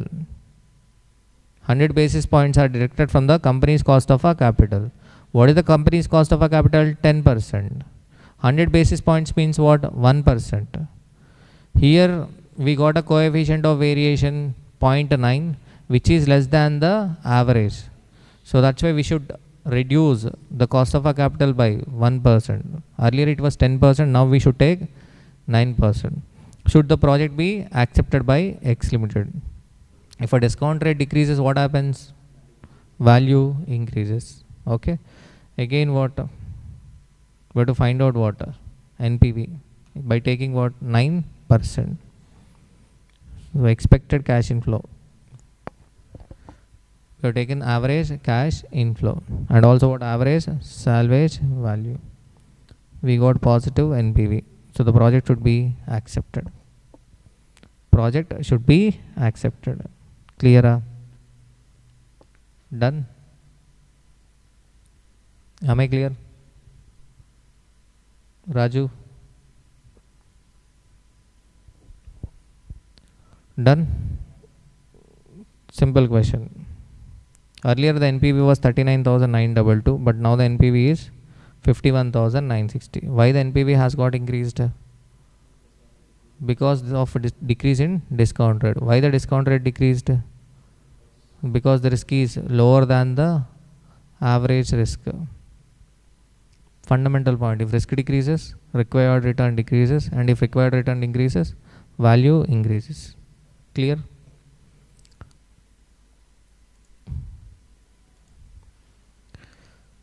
See the next method. Simulation analysis. So this question I have taken from study material example. Okay, this question is not given in illustrations or practical questions. Okay, so this technique is simple simulation technique. Actually, in all the previous questions, we are taking what? 3 possibilities, 4 possibilities, or 5 possibilities. Yes or no? But practically, a capital bursting project may have a n number of possibilities. So this simulation analysis method is like, there can be n number of possibilities, right? There can be n number of possibilities. Okay. So what we do in this method is simple. Before moving on to the theoretical calculation, so there can be n number of possibilities. Out of n number of possibilities, randomly we pick, okay, few possibilities randomly. Okay, simple. I close your eyes and what? Randomly pick something. Okay, likewise you pick what? 5 times or 10 times. So 5 times or 10 times, if you are getting what? NPV positive, that means we accept the project. If we get NPV negative, that means what? We reject the project. Are you getting my point? Nothing but randomly we pick what? Randomly we pick the various possibilities. Okay. So now let us see the question. Are you getting my point?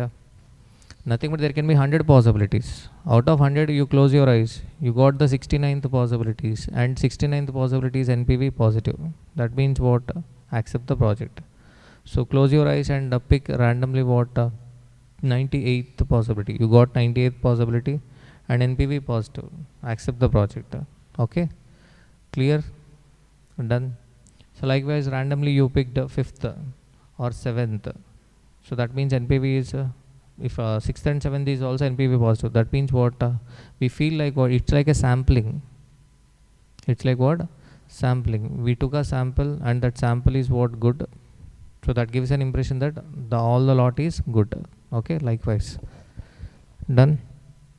So when I is equal to risk-free interest rate, I is equal to initial investment, CF is equal to annual cash inflow. I 10%. That means interest rate I 10%. Initial investment 1,30,000. Cash flows and stochastic exogenous variables with the following distribution will be as under. Okay. So this is an example I have taken from study material. Annual cash inflow 10,000, 15,000, 20,000, 25,000, 30,000, 35,000, 40,000. Probability is given. Project life 3 to 3, 4, 5, 6, 7, 8, 9, 10. Probability is given. Okay. So what is this question? How many possibilities are there? Annual cash flow. How many possibilities? 7 possibilities. What about the life? 8 possibilities. 7 possibilities and 8 possibilities. Okay. So practically there can be n number of possibilities. Here also the limited probabilities are given. The limited possibilities are given. Out of these limited possibilities, we randomly pick some possibilities. Randomly pick some possibilities. If the some possibilities give a positive NPV, we accept. Otherwise, what we reject. 10 manual simulation runs are performed for the project. Actually, they will ask you to simulate. They will ask you to perform 10 runs. Since it is an example, they are explaining. 10 manual simulation runs are performed for the project. To perform this operation, values are generated at random for the 2 exogenous variables. There are 2 exogenous variables. What are the 2 exogenous variables? Annual cash flow and project life. For this step, for this purpose, we take following steps. They are explaining. Actually, they will be asking, they will give this table, and thereafter what? They will be giving this table, random numbers, and they will ask you to perform simulation, 10 simulation runs. So for this purpose, we take following steps. Set up correspondence between value of exogenous variables and random numbers. We have to use the random numbers. So that's why we should set up a correspondence between the values of exogenous variables and random numbers. Second, choose some random number generating device. So correspondence between values of exogenous variables and 2-digit random numbers. Now see, actually this should form the part of answer.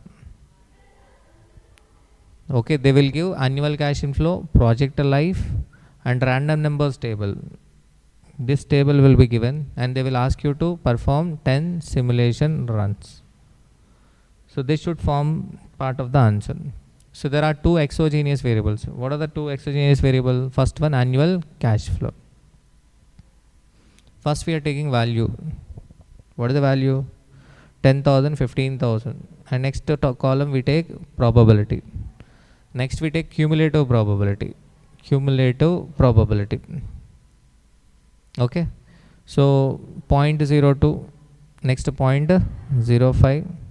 0.2, 0.35, 0.65 and next what? 0.85 and 1.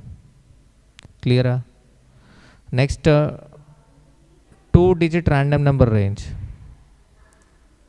Okay, 2-digit random number range. So here are the random numbers. Here are the random numbers. They give a 5-digit random number. Random, the name itself indicates what? Random. So randomly some numbers are taken. Okay. So here we are taking a range, 2-digit random number range. How we are taking this random number range? 002. 002. Nothing but 2. So 00-01. We should take one number less. Why? Because in last case it will be 100, right? I am taking 2-digit. If I should take one number less, then I will get 99. If I take 100 what, that will be a 3-digit number. So that's why 00-01. And next what? 02 to 04, 05 to 19, 20 to 34, 35 to 64, 65 to 84 and 85 to 99. This is the random number range. Likewise we take for what? Likewise, we take for value as well. I mean life. Likewise, we take for what? Life. So life for 3, 4, 5, 6, 7, 8, 9, 10. Probability is given, cumulative probability. And next what? Random number range. So this is an answer actually. Now see the random numbers. See the random numbers. So generally in question 2 digits random numbers may be given. But here 5 digits random numbers are given. So we have to assume. Okay. If you see this answer, simulation results, they asked you to perform how many runs? They asked you to perform 10 runs. So first 2 digits of a first random numbers is what? 53. 53. So these are random numbers. You can take any assumption. You can take any assumption. Here 53 is the first 2 digits of a first random number, right? 53. We use this first set of a random number for what? Annual cash flow. Annual cash flow. Run 1, simulation run 1. Random number 53. So now let us go to the random number table. So this 53 lies between what? 35 to 64. That means annual cash flow is equal to 30,000. 30,000. Clearer? Okay. Next. We are in first run only. In first run we have to what? Pick annual cash inflow and also what? Life. Second random number, we are taking an assumption that second random number first 2 digits, we use it for what? The life. That is 97. So where does the 97 lies? 97 lies between 95 to 97. What is the life? 9 years. So first simulation run. What is the first simulation run? First simulation run we got a life 9 years and cash flow 30,000. So 9 years present value annuity factor is 5.759. So 30,000 into 5.759 minus what? 1,30,000. What is your NPV? 42,770. So I told you before starting the explanation, I mean before reading the question, simple method, understand this method. So there can be n number of possibilities. Okay. What we do is we randomly close your eyes and what randomly pick one possibility. Here we are picking one possibility, simulation run 1. We got annual cash inflow 30,000 and life 9 years. But instead of closing your eyes, what? You are taking the table. So based on the probability, we are preparing what? Cumulative probability and next what? Random number. Okay, range. And random numbers are already given. Random numbers are already given. So these are random. The name itself indicates what? These numbers are random. These are not calculated. Okay. And these random numbers also, we are taking an assumption. So 53 represent what? First 2 digits of a first random number represent what? Cash flow. Second, okay, first 2 digits of a second random number represent what? Life. Again next one, 66 represent what? Annual cash flow. Sir, why should I take 53 only? Why I should not take a last 2 digits? 79. You can take 79. No problem. For life you can take 44. For life you can take what? 44. Or you can go to right side. You can go to what? Right side. So 53 and then take what? 81. Okay.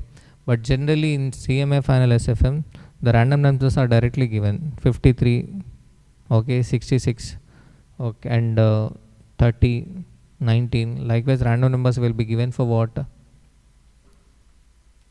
Okay, clearly given. Random numbers will be clearly given for what? Annual cash inflow what? And project life. But here we are what? Taking assumption. Clear? Are you able to understand?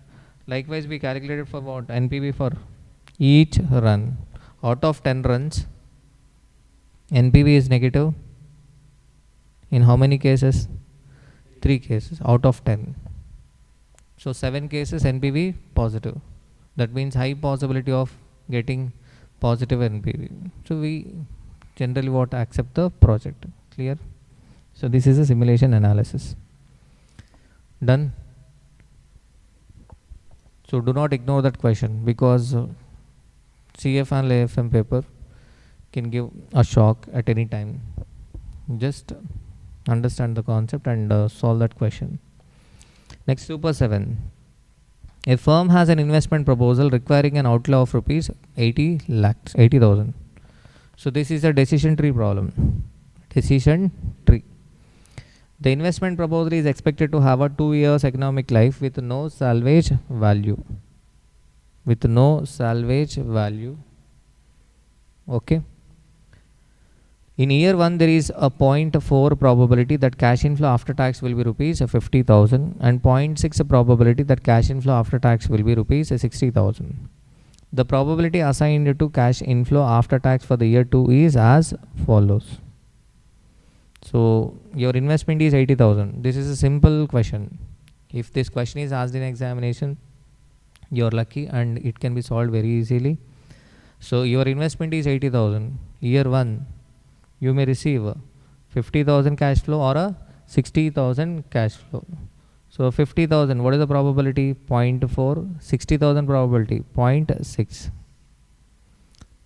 Clear? So if you get 50,000 in year 1, then second year you may receive 24,000, 32,000, 44,000.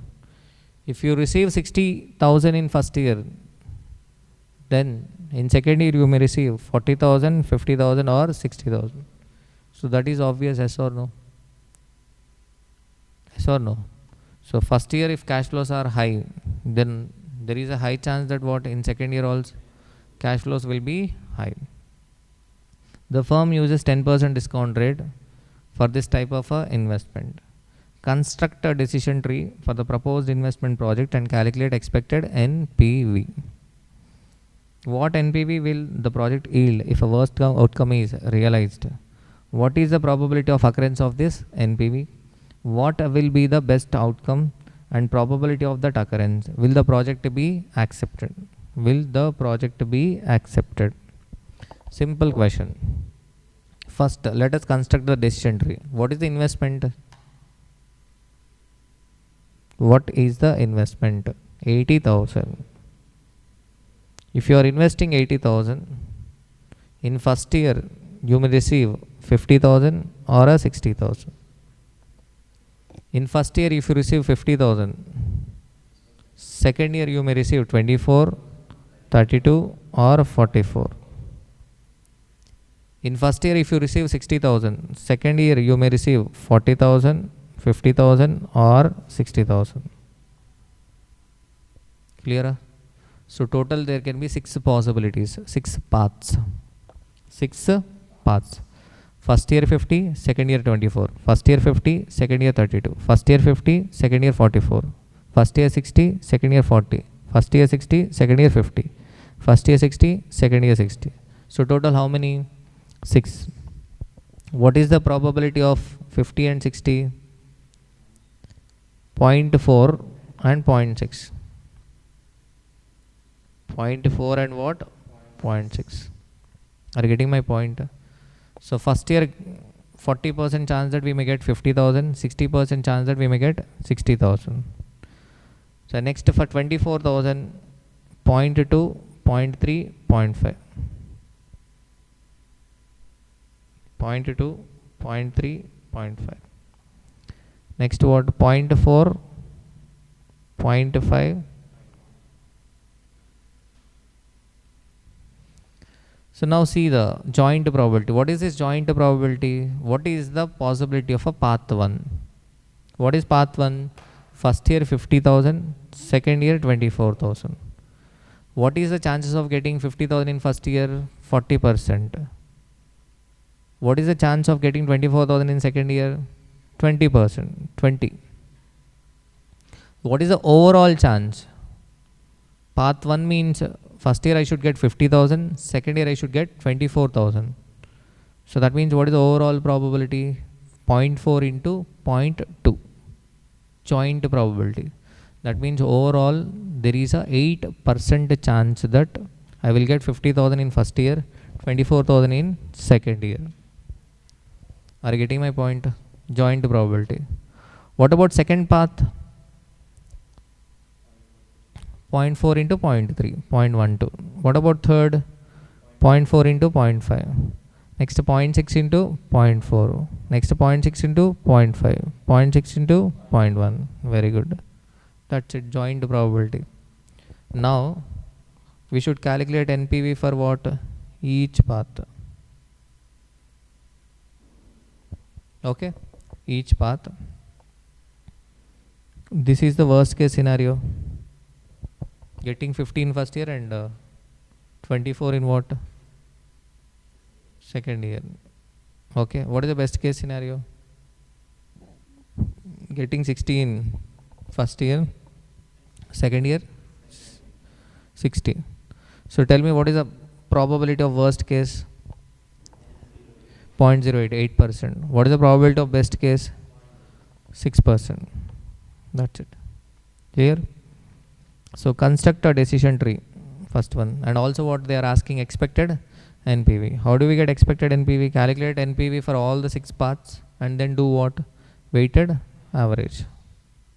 Clear? So NPV, are you able to understand this part calculation? This is NPV for path 1. Path 1. Year 1 discounted cash flow 50,000 into 0.909. Year 2 24,000 into 0.826.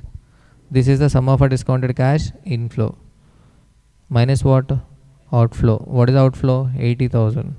And your NPV is minus 14,726. Likewise we calculate for what? All the 6 paths. Okay. So if I do the weighted average of these NPVs, of all these NPVs, if I do the weighted average, I will get what? Expected NPV. So 6,223.76 is the expected NPV. Am I clear? Done. Clear? Charan? Okay.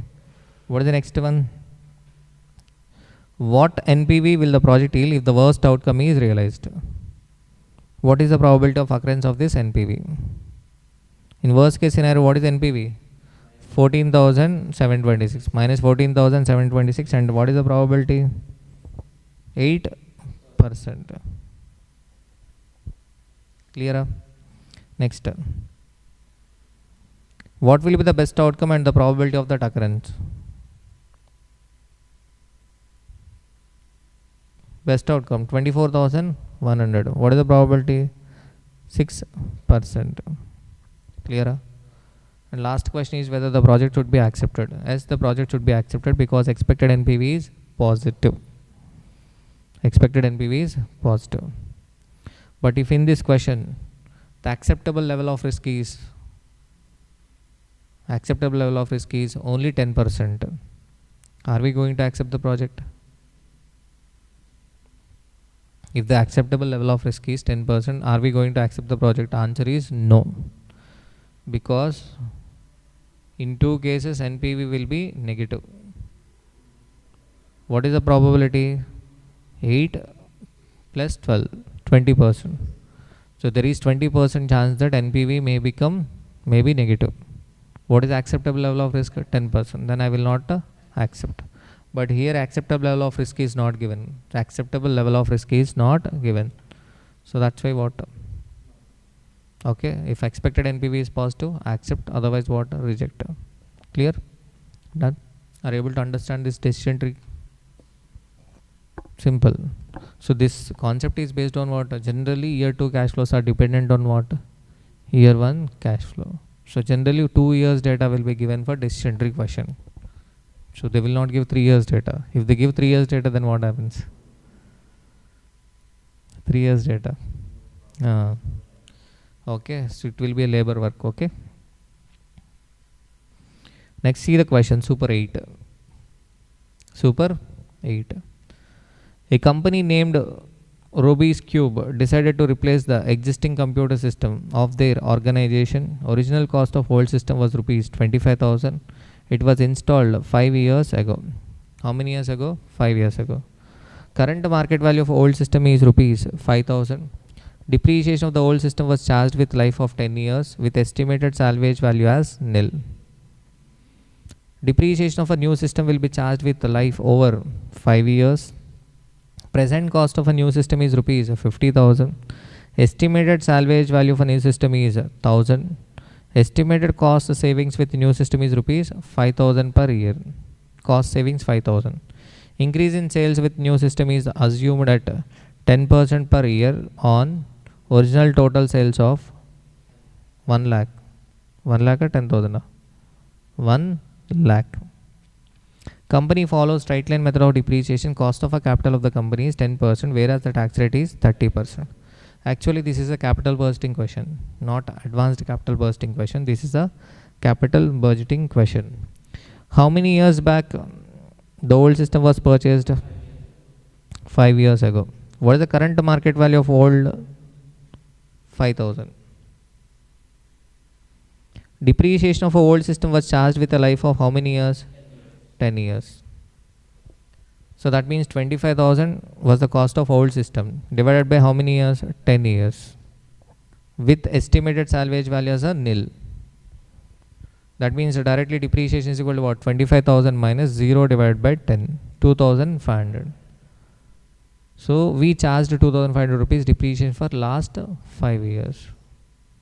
So that means 12,500 depreciated. So what is the book value of a old machine as on today? 12,500 is the book value of a old machine as on today. So what is the market value of old system? 5,000. Clear? So if I purchase a new system now, I will sell old system. So what is the sale value of old system? 5,000. But what is the book value? 12,500 is the book value. Clear? Okay, that means I'm getting a capital gain or a capital loss? Capital loss. That means I can save capital gains tax. I can save tax. What can be the tax savings? 12,500 minus 5,000, 7,500 into tax rate 30%, 2,250. So nothing but if I sell the old system, what is my cash inflow? 5,000 sale value plus tax savings 2250, overall 7250. If I purchase the new system, my ultimate outflow will be 50,000 minus what? Okay, 7,250. Clear? 42,750. Done? Clear? So are you able to understand this? 25,000 minus 5 into 2,500. Clear? Okay, or else I will write in a different format to make you understand. Okay. So first one, what is the question number? Super 8. Super 8.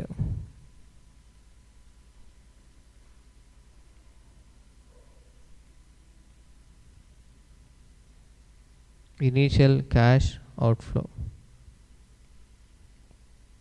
Particulars amount. In particulars and amount, what?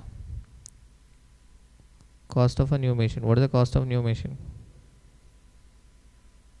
Cost of a new system. 50,000 minus what? Sale value of a old system 5,000. So minus or plus we do not know, right? So we should take a working note. We should take what? Working note.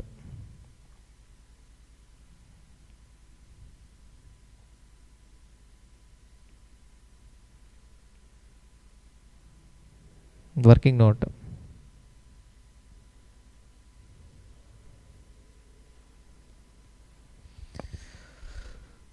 Working note. See in that working note what first. Okay. First I should take what?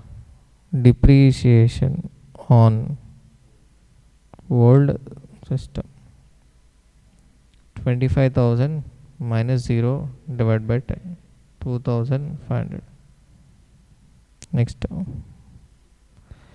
book value of old system. 25,000 minus 5 into 2,500. 12,500. Capital loss is equal to 5,000 minus 12,500 minus what? 7,500. Tax savings is equal to 7,500 into 30%. 2250. Tax savings.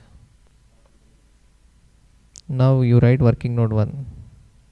Tax savings on capital loss.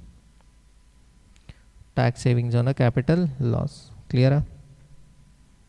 Okay. So capital loss, tax savings means inflow, right? Minus what? Tax savings 2250. So 42,750 is the incremental outflow if I purchase a new machine. Clear? What is the present cost of a new system? New system will get depreciated in 5 years. So new system cost is 50,000. Estimated salvage value 1,000. Estimated cost savings. What is the cost savings? 5,000. 5,000 cost saving. That means our cash flow increases by 5,000. And also what? Increase in sales with new system is assumed at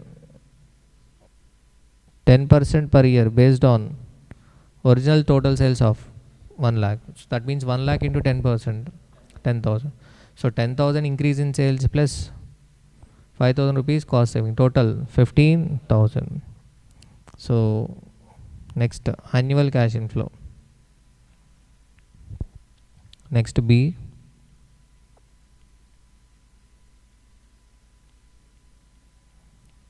Annual cash inflow. Better you write in this format to understand the answer easily. Particulars amount. Cost saving. What is the cost saving? Cost saving 5,000. Increase in sales 10,000. 1 lakh into 10%. Overall 15,000. Okay. But this 15,000 is what? PBDT, profit before depreciation and tax. So I have to reduce what? Depreciation. What is my depreciation? I should take incremental, everything incremental. I'm comparing what new system with the old system. I should take what? Incremental. What is the depreciation on new system? 50,000 minus 1,000 divided by 5. Okay. So this is the depreciation on what? New system. If I continue the old system, then my depreciation will be 12,500 divided by 5. Yes or no? Or 25,000 divided by 10. So what is incremental depreciation? 7,300. Then profit before tax is equal to profit before tax. What is the profit before tax? 7,700 minus tax at the rate of 30%. Tax at the rate of 30%. 2,310. Profit after tax 5,390. Add depreciation 7,300. So cash inflow, annual cash inflow 12,690. 90. Clear?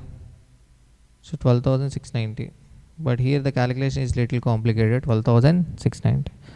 Now we can find out what NPV.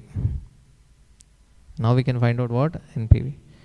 Because the question is whether to replace existing with new machine or not. Okay, NPV.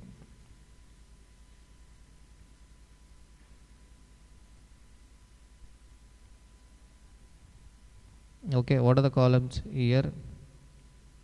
Cash flow, PVAF slash PVF at the rate of what? 10% or 10%. Next, discounted cash flow. Here column 1-5, 12,690. Fifth year. Old machine salvage value 0. But if I purchase new machine, what is my salvage value? 1000. So what is the factor? 3.791, 0.621. So this is 621, 48, 108 total. 48,729 minus this is sum of a discounted cash inflow minus sum of a discounted cash outflow. 42,250 or 750? 42,750. So this is the NPV. 5979. Clear? 5979 is the answer. Done. So decision, since the NPV is positive, replace the old machine with new machine. Done. Am I clear? Are you able to understand? So better you write the answer in our method, because this method you might have habituated in CA Inter. Next, Smart 11. The company has an old machine having a book value 0. Already we have a old machine, book value 0, which can be sold for rupees 50,000. Which can be sold for rupees 50,000. Book value 0. That means entire 50,000 is capital gain. So what is the tax rate? 40%. So 50,000 into 40%. 20,000. You have to pay capital gains tax. So ultimately you receive only 30,000. The company is thinking to choose one from the following two alternatives. To incur additional cost of rupees 10,000 to upgrade the old existing machine. If you upgrade the old existing machine, you are not going to sell old machine. What is the amount you are going to spend? 10 lakhs. Your incremental outflow is equal to 10 lakhs. First case. To replace old machine with a new machine costing rupees 20 lakhs plus installation cost 50,000. So if you purchase the new machine, if you replace old machine with new machine, then what? 20 lakhs plus installation 50,000, 20 lakh 50 minus what? 30,000. Why 30,000? You sell old machine for rupees 50,000 and pay capital gains tax 20,000. So that means your outflow in case of second case is 20 lakh 20,000. Both above proposals envisage useful life of 5 years with a salvage value to be nil. The expected after tax profits are given. These are the after tax profits. Profit after tax. But I want cash inflow. How do I get cash inflow? By adding depreciation. For old existing machine, no depreciation because book value 0. Okay, if I upgrade machine 10 lakhs, 10 lakhs divided by what? 5. So depreciation what? 2 lakhs. If I add, how to get annual cash inflow? Add depreciation to profit after tax. That means 5 lakh 50 plus 2 lakhs, 7 lakh 50. Next is 7 lakh 90, 8 lakh 10,000, 8 lakh 50, 9 lakhs. Clear? So two options, upgrade old machine, then my outflow is equal to 10 lakhs. Second, replace old machine with new machine, then what is my outflow? 20 lakh 20,000. So what is the depreciation? First case 2 lakhs, second case 20 lakh 50,000 divided by 5, 4 lakh 10,000. Clear? So cash flows after tax. I am finding out the incremental cash flows after tax. Incremental. I should calculate incremental. So this is old cash flow, old existing machine cash flow. So these are the cash flows of upgraded machine. How do I get upgraded machine cash flows? Profit after tax plus depreciation 2 lakhs. So these are the incremental cash flow. So if I spend 10 lakhs, to upgrade old machine, so I am going to get 2 lakh 50, 2 lakh 50, 2 lakh 30, 2 lakh 30 and 2 lakh 40 additionally. Okay, clear? But if I replace the old machine with the new machine, then profit after tax plus depreciation. So this will be the cash flow after tax, but I should take incremental. Okay, this is the incremental. From 5 lakhs, the cash flows are increasing to 10 lakh 10,000. That means incremental cash flow 5 lakh 10,000. I should compare old machine and new machine, old machine and upgraded machine. Now I bring all the incremental cash flows after tax to the present value using the required rate of a return. Sum of a discounted cash inflow minus outflow, NPV negative. NPV what? Negative. Clear? Okay. So likewise new machine, bringing all the future cash flows to the present value minus what? Incremental outflow. Second case also I am getting negative. So whether we should replace old machine with new machine or not? Answer is no. Okay. In both the alternatives NPV is negative.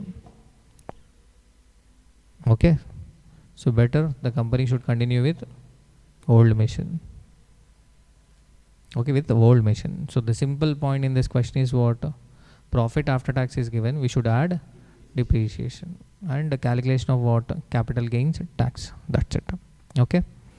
In tomorrow's class, I am going to start optimum replacement cycle concept. Clear? In next session, we are going to complete this advanced capital budgeting topic. Done. Thank you all. Thank you so much. See the next concept. Next concept, optimum replacement cycle. Already tested in the past. This question already tested in the past. Optimum replacement cycle. Okay. So what is this optimum replacement cycle? What is the meaning of optimum? Optimum means best. Optimum means what? Best. Generally we have a tendency, for suppose if you are buying a car and the car life is 15 years. 15 years. Example. So generally we have a tendency that we use the car for 15 years and at the end of the 15th year we sell the car. We buy the new car again after 15 years. Nothing but generally we all people will have a tendency of replacing the old car with new car after completion of a life. After completion of a life.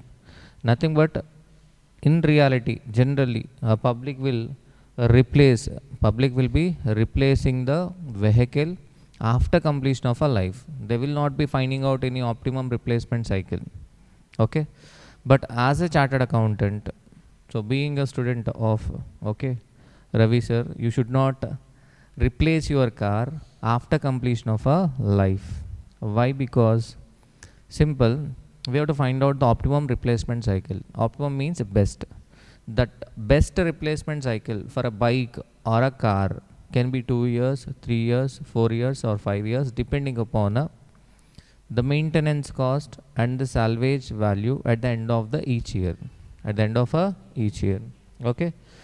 So let us start with Super 9. Okay. So I will explain the Super 9 question. So this concept is easy and already tested in the examination. So optimum replacement cycle. Optimum means what? Best. Optimum means what? Best. So best replacement cycle. So generally we have a, okay, generally in any bike or a car, for suppose Domino's has to take a decision. So Domino's, Okay, we'll buy a bikes for what? Delivery boys. Bikes for what? Delivery boys, right? So when to replace a bike? When to replace a old bike with new bike? So optimum replacement cycle. Optimum means what? Best. Optimum means best. So practically what happens is the repairs cost, the operating cost of a car or a bike will increase year by year. Yes or no? Yes or no? Are you getting my point? Operating cost of a car or a bike or any plant and machinery will increase year by year. For suppose first year if my operating cost is 1,80,000, here in this question, what is the year 2 operating cost? 2,10,000. What about year 3? 2,38,000. So that means the operating cost will increase year by year. What about the sale value of a bike or a car? Sale value of a bike or a car will decrease year by year. So generally, as the year passes, what happens is operating cost will increase at a higher rate and salvage value will decrease at a extremely higher rate.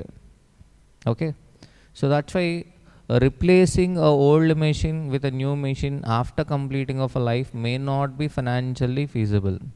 So we have to find out what optimum replacement cycle. So how can we find out this optimum replacement cycle? By using the concept of a equated annual cost. What is the concept? Equated annual cost. So how do we get equated annual cost? Equated annual cost is equal to sum of a discounted cash outflow divided by sum of a discounted cash outflow divided by present value annuity factor. So this we have already discussed in time value of a money. Annuity is equal to present value of annuity divided by present value annuity factor. So that is what we are doing. Equated annual cost is equal to sum of a discounted cash outflow divided by present value annuity factor. See the question, simple question. So what is the each taxi cost? Each taxi cost 4 lakhs. Useful life 3 years. The taxi's operating cost for each of the 3 years and salvage value at the end of the year is as follows. Year 1, year 2, year 3. Operating cost is given, resale value is given, and you are required to determine the optimum replacement period of a taxi if a cost of a capital is 10%. So let us assume, let us use the car only for 1 year. Let us use car only for 1 year. If I use car only for 1 year, what is my outflow? As on today, 4 lakhs. I saw no 4 lakhs in the 0 year and 1,80,000 at the end of the first year. But at the end of the first year, I will receive a salvage value 2,80,000. Yes or no? Are you getting my point? So minus 4 lakhs. It is outflow in the 0 year. Minus 1,80,000 into 0.909.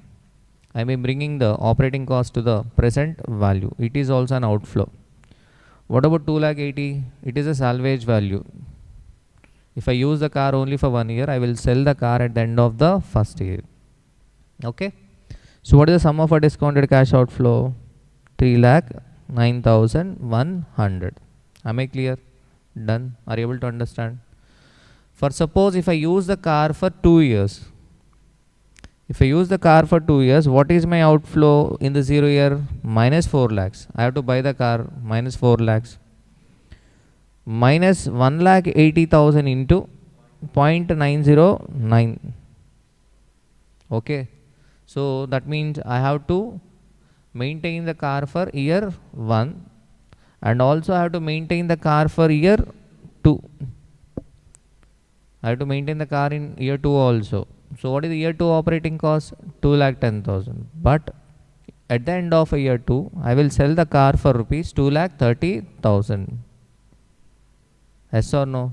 That means in the year 2, I will get a cash inflow of net cash inflow of 20,000. Okay. So I bring the 20,000 to the present value. What is the second year factor? 0.826. So 5,47,100 is the sum of a discounted cash outflow if I want to maintain the car for 2 years. Clear? Next, if I kept the car for 3 years, then my outflow initially minus 4 lakhs, first year 1 lakh 80, minus 1 lakh 80 into 0.909, minus 2 lakh 10,000 into 0.826. Third year, my maintenance cost will be 2 lakh 38,000, salvage value 1 lakh 68. In third year, net cash outflow. This time the operating cost is higher than the salvage value. What is the net cash outflow? 70,000. I am bringing that 70,000 to the present value. So what is the sum of a discounted cash outflow? Minus 7,89,650. Okay, so here we calling as net present value, but no cash inflow is taken into consideration. Even if you call it as NPV, no problem. Okay, now can I compare these three figures? 3,09,100, 5,47,100 and 7,89,650. Can I compare? Answer is no. Why I cannot compare? This 3,09,100. Okay, if you, the cost has to be less, right? So outflow is less in case 1. Outflow is less in case 1. So can I directly go to what case 1? Answer is no. 3,09,100 is the outflow, sum of a discounted cash outflow if I maintain the car for 1 year. 5,47,100 outflow if I maintain the car for 2 years. And third case what? 3 years. It is not correct to compare all these cash outflow. They are not comparable. So that's why we have a concept of equated annual cost. It is similar to EMI, equated monthly installment. We are equating the cost per annum. Okay. So first case, what is the cost? 3,09,100. We cannot divide with 1. And second case, we cannot divide with 2. In third case, we cannot divide with 3. We have to consider time value of money. We have to divide with present value annuity factor. So what is the present value annuity factor for first year? Present value annuity factor for 1 year is equal to 0.909. So 3,09,100 divided by 0.909. So 3,40,044. Clear? Okay, 3,40,044. Am I clear? Done? Next, second year. For second year, I should take PVAF for 2 years. What is the PVAF for 2 years? PVAF for 2 years is equal to 1 divided by 1.1 plus equal to 2 times and grand total. So what is my equated annual cost? 3,15,331. Okay. And EAC for 3 years. 789,650 divided by present value annuity factor. Present value annuity factor. Done. So what is the answer? 3,17,639. So tell me, which is the best option? Which is the best option? Okay, second year. Clear? Okay. Hence the optimum replacement cycle to replace a taxi in 2 years. Then are you able to understand this question? Okay. Next, see the smart 12. Smart 12 means you have to refer this question. Just refer. Company X is forced to choose between 2 machines A and B. The 2 machines are designed differently but have an identical capacity and do exactly the same job. Machine A cost rupees 1,50,000, will last for 3 years. What is the machine A cost? 1,50,000. What is the life? 3 years. It costs rupees 40,000 per year to run. What is the cost? 40,000 per year to run. Machine B is an economy model costing only 1 lakh. but will last only for how many years? 2 years. And what it cost? It cost 60,000 rupees to run. These are the real cash flows. What is real cash flow? What is nominal cash flow? I will discuss in the next next session or in coming 1 hour. The costs are forecasted in rupees of a constant purchasing power, ignore tax. Opportunity cost of a capital is 10%. Which machine company X should buy? Here we have a life disparity. Life disparity. So machine A life is 3 years, machine B life is 2 years. First of all, what is the machine A cost? 1,50,000. In 0 year, 1,50,000 outflow. Yes or no? What is the maintenance cost? 40,000 per year to run. So let us bring that 40,000 to the present value. So what is the life? 3 years. That means I incur 40,000 rupees every year for how many years? 3 years. So what is the 3 years present value annuity factor? 1 divided by 1.1 plus equal to 3 times. So 2.486. So 2.486 into 40,000. 2.486 into 40,000. Okay, 99,474 or 440. Clear? What is the cost of a machine? 1,50,000. So 1,50,000 is the cost of a machine plus present value of operating cost is 99,440. Overall, the overall outflow, the overall sum of a discounted cash outflow is equal to 2,49,440. Clear? Likewise, come for machine B, 1 lakh. What is the maintenance cost? 60,000. But that is for how many years? 2 years.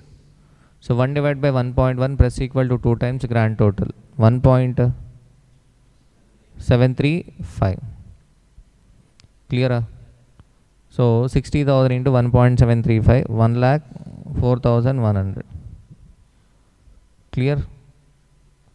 Done? So what is the overall outflow? 1 lakh plus 1,04,100, 2,04,100. Clear? Now, can I compare these two numbers? I cannot compare these two numbers because this is for how many years? 3 years. This is for how many years? 2 years. So that's why I should find out equated annual cost. Sum of a discounted cash outflow divided by present value annuity factor. So 249,440 divided by 2.486.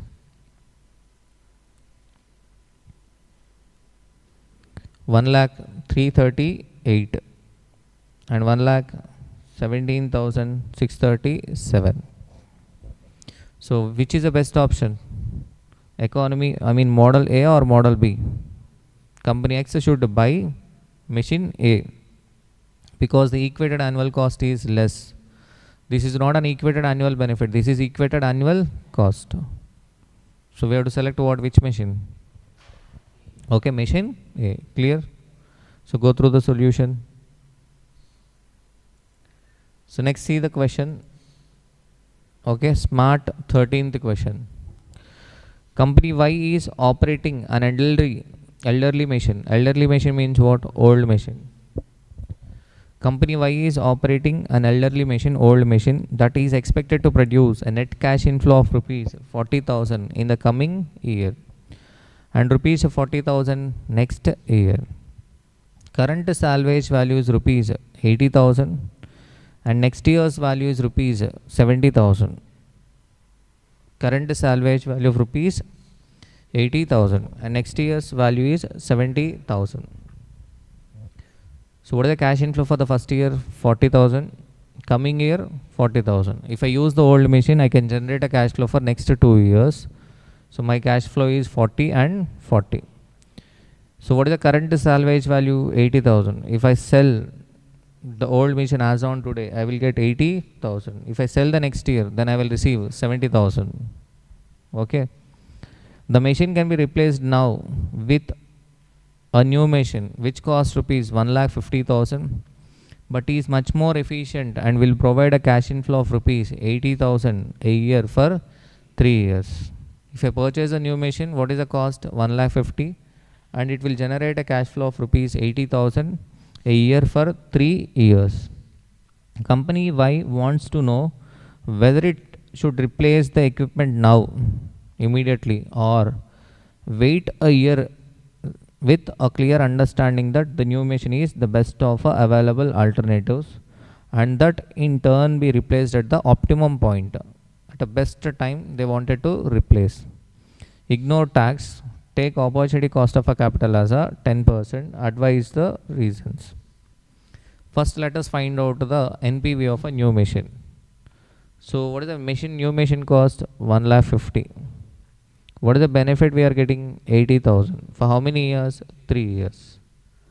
Okay, so NPV of a new machine, 80,000 into present value annuity factor. 80,000 into present value annuity factor.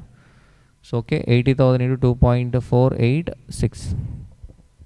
So, 1,98,880. So, this is the sum of a discounted cash inflow minus what is the cost of a new machine? 1,50,000 is the cost of a new machine. Okay. So, 48,880 is the NPV. So, as the NPV of a new machine is positive, it should be purchased, no doubt in that. Now, the question is timing. When should we buy? When should we buy? For suppose if I replace immediately, then I will receive a 80,000 rupees on sale of old machine. Yes or no? And my NPV is what? 48,880. So overall total benefit is 1,28,880 if I replace immediately. Clear? Okay. Replace after 1 year. Replace after 1 year. If I replace after 1 year, then I will get a cash inflow for first year 40,000. At the end of first year, if I sell the old machine, I will receive 70,000. Yes or no? Getting my point? And NPV of a new machine. NPV, I will get NPV after 1 year. After 1 year, I purchase a new machine and I will receive a NPV 48,850. So these are all the cash inflows at the end of the first year. Overall, I will get what? 1,58,880 at the end of the first year. Are you getting my point?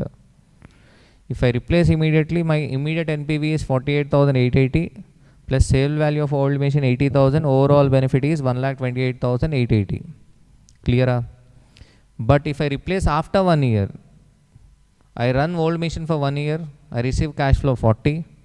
I sell old machine after 1 year and receive 70,000. And after 1 year, I will purchase a new machine and I will get an NPV of 48,880. So overall benefit I receive is 1,58,880. That has to be brought to present value. Okay, because that is after 1 year. So if I bring it to the present value, okay, 1,44,436. So since the total NPV is higher in case of replacement after 1 year, machine should be replaced after 1 year. Clear? So the question is when to replace. When to replace. Clear? Done? Okay. Now Super 10, May 2024 question. Super 10, May 2024 question. See the question, Super 10, May 2024 examination question. A machine used on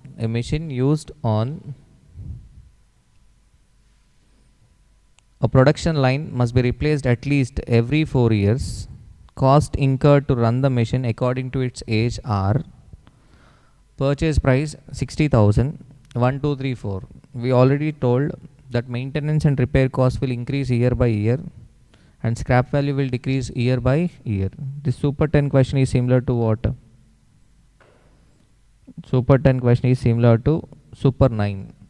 So better we change this Super 9 question to smart question. Okay. You note it down. This super 9 question will become what? Smart. Clear? Why? Because it is of a same model. Further replacement, future replacement will be with identical machine with same cost. Revenue is unaffected by the age of the machine. The revenue is same. It is unaffected by the machine, by the age of a machine. So if you observe in all these optimum replacement cycle question, cash inflows are not given. The regular cash inflows, annual cash inflows. Ignore inflation and tax determine the optimum replacement cycle. Present value factors of the cost of a capital of 15% for the respective 4 years are. Factors are given. Simple. So first one, 1 year replacement. For suppose if I want to replace after 1 year. If I want to replace after 1 year, what is my outflow in 0 year? 60,000. 0 year what? 60,000. At the end of the first year, what is my outflow? 16,000. Resale value 32,000. Nothing but overall I will get 16,000 at the end of the first year cash inflow. Clear? Okay. So nothing but they have taken a table and later on they have calculated again. So this and all is not required. We can straight away what? Find out equated annual cost. Equated annual cost. So if you have a question,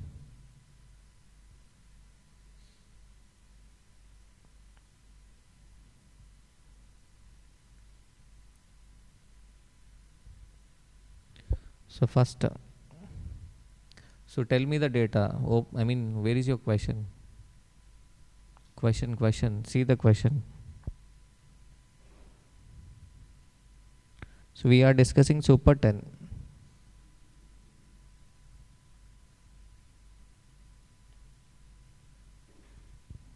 Super 10. Okay. So calculation of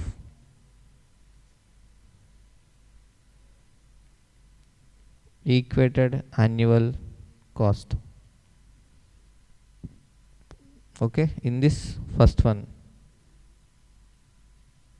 replace after 1 year. Replace after 1 year. Year cash flow PV factor at the rate of what?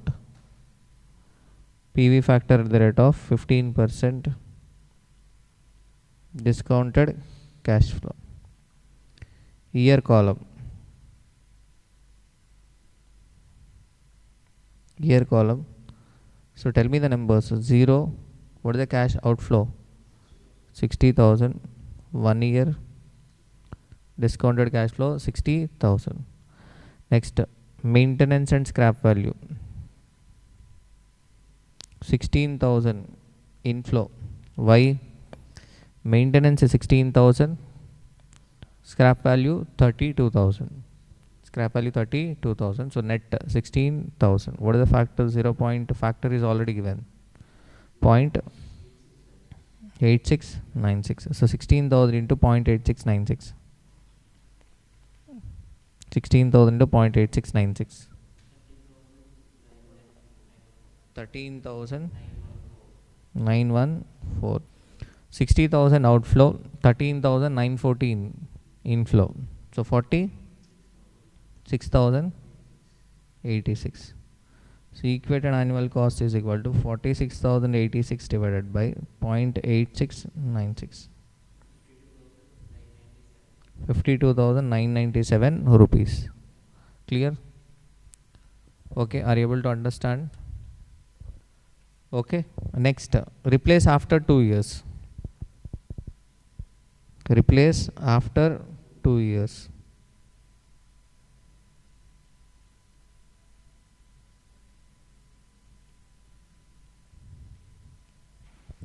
Replace after 2 years. If you are replacing after 2 years, then again columns, year cash flow PV factor at the rate of 15% discounted cash flow.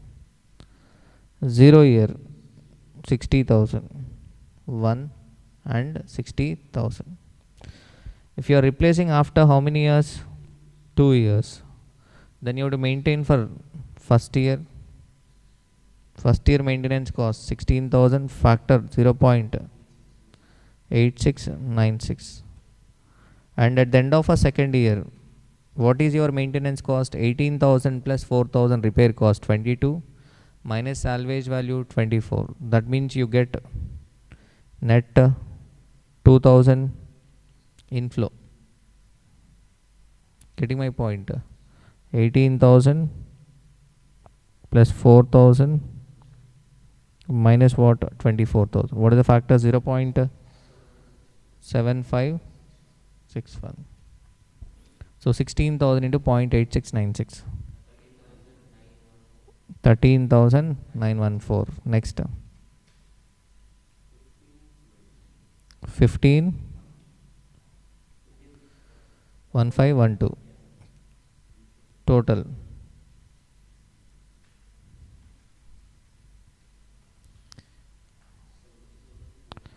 72,402. Equated annual cost is equal to 72,402 divided by present value annuity factor. What is the present value annuity factor for 2 years? 0.8696 plus 0.7561. 1.6257. Answer?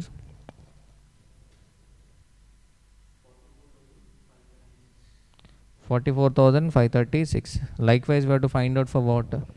Replacement after third year and replacement after fourth year. Clear?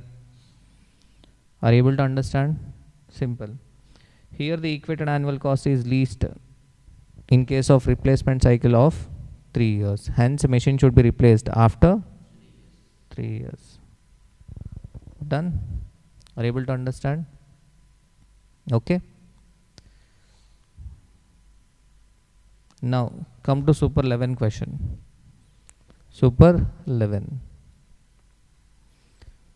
So pause the video and calculate equated annual cost for replacement after 3 years and replacement after 4 years. Okay, done. Next is Super 11 question. Super 11. Trouble-free solutions is an authorized service center. You might feel like question is lengthy, but it is similar kind. Is an authorized service center of a reputed domestic air conditioner manufacturing company. All complaints or service related matters of air conditioner are attended by the service center. The service center employs a large number of mechanics, each of whom is provided with a motorbike to attend the complaints. The story is about bikes. Each mechanic travels approximately 40,000 kilometers per annum. So trouble-free solution decides to continue its present policy of always buying a new bike for its mechanics, but wonders whether the present policy of replacing a bike every 3 years is optimal or not. Okay, they wanted to buy new bike and but wonders whether the present policy of replacing the bike every 3 years is optimal or not. It is of a belief that as new models are entering into market on yearly basis, it wishes to consider whether replacement of either 1 year or 2 years would be better option than present 3 years period. The story is about what? Right now they are replacing bike every 3 years, but they wanted to check whether replacing after 1 year or 2 years would be better or not. The fleet of a bike is due for replacement shortly in near future. The purchase price of a latest model bike is 55,000. In previous question it is 60,000. Here it is 55,000. The resale value of a used bike at current prices in market is as follows. 1 year old 35,000, 2 year old 21,000, 3 year old 9,000. Same like a previous question. In previous question at least the information is given for how many years? 4 years, but here only 3 years. Running and maintenance expenses excluding depreciation. Here 1, 2, 3. Road tax insurance, petrol repair maintenance. In previous question what? They have given maintenance and repair, but here insurance and repairs. Same question. So do you want me to calculate? Same table. Here cash flow PV factor at the rate of 10% discounted cash flow. Same question. Okay. So this question should be categorized as what? Smart. Please note down, this is smart. Clear? Okay. Why you have to refer? Because as the question is lengthy, you might feel like what it is a new question, but it is a same question. Okay. Clear? Next, Super 12. So read the question. Super 12. A&Co is contemplating whether to replace an existing machine or to spend money on overhauling it. A&Co currently pays no taxes. The replacement cost rupees 90,000. So the replacement machine costs 90,000. That means the cost of a new machine is 90,000 and require maintenance of rupees 10,000 at the end of every year for 8 years. At the end of 8 years, it would have a salvage value for rupees 20,000 and would be sold. The existing machine requires increasing amounts of maintenance each year and its salvage value falls each year as follows. Year, maintenance and salvage value. The opportunity cost of a capital A&Co is 15% required. When should the company replace the machine? When should the company replace the machine? Okay. So this question is similar to Smart 13. Okay. You compare Super 12 and what? Smart 13. Okay. Then you will get clarity, more clarity. So first of all, the question is what? So when to replace old machine with a new machine. Okay. First, let us find out the equated annual cost of a new machine. What is the cost of a new machine? 90,000 is the cost of a new machine. What is the maintenance for every year? 10,000. What is the salvage value at the end of 8th year? 20,000. First, let us find out the equated annual cost of a new machine. Okay, in Smart 13 we calculated NPV of a new machine first. Here we are calculating equated annual cost of a new machine first. Simple. What is the cost of a new machine now? 90,000. Let us bring all the repairs cost to the present value. 10,000 into present value annuity factor. Okay, so present value annuity factor is already given in the question, 4.4873. Okay, and bring the salvage value to the present value. What is the salvage value? 20,000 and 8 years present value factor is 0.3269. So 6538. This has to be reduced, right? So overall, what is the overall equated? The overall cost is 1,28,335. So equated annual cost is equal to 1,28,335 divided by present value annuity factor. So 28,600. Clear? Is it clear? Done. Now, present value of a cost of replacing the old machine in each of the 4 years with new machine. So we have options: replace immediately, replace in 1 year, replace in 2 years, replace in 3 years, replace in 4 years. For suppose if I replace immediately, what is my equated annual cost of a new machine? 28,600. 28,600 is the equated annual cost of a new machine. Am I correct? Now, if I replace immediately, I will be selling old machine for rupees what? 40,000. So that 40,000 is benefit cash inflow. Yes or no? That means, so if I reduce this 40,000, my equated annual cost will be 11,400. Nothing but benefit, that is inflow, 11,400. Clear? 11,400. Am I clear? Actually, the answer which is given in ICA book is not correct, but I am trying to justify the answer. Why? Because this 28,600 is the cost per annum. This is a cost per annum. What about 40,000? 40,000 I will receive only 1 year. I will receive only 1 year. So actually the answer should be 1,28,335 minus 1,38,335 minus 40,000. Are you getting my point? 1,28,335 is the outflow minus 40,000 inflow divided by 4.4873. That should be the answer. Getting my point? That should be the answer. Okay. So tell me the answer. 128,335 minus 40,000 divided by 4.4873. 19,685 is the equated annual cost. That should be the correct answer. But here in this question, are you able to identify the mistake? So 28,600, okay, is the equated annual cost. That is the cost per annum.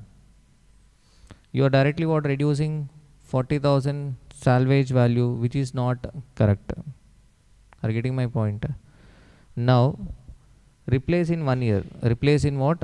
1 year. If you are replacing in 1 year, so then what is the equated annual cost of a new machine? 28,600. So that 28,600 I am bringing it to what? Present value 0.870. Clear? And next what? First year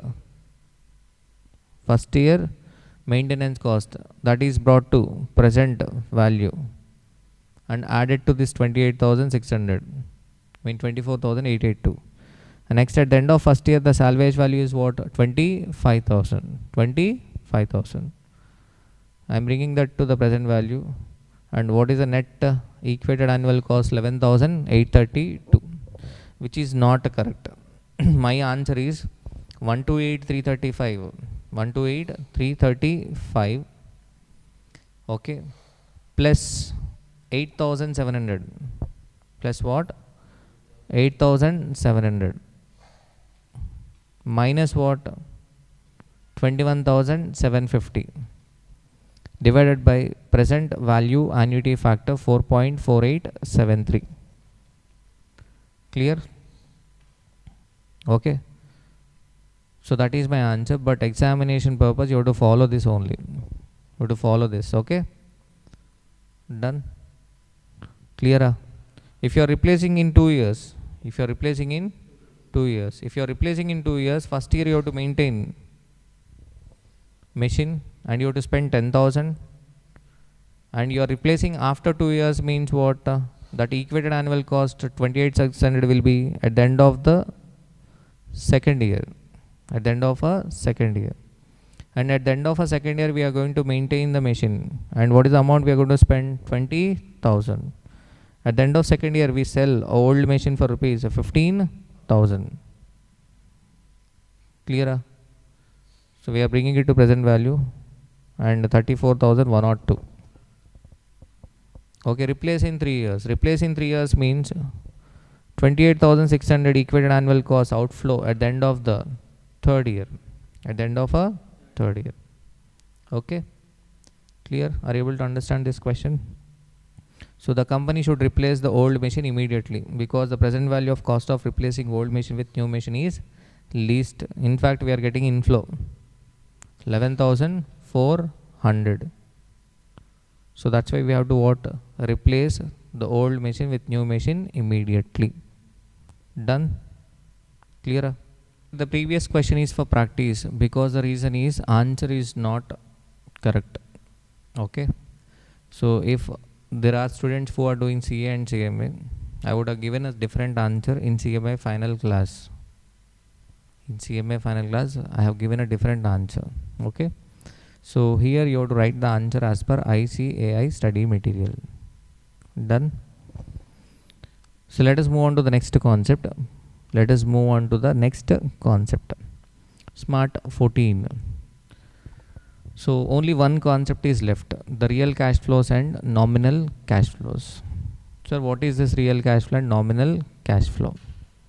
Okay, you know the meaning of a GDP, right?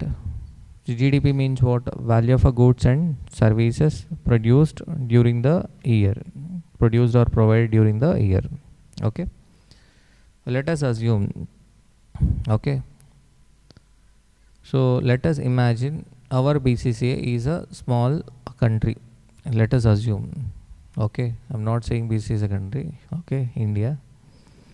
So, or India, in India we have produced only one single pen last year, and the pen cost was 100 rupees. Pen cost was 100 rupees. Okay, now tell me, what was the GDP for the last year? What was the GDP for the last year? 100 rupees is the GDP for the last year. Am I correct? Okay. Now again this year, we produced only one pen. Okay. So nothing but our BCCA has produced only one pen. So what is the contribution towards the nation's GDP? One pen, 100 rupees, yes or no? The real GDP, the contribution of BCCA to the real GDP is equal to 100 rupees only, because last year we produced one pen and this year also we produced one pen. So this is called as a real GDP. What is the nominal GDP? Nominal means, for suppose last year pen 100 rupees, but this year due to inflation means what? Rise in price. The prices have got increased, raw material cost has got increased, and we increased our price from 100 rupees to 110. We increased our pen price from 100 to 110. Okay, now tell me, what is the GDP? 100 or 110? 110. 100 is called as a real GDP, 110 is what? Nominal GDP. Likewise here also in capital bursting we have a concept of real cash flows. Real cash flows means what? Without inflation. Nominal cash flows means what? With inflation, including inflation.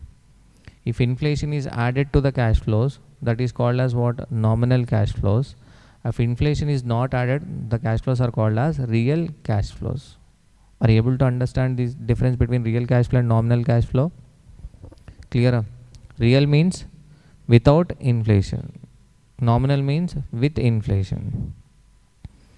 So generally we bring the real cash flows to the present value using the real discount rate. We should bring the real cash flows to the present value using what? Real discount rate. And nominal cash flows are brought to the present value using nominal discount rate. Okay, so what is this nominal discount rate and real discount rate? Simple. 1 plus real rate into 1 plus inflation rate is equal to 1 plus nominal rate. Simple concept. Real rate, if you are adding inflation to the real rate, you will get what? Nominal discount rate. Are you getting my point? Okay, if you are bringing the real cash flows to the present value, you should use what? Real rate. If you are bringing nominal cash flows to the present value, you should use nominal rate. That's it. Okay, so now let us see. Determine NPV of the project with the following information. Initial outlay of a project 40,000, annual revenue without inflation 30,000. Annual revenue without inflation 30,000 means what? Real cash flow. Annual cost excluding depreciation without inflation 10,000. So this is also what? Real. Useful life 4 years, salvage value nil, tax rate 50%, cost of a capital including inflation premium of a 10%, so is equal to 12%. So what is this? Is this a nominal rate or a real rate? It is a nominal rate. Okay, cash flows are real, but the discount rate is nominal.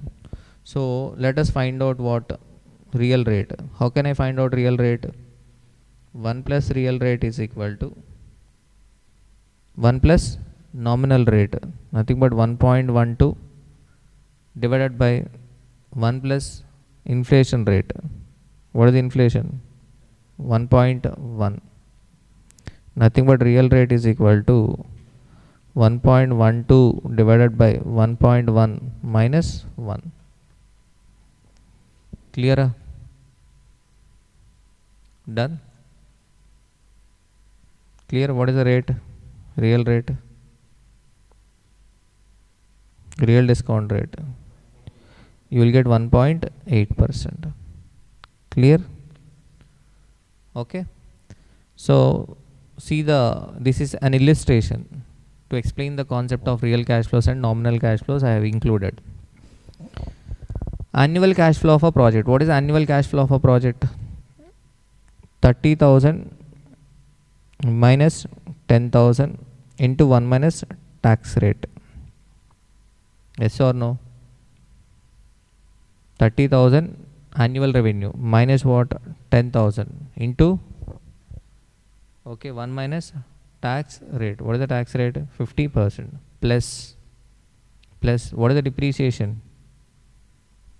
Initial cash outlay of a project is 40,000, life is 4 years, so that means depreciation 10,000. So we can save tax 50% on 10,000. So 10,000 into 50%.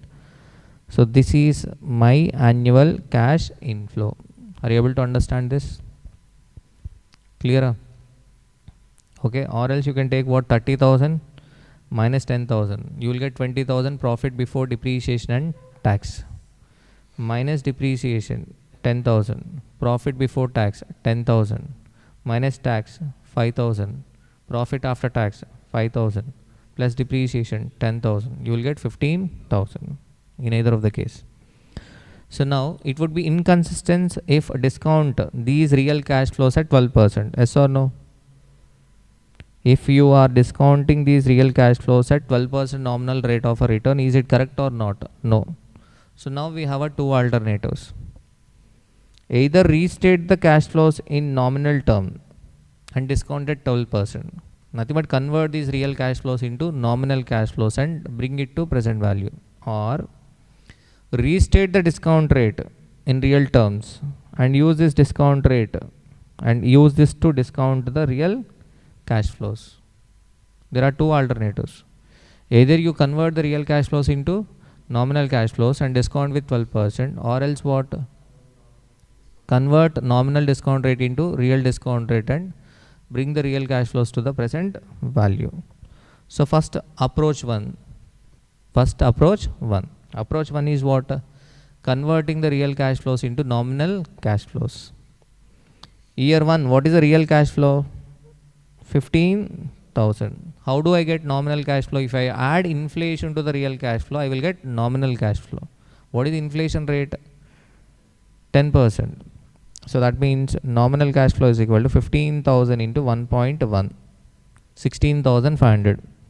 Is it clear? Are you able to understand? Second year, 15,000 into 1.1 square. Clear? Third year, 15,000 into 1.1 cube. Fourth year, 15,000 into 1.1 power 4. Done. Now bring these future cash flows to the present value using what? Nominal discount rate. So then what is NPV? 17,369. Clear? Are you able to understand this part? Now what is the second part? Second part is simple. Find out the real discount rate. How do I get real discount rate? 1 plus nominal discount rate divided by 1 plus inflation rate minus 1. Okay. So what is the answer? 1.8. Bring the real cash flows to the present value using what? 1.82. That is what I am doing. Clear?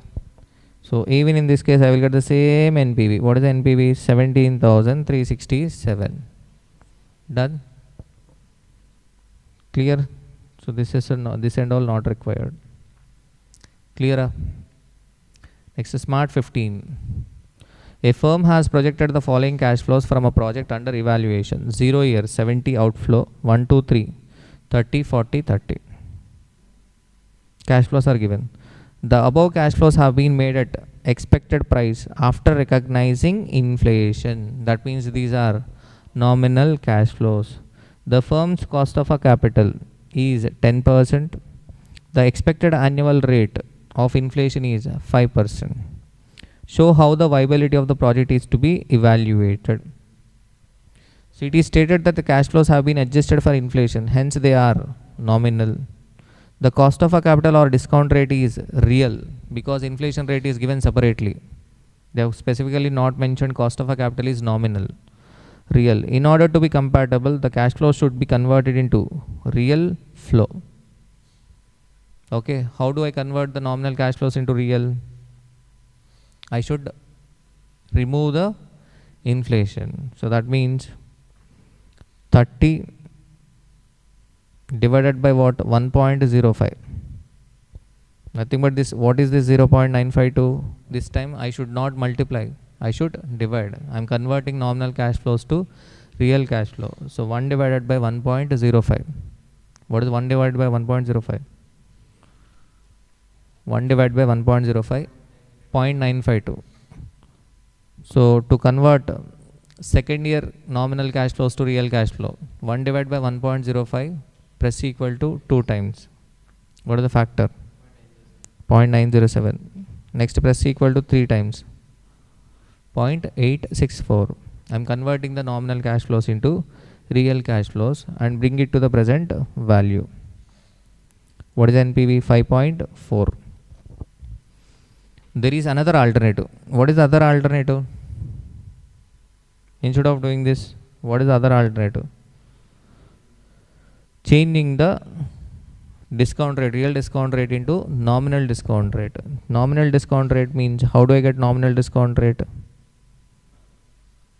Okay, nominal discount rate 1 plus real rate into 1 plus inflation rate minus 1. Okay, nothing but 1.1 into 1.05 minus 1 into 100. What is the nominal discount rate? 15.5.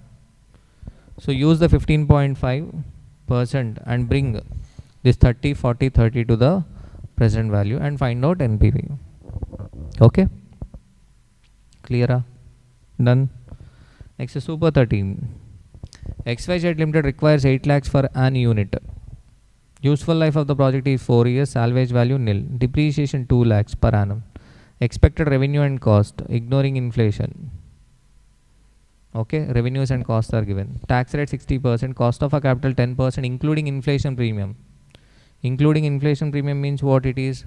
Nominal discount rate. Calculate NPV of the project if inflation rates for revenue and cost are as follows. Revenue inflation is different from what? Cost inflation. Okay, here expected revenue and cost are given ignoring what? Inflation. Ignoring inflation. Okay, am I correct? Are you getting my point? So now, okay, this question is getting complicated because what? Inflation rate is not same for all the 4 years and inflation rate is not same for what? Revenue and cost. Clear? So first I should find out, I should restate, I should convert these real cash flows, real revenues into nominal. Clear? A nominal discount rate is given. Here I cannot find out the real discount rate. Why? The inflation rate is not same for all the 4 years. Clear? So revenue. So first revenue 6 lakhs, right? 6 lakhs into 1.1. Clear? What about second year? 7 lakhs into 1.1 into 1.09. First year inflation 10, second year inflation 9. That's why. Next 8 lakhs into 1.1 into 1.09 into 1.08. Next 8 lakhs into 1.1 into 1.09 into 1.08 into 1.07. For suppose if the inflation is same 10% for all the 4 years, then what? 8 lakhs into 1.1 power 4. Clear? And next likewise we are adjusting what? Cost. We are adjusting what? Cost. And next revenue minus cost. Net profit minus what? Tax. Okay, so this is a profit after tax. Okay, and after taking profit after tax, take tax benefit on a depreciation. What is the depreciation? 8 lakhs divided by 4, 2 lakhs into tax rate 60%. What is the tax rate? 60%. So that means what are we going to save? 1,20,000 savings on depreciation. So this is the cash inflow. Bring these cash inflows to the present value using the nominal rate. So NPV is equal to 1,06,738. So what is the special point in this question? Inflation is not same for all the 4 years, and it is not same for revenue and cost. So we have to find out what? So we have to find out nominal cash flow. Done? So last question in advanced capital budgeting. Okay. Utility question. So utility. Okay. So Jumble Consultancy Group has determined relative utilities of a cash flows of 2 forthcoming projects of its client company as follows. Cash flows are given, utilities are given. Utilities means nothing but a satisfaction we get. Okay, we may receive a satisfaction because of a cash flows. Generally we get a satisfaction what? Because of a cash flows. Here utilities of a cash flows of 2 forthcoming projects of its company client are as follows. Cash flows minus 15,000, minus 10,000, minus 4,000, 0, 15,000, 10,000, 5,000, 1,000. Utilities minus 100, minus 60, minus 3, 0, 40, 30, 20, 10. So I mean how the utilities are calculated, there is no a scientific method. I mean there is no logic. But what we can say is, see the cash flow is minus 15,000. When the cash flow is minus 15,000, utility is minus 100. That means your satisfaction is negative. When the cash flow is minus 10,000, minus 10,000. So utility is minus 60. When cash flow is 0, 0 satisfaction. When the cash flow is 15,000, okay, 40. When cash flow is 10,000, 30. Okay, here if you observe the utility, utilities are not decreasing or increasing proportionate to the cash flow. What we can say is if cash flow increases, utilities will also increase, your satisfaction will also increase, that we can say. But your satisfaction will not be same. For example, if you are eating a first biryani, you will get satisfaction. When you go for second one, you will not get the same satisfaction, right? Likewise, if you earn 1 crore, if you are earning 1 crore, first 1 crore you will get a lot of satisfaction, but second 1 crore you may not get the same kind of a satisfaction. So that's why utilities are not increasing or decreasing proportionate to the cash flow. The distribution of cash flows of project A and project B are as follows. Project A cash flow minus 15, minus 10,000, 15,000, 10,000, 5,000. Probability is given. Project B minus 10,000, minus 4,000, 15,000, 5,000 and 10,000. Probability 0.1, 0.15, 0.4, 0.25, 0.1. Which project should be selected and why? Okay. So here the new concept is what? Utilities. Okay. So relative utilities, they have already what? Determined relative utilities. So in first table they have given what? Relative utilities, utilities for comparison. Okay. So evaluation of a project's utilities of project A and project B. Let us come to project A. What is the project A cash flow? Minus 15,000. If a cash flow is minus 15,000, utility is equal to what? Minus 100. If a cash flow is minus 10,000, what is the utility? Minus 60. If a cash flow is 15,000, utility 40. If a cash flow is 10,000, utility 30. If a cash flow is 5,000, utility what? 20. Do the weighted average of utilities. If I do the weighted average of utilities, I will get what? Minus 10, minus 12, plus 16, 6, not 22, it is what? 2. It is 2. Now, in the same way, project B utility is calculated. What is the project B utility? 17.55. So, which project is the best one? Project B should be selected as its expected utility is more. Done? Clear? Are you able to understand this question? So with this we have completed what? Advanced capital budgeting topic. So before moving further, let us check the standard of our past questions. So we have completed study material questions, CA final study material questions. Now let us analyze the past paper questions. So till now 5 attempts were completed in new syllabus. If you see the first one, May 2024, 6A, already we covered in the book, right? Already this question we covered in the classroom. Question number 6A, already we covered. Okay, same question. Optimum replacement cycle question. Optimum replacement cycle question. Okay. If you see the November 24 2B question, so this is net present value. Proposes to invest in the planted amount where the NPV will be 0. Okay, you can try this question. You can try this question on your own. Okay. Clear? So try this question. Now today after class you have to try this question.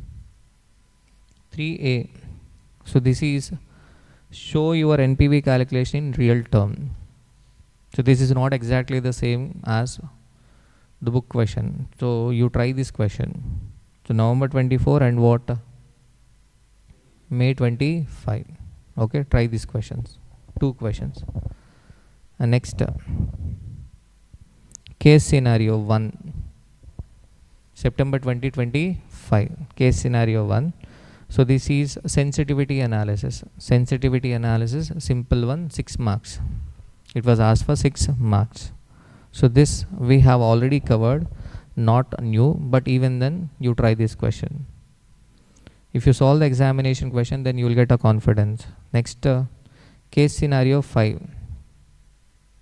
Case scenario 5. This question is from advanced capital budgeting. So this is a probability question. It is also a simple question, simple basic probability question, easy. You try this question. If you try examination questions, then your confidence will boost. Okay, clear? Done. So 5, we covered everything. So advanced capital budgeting. So let us move on to the next topic, and next I am going to discuss portfolio management and derivatives. So by next week we have to complete portfolio management and derivatives. Clear? Thank you. Hello, hi everyone.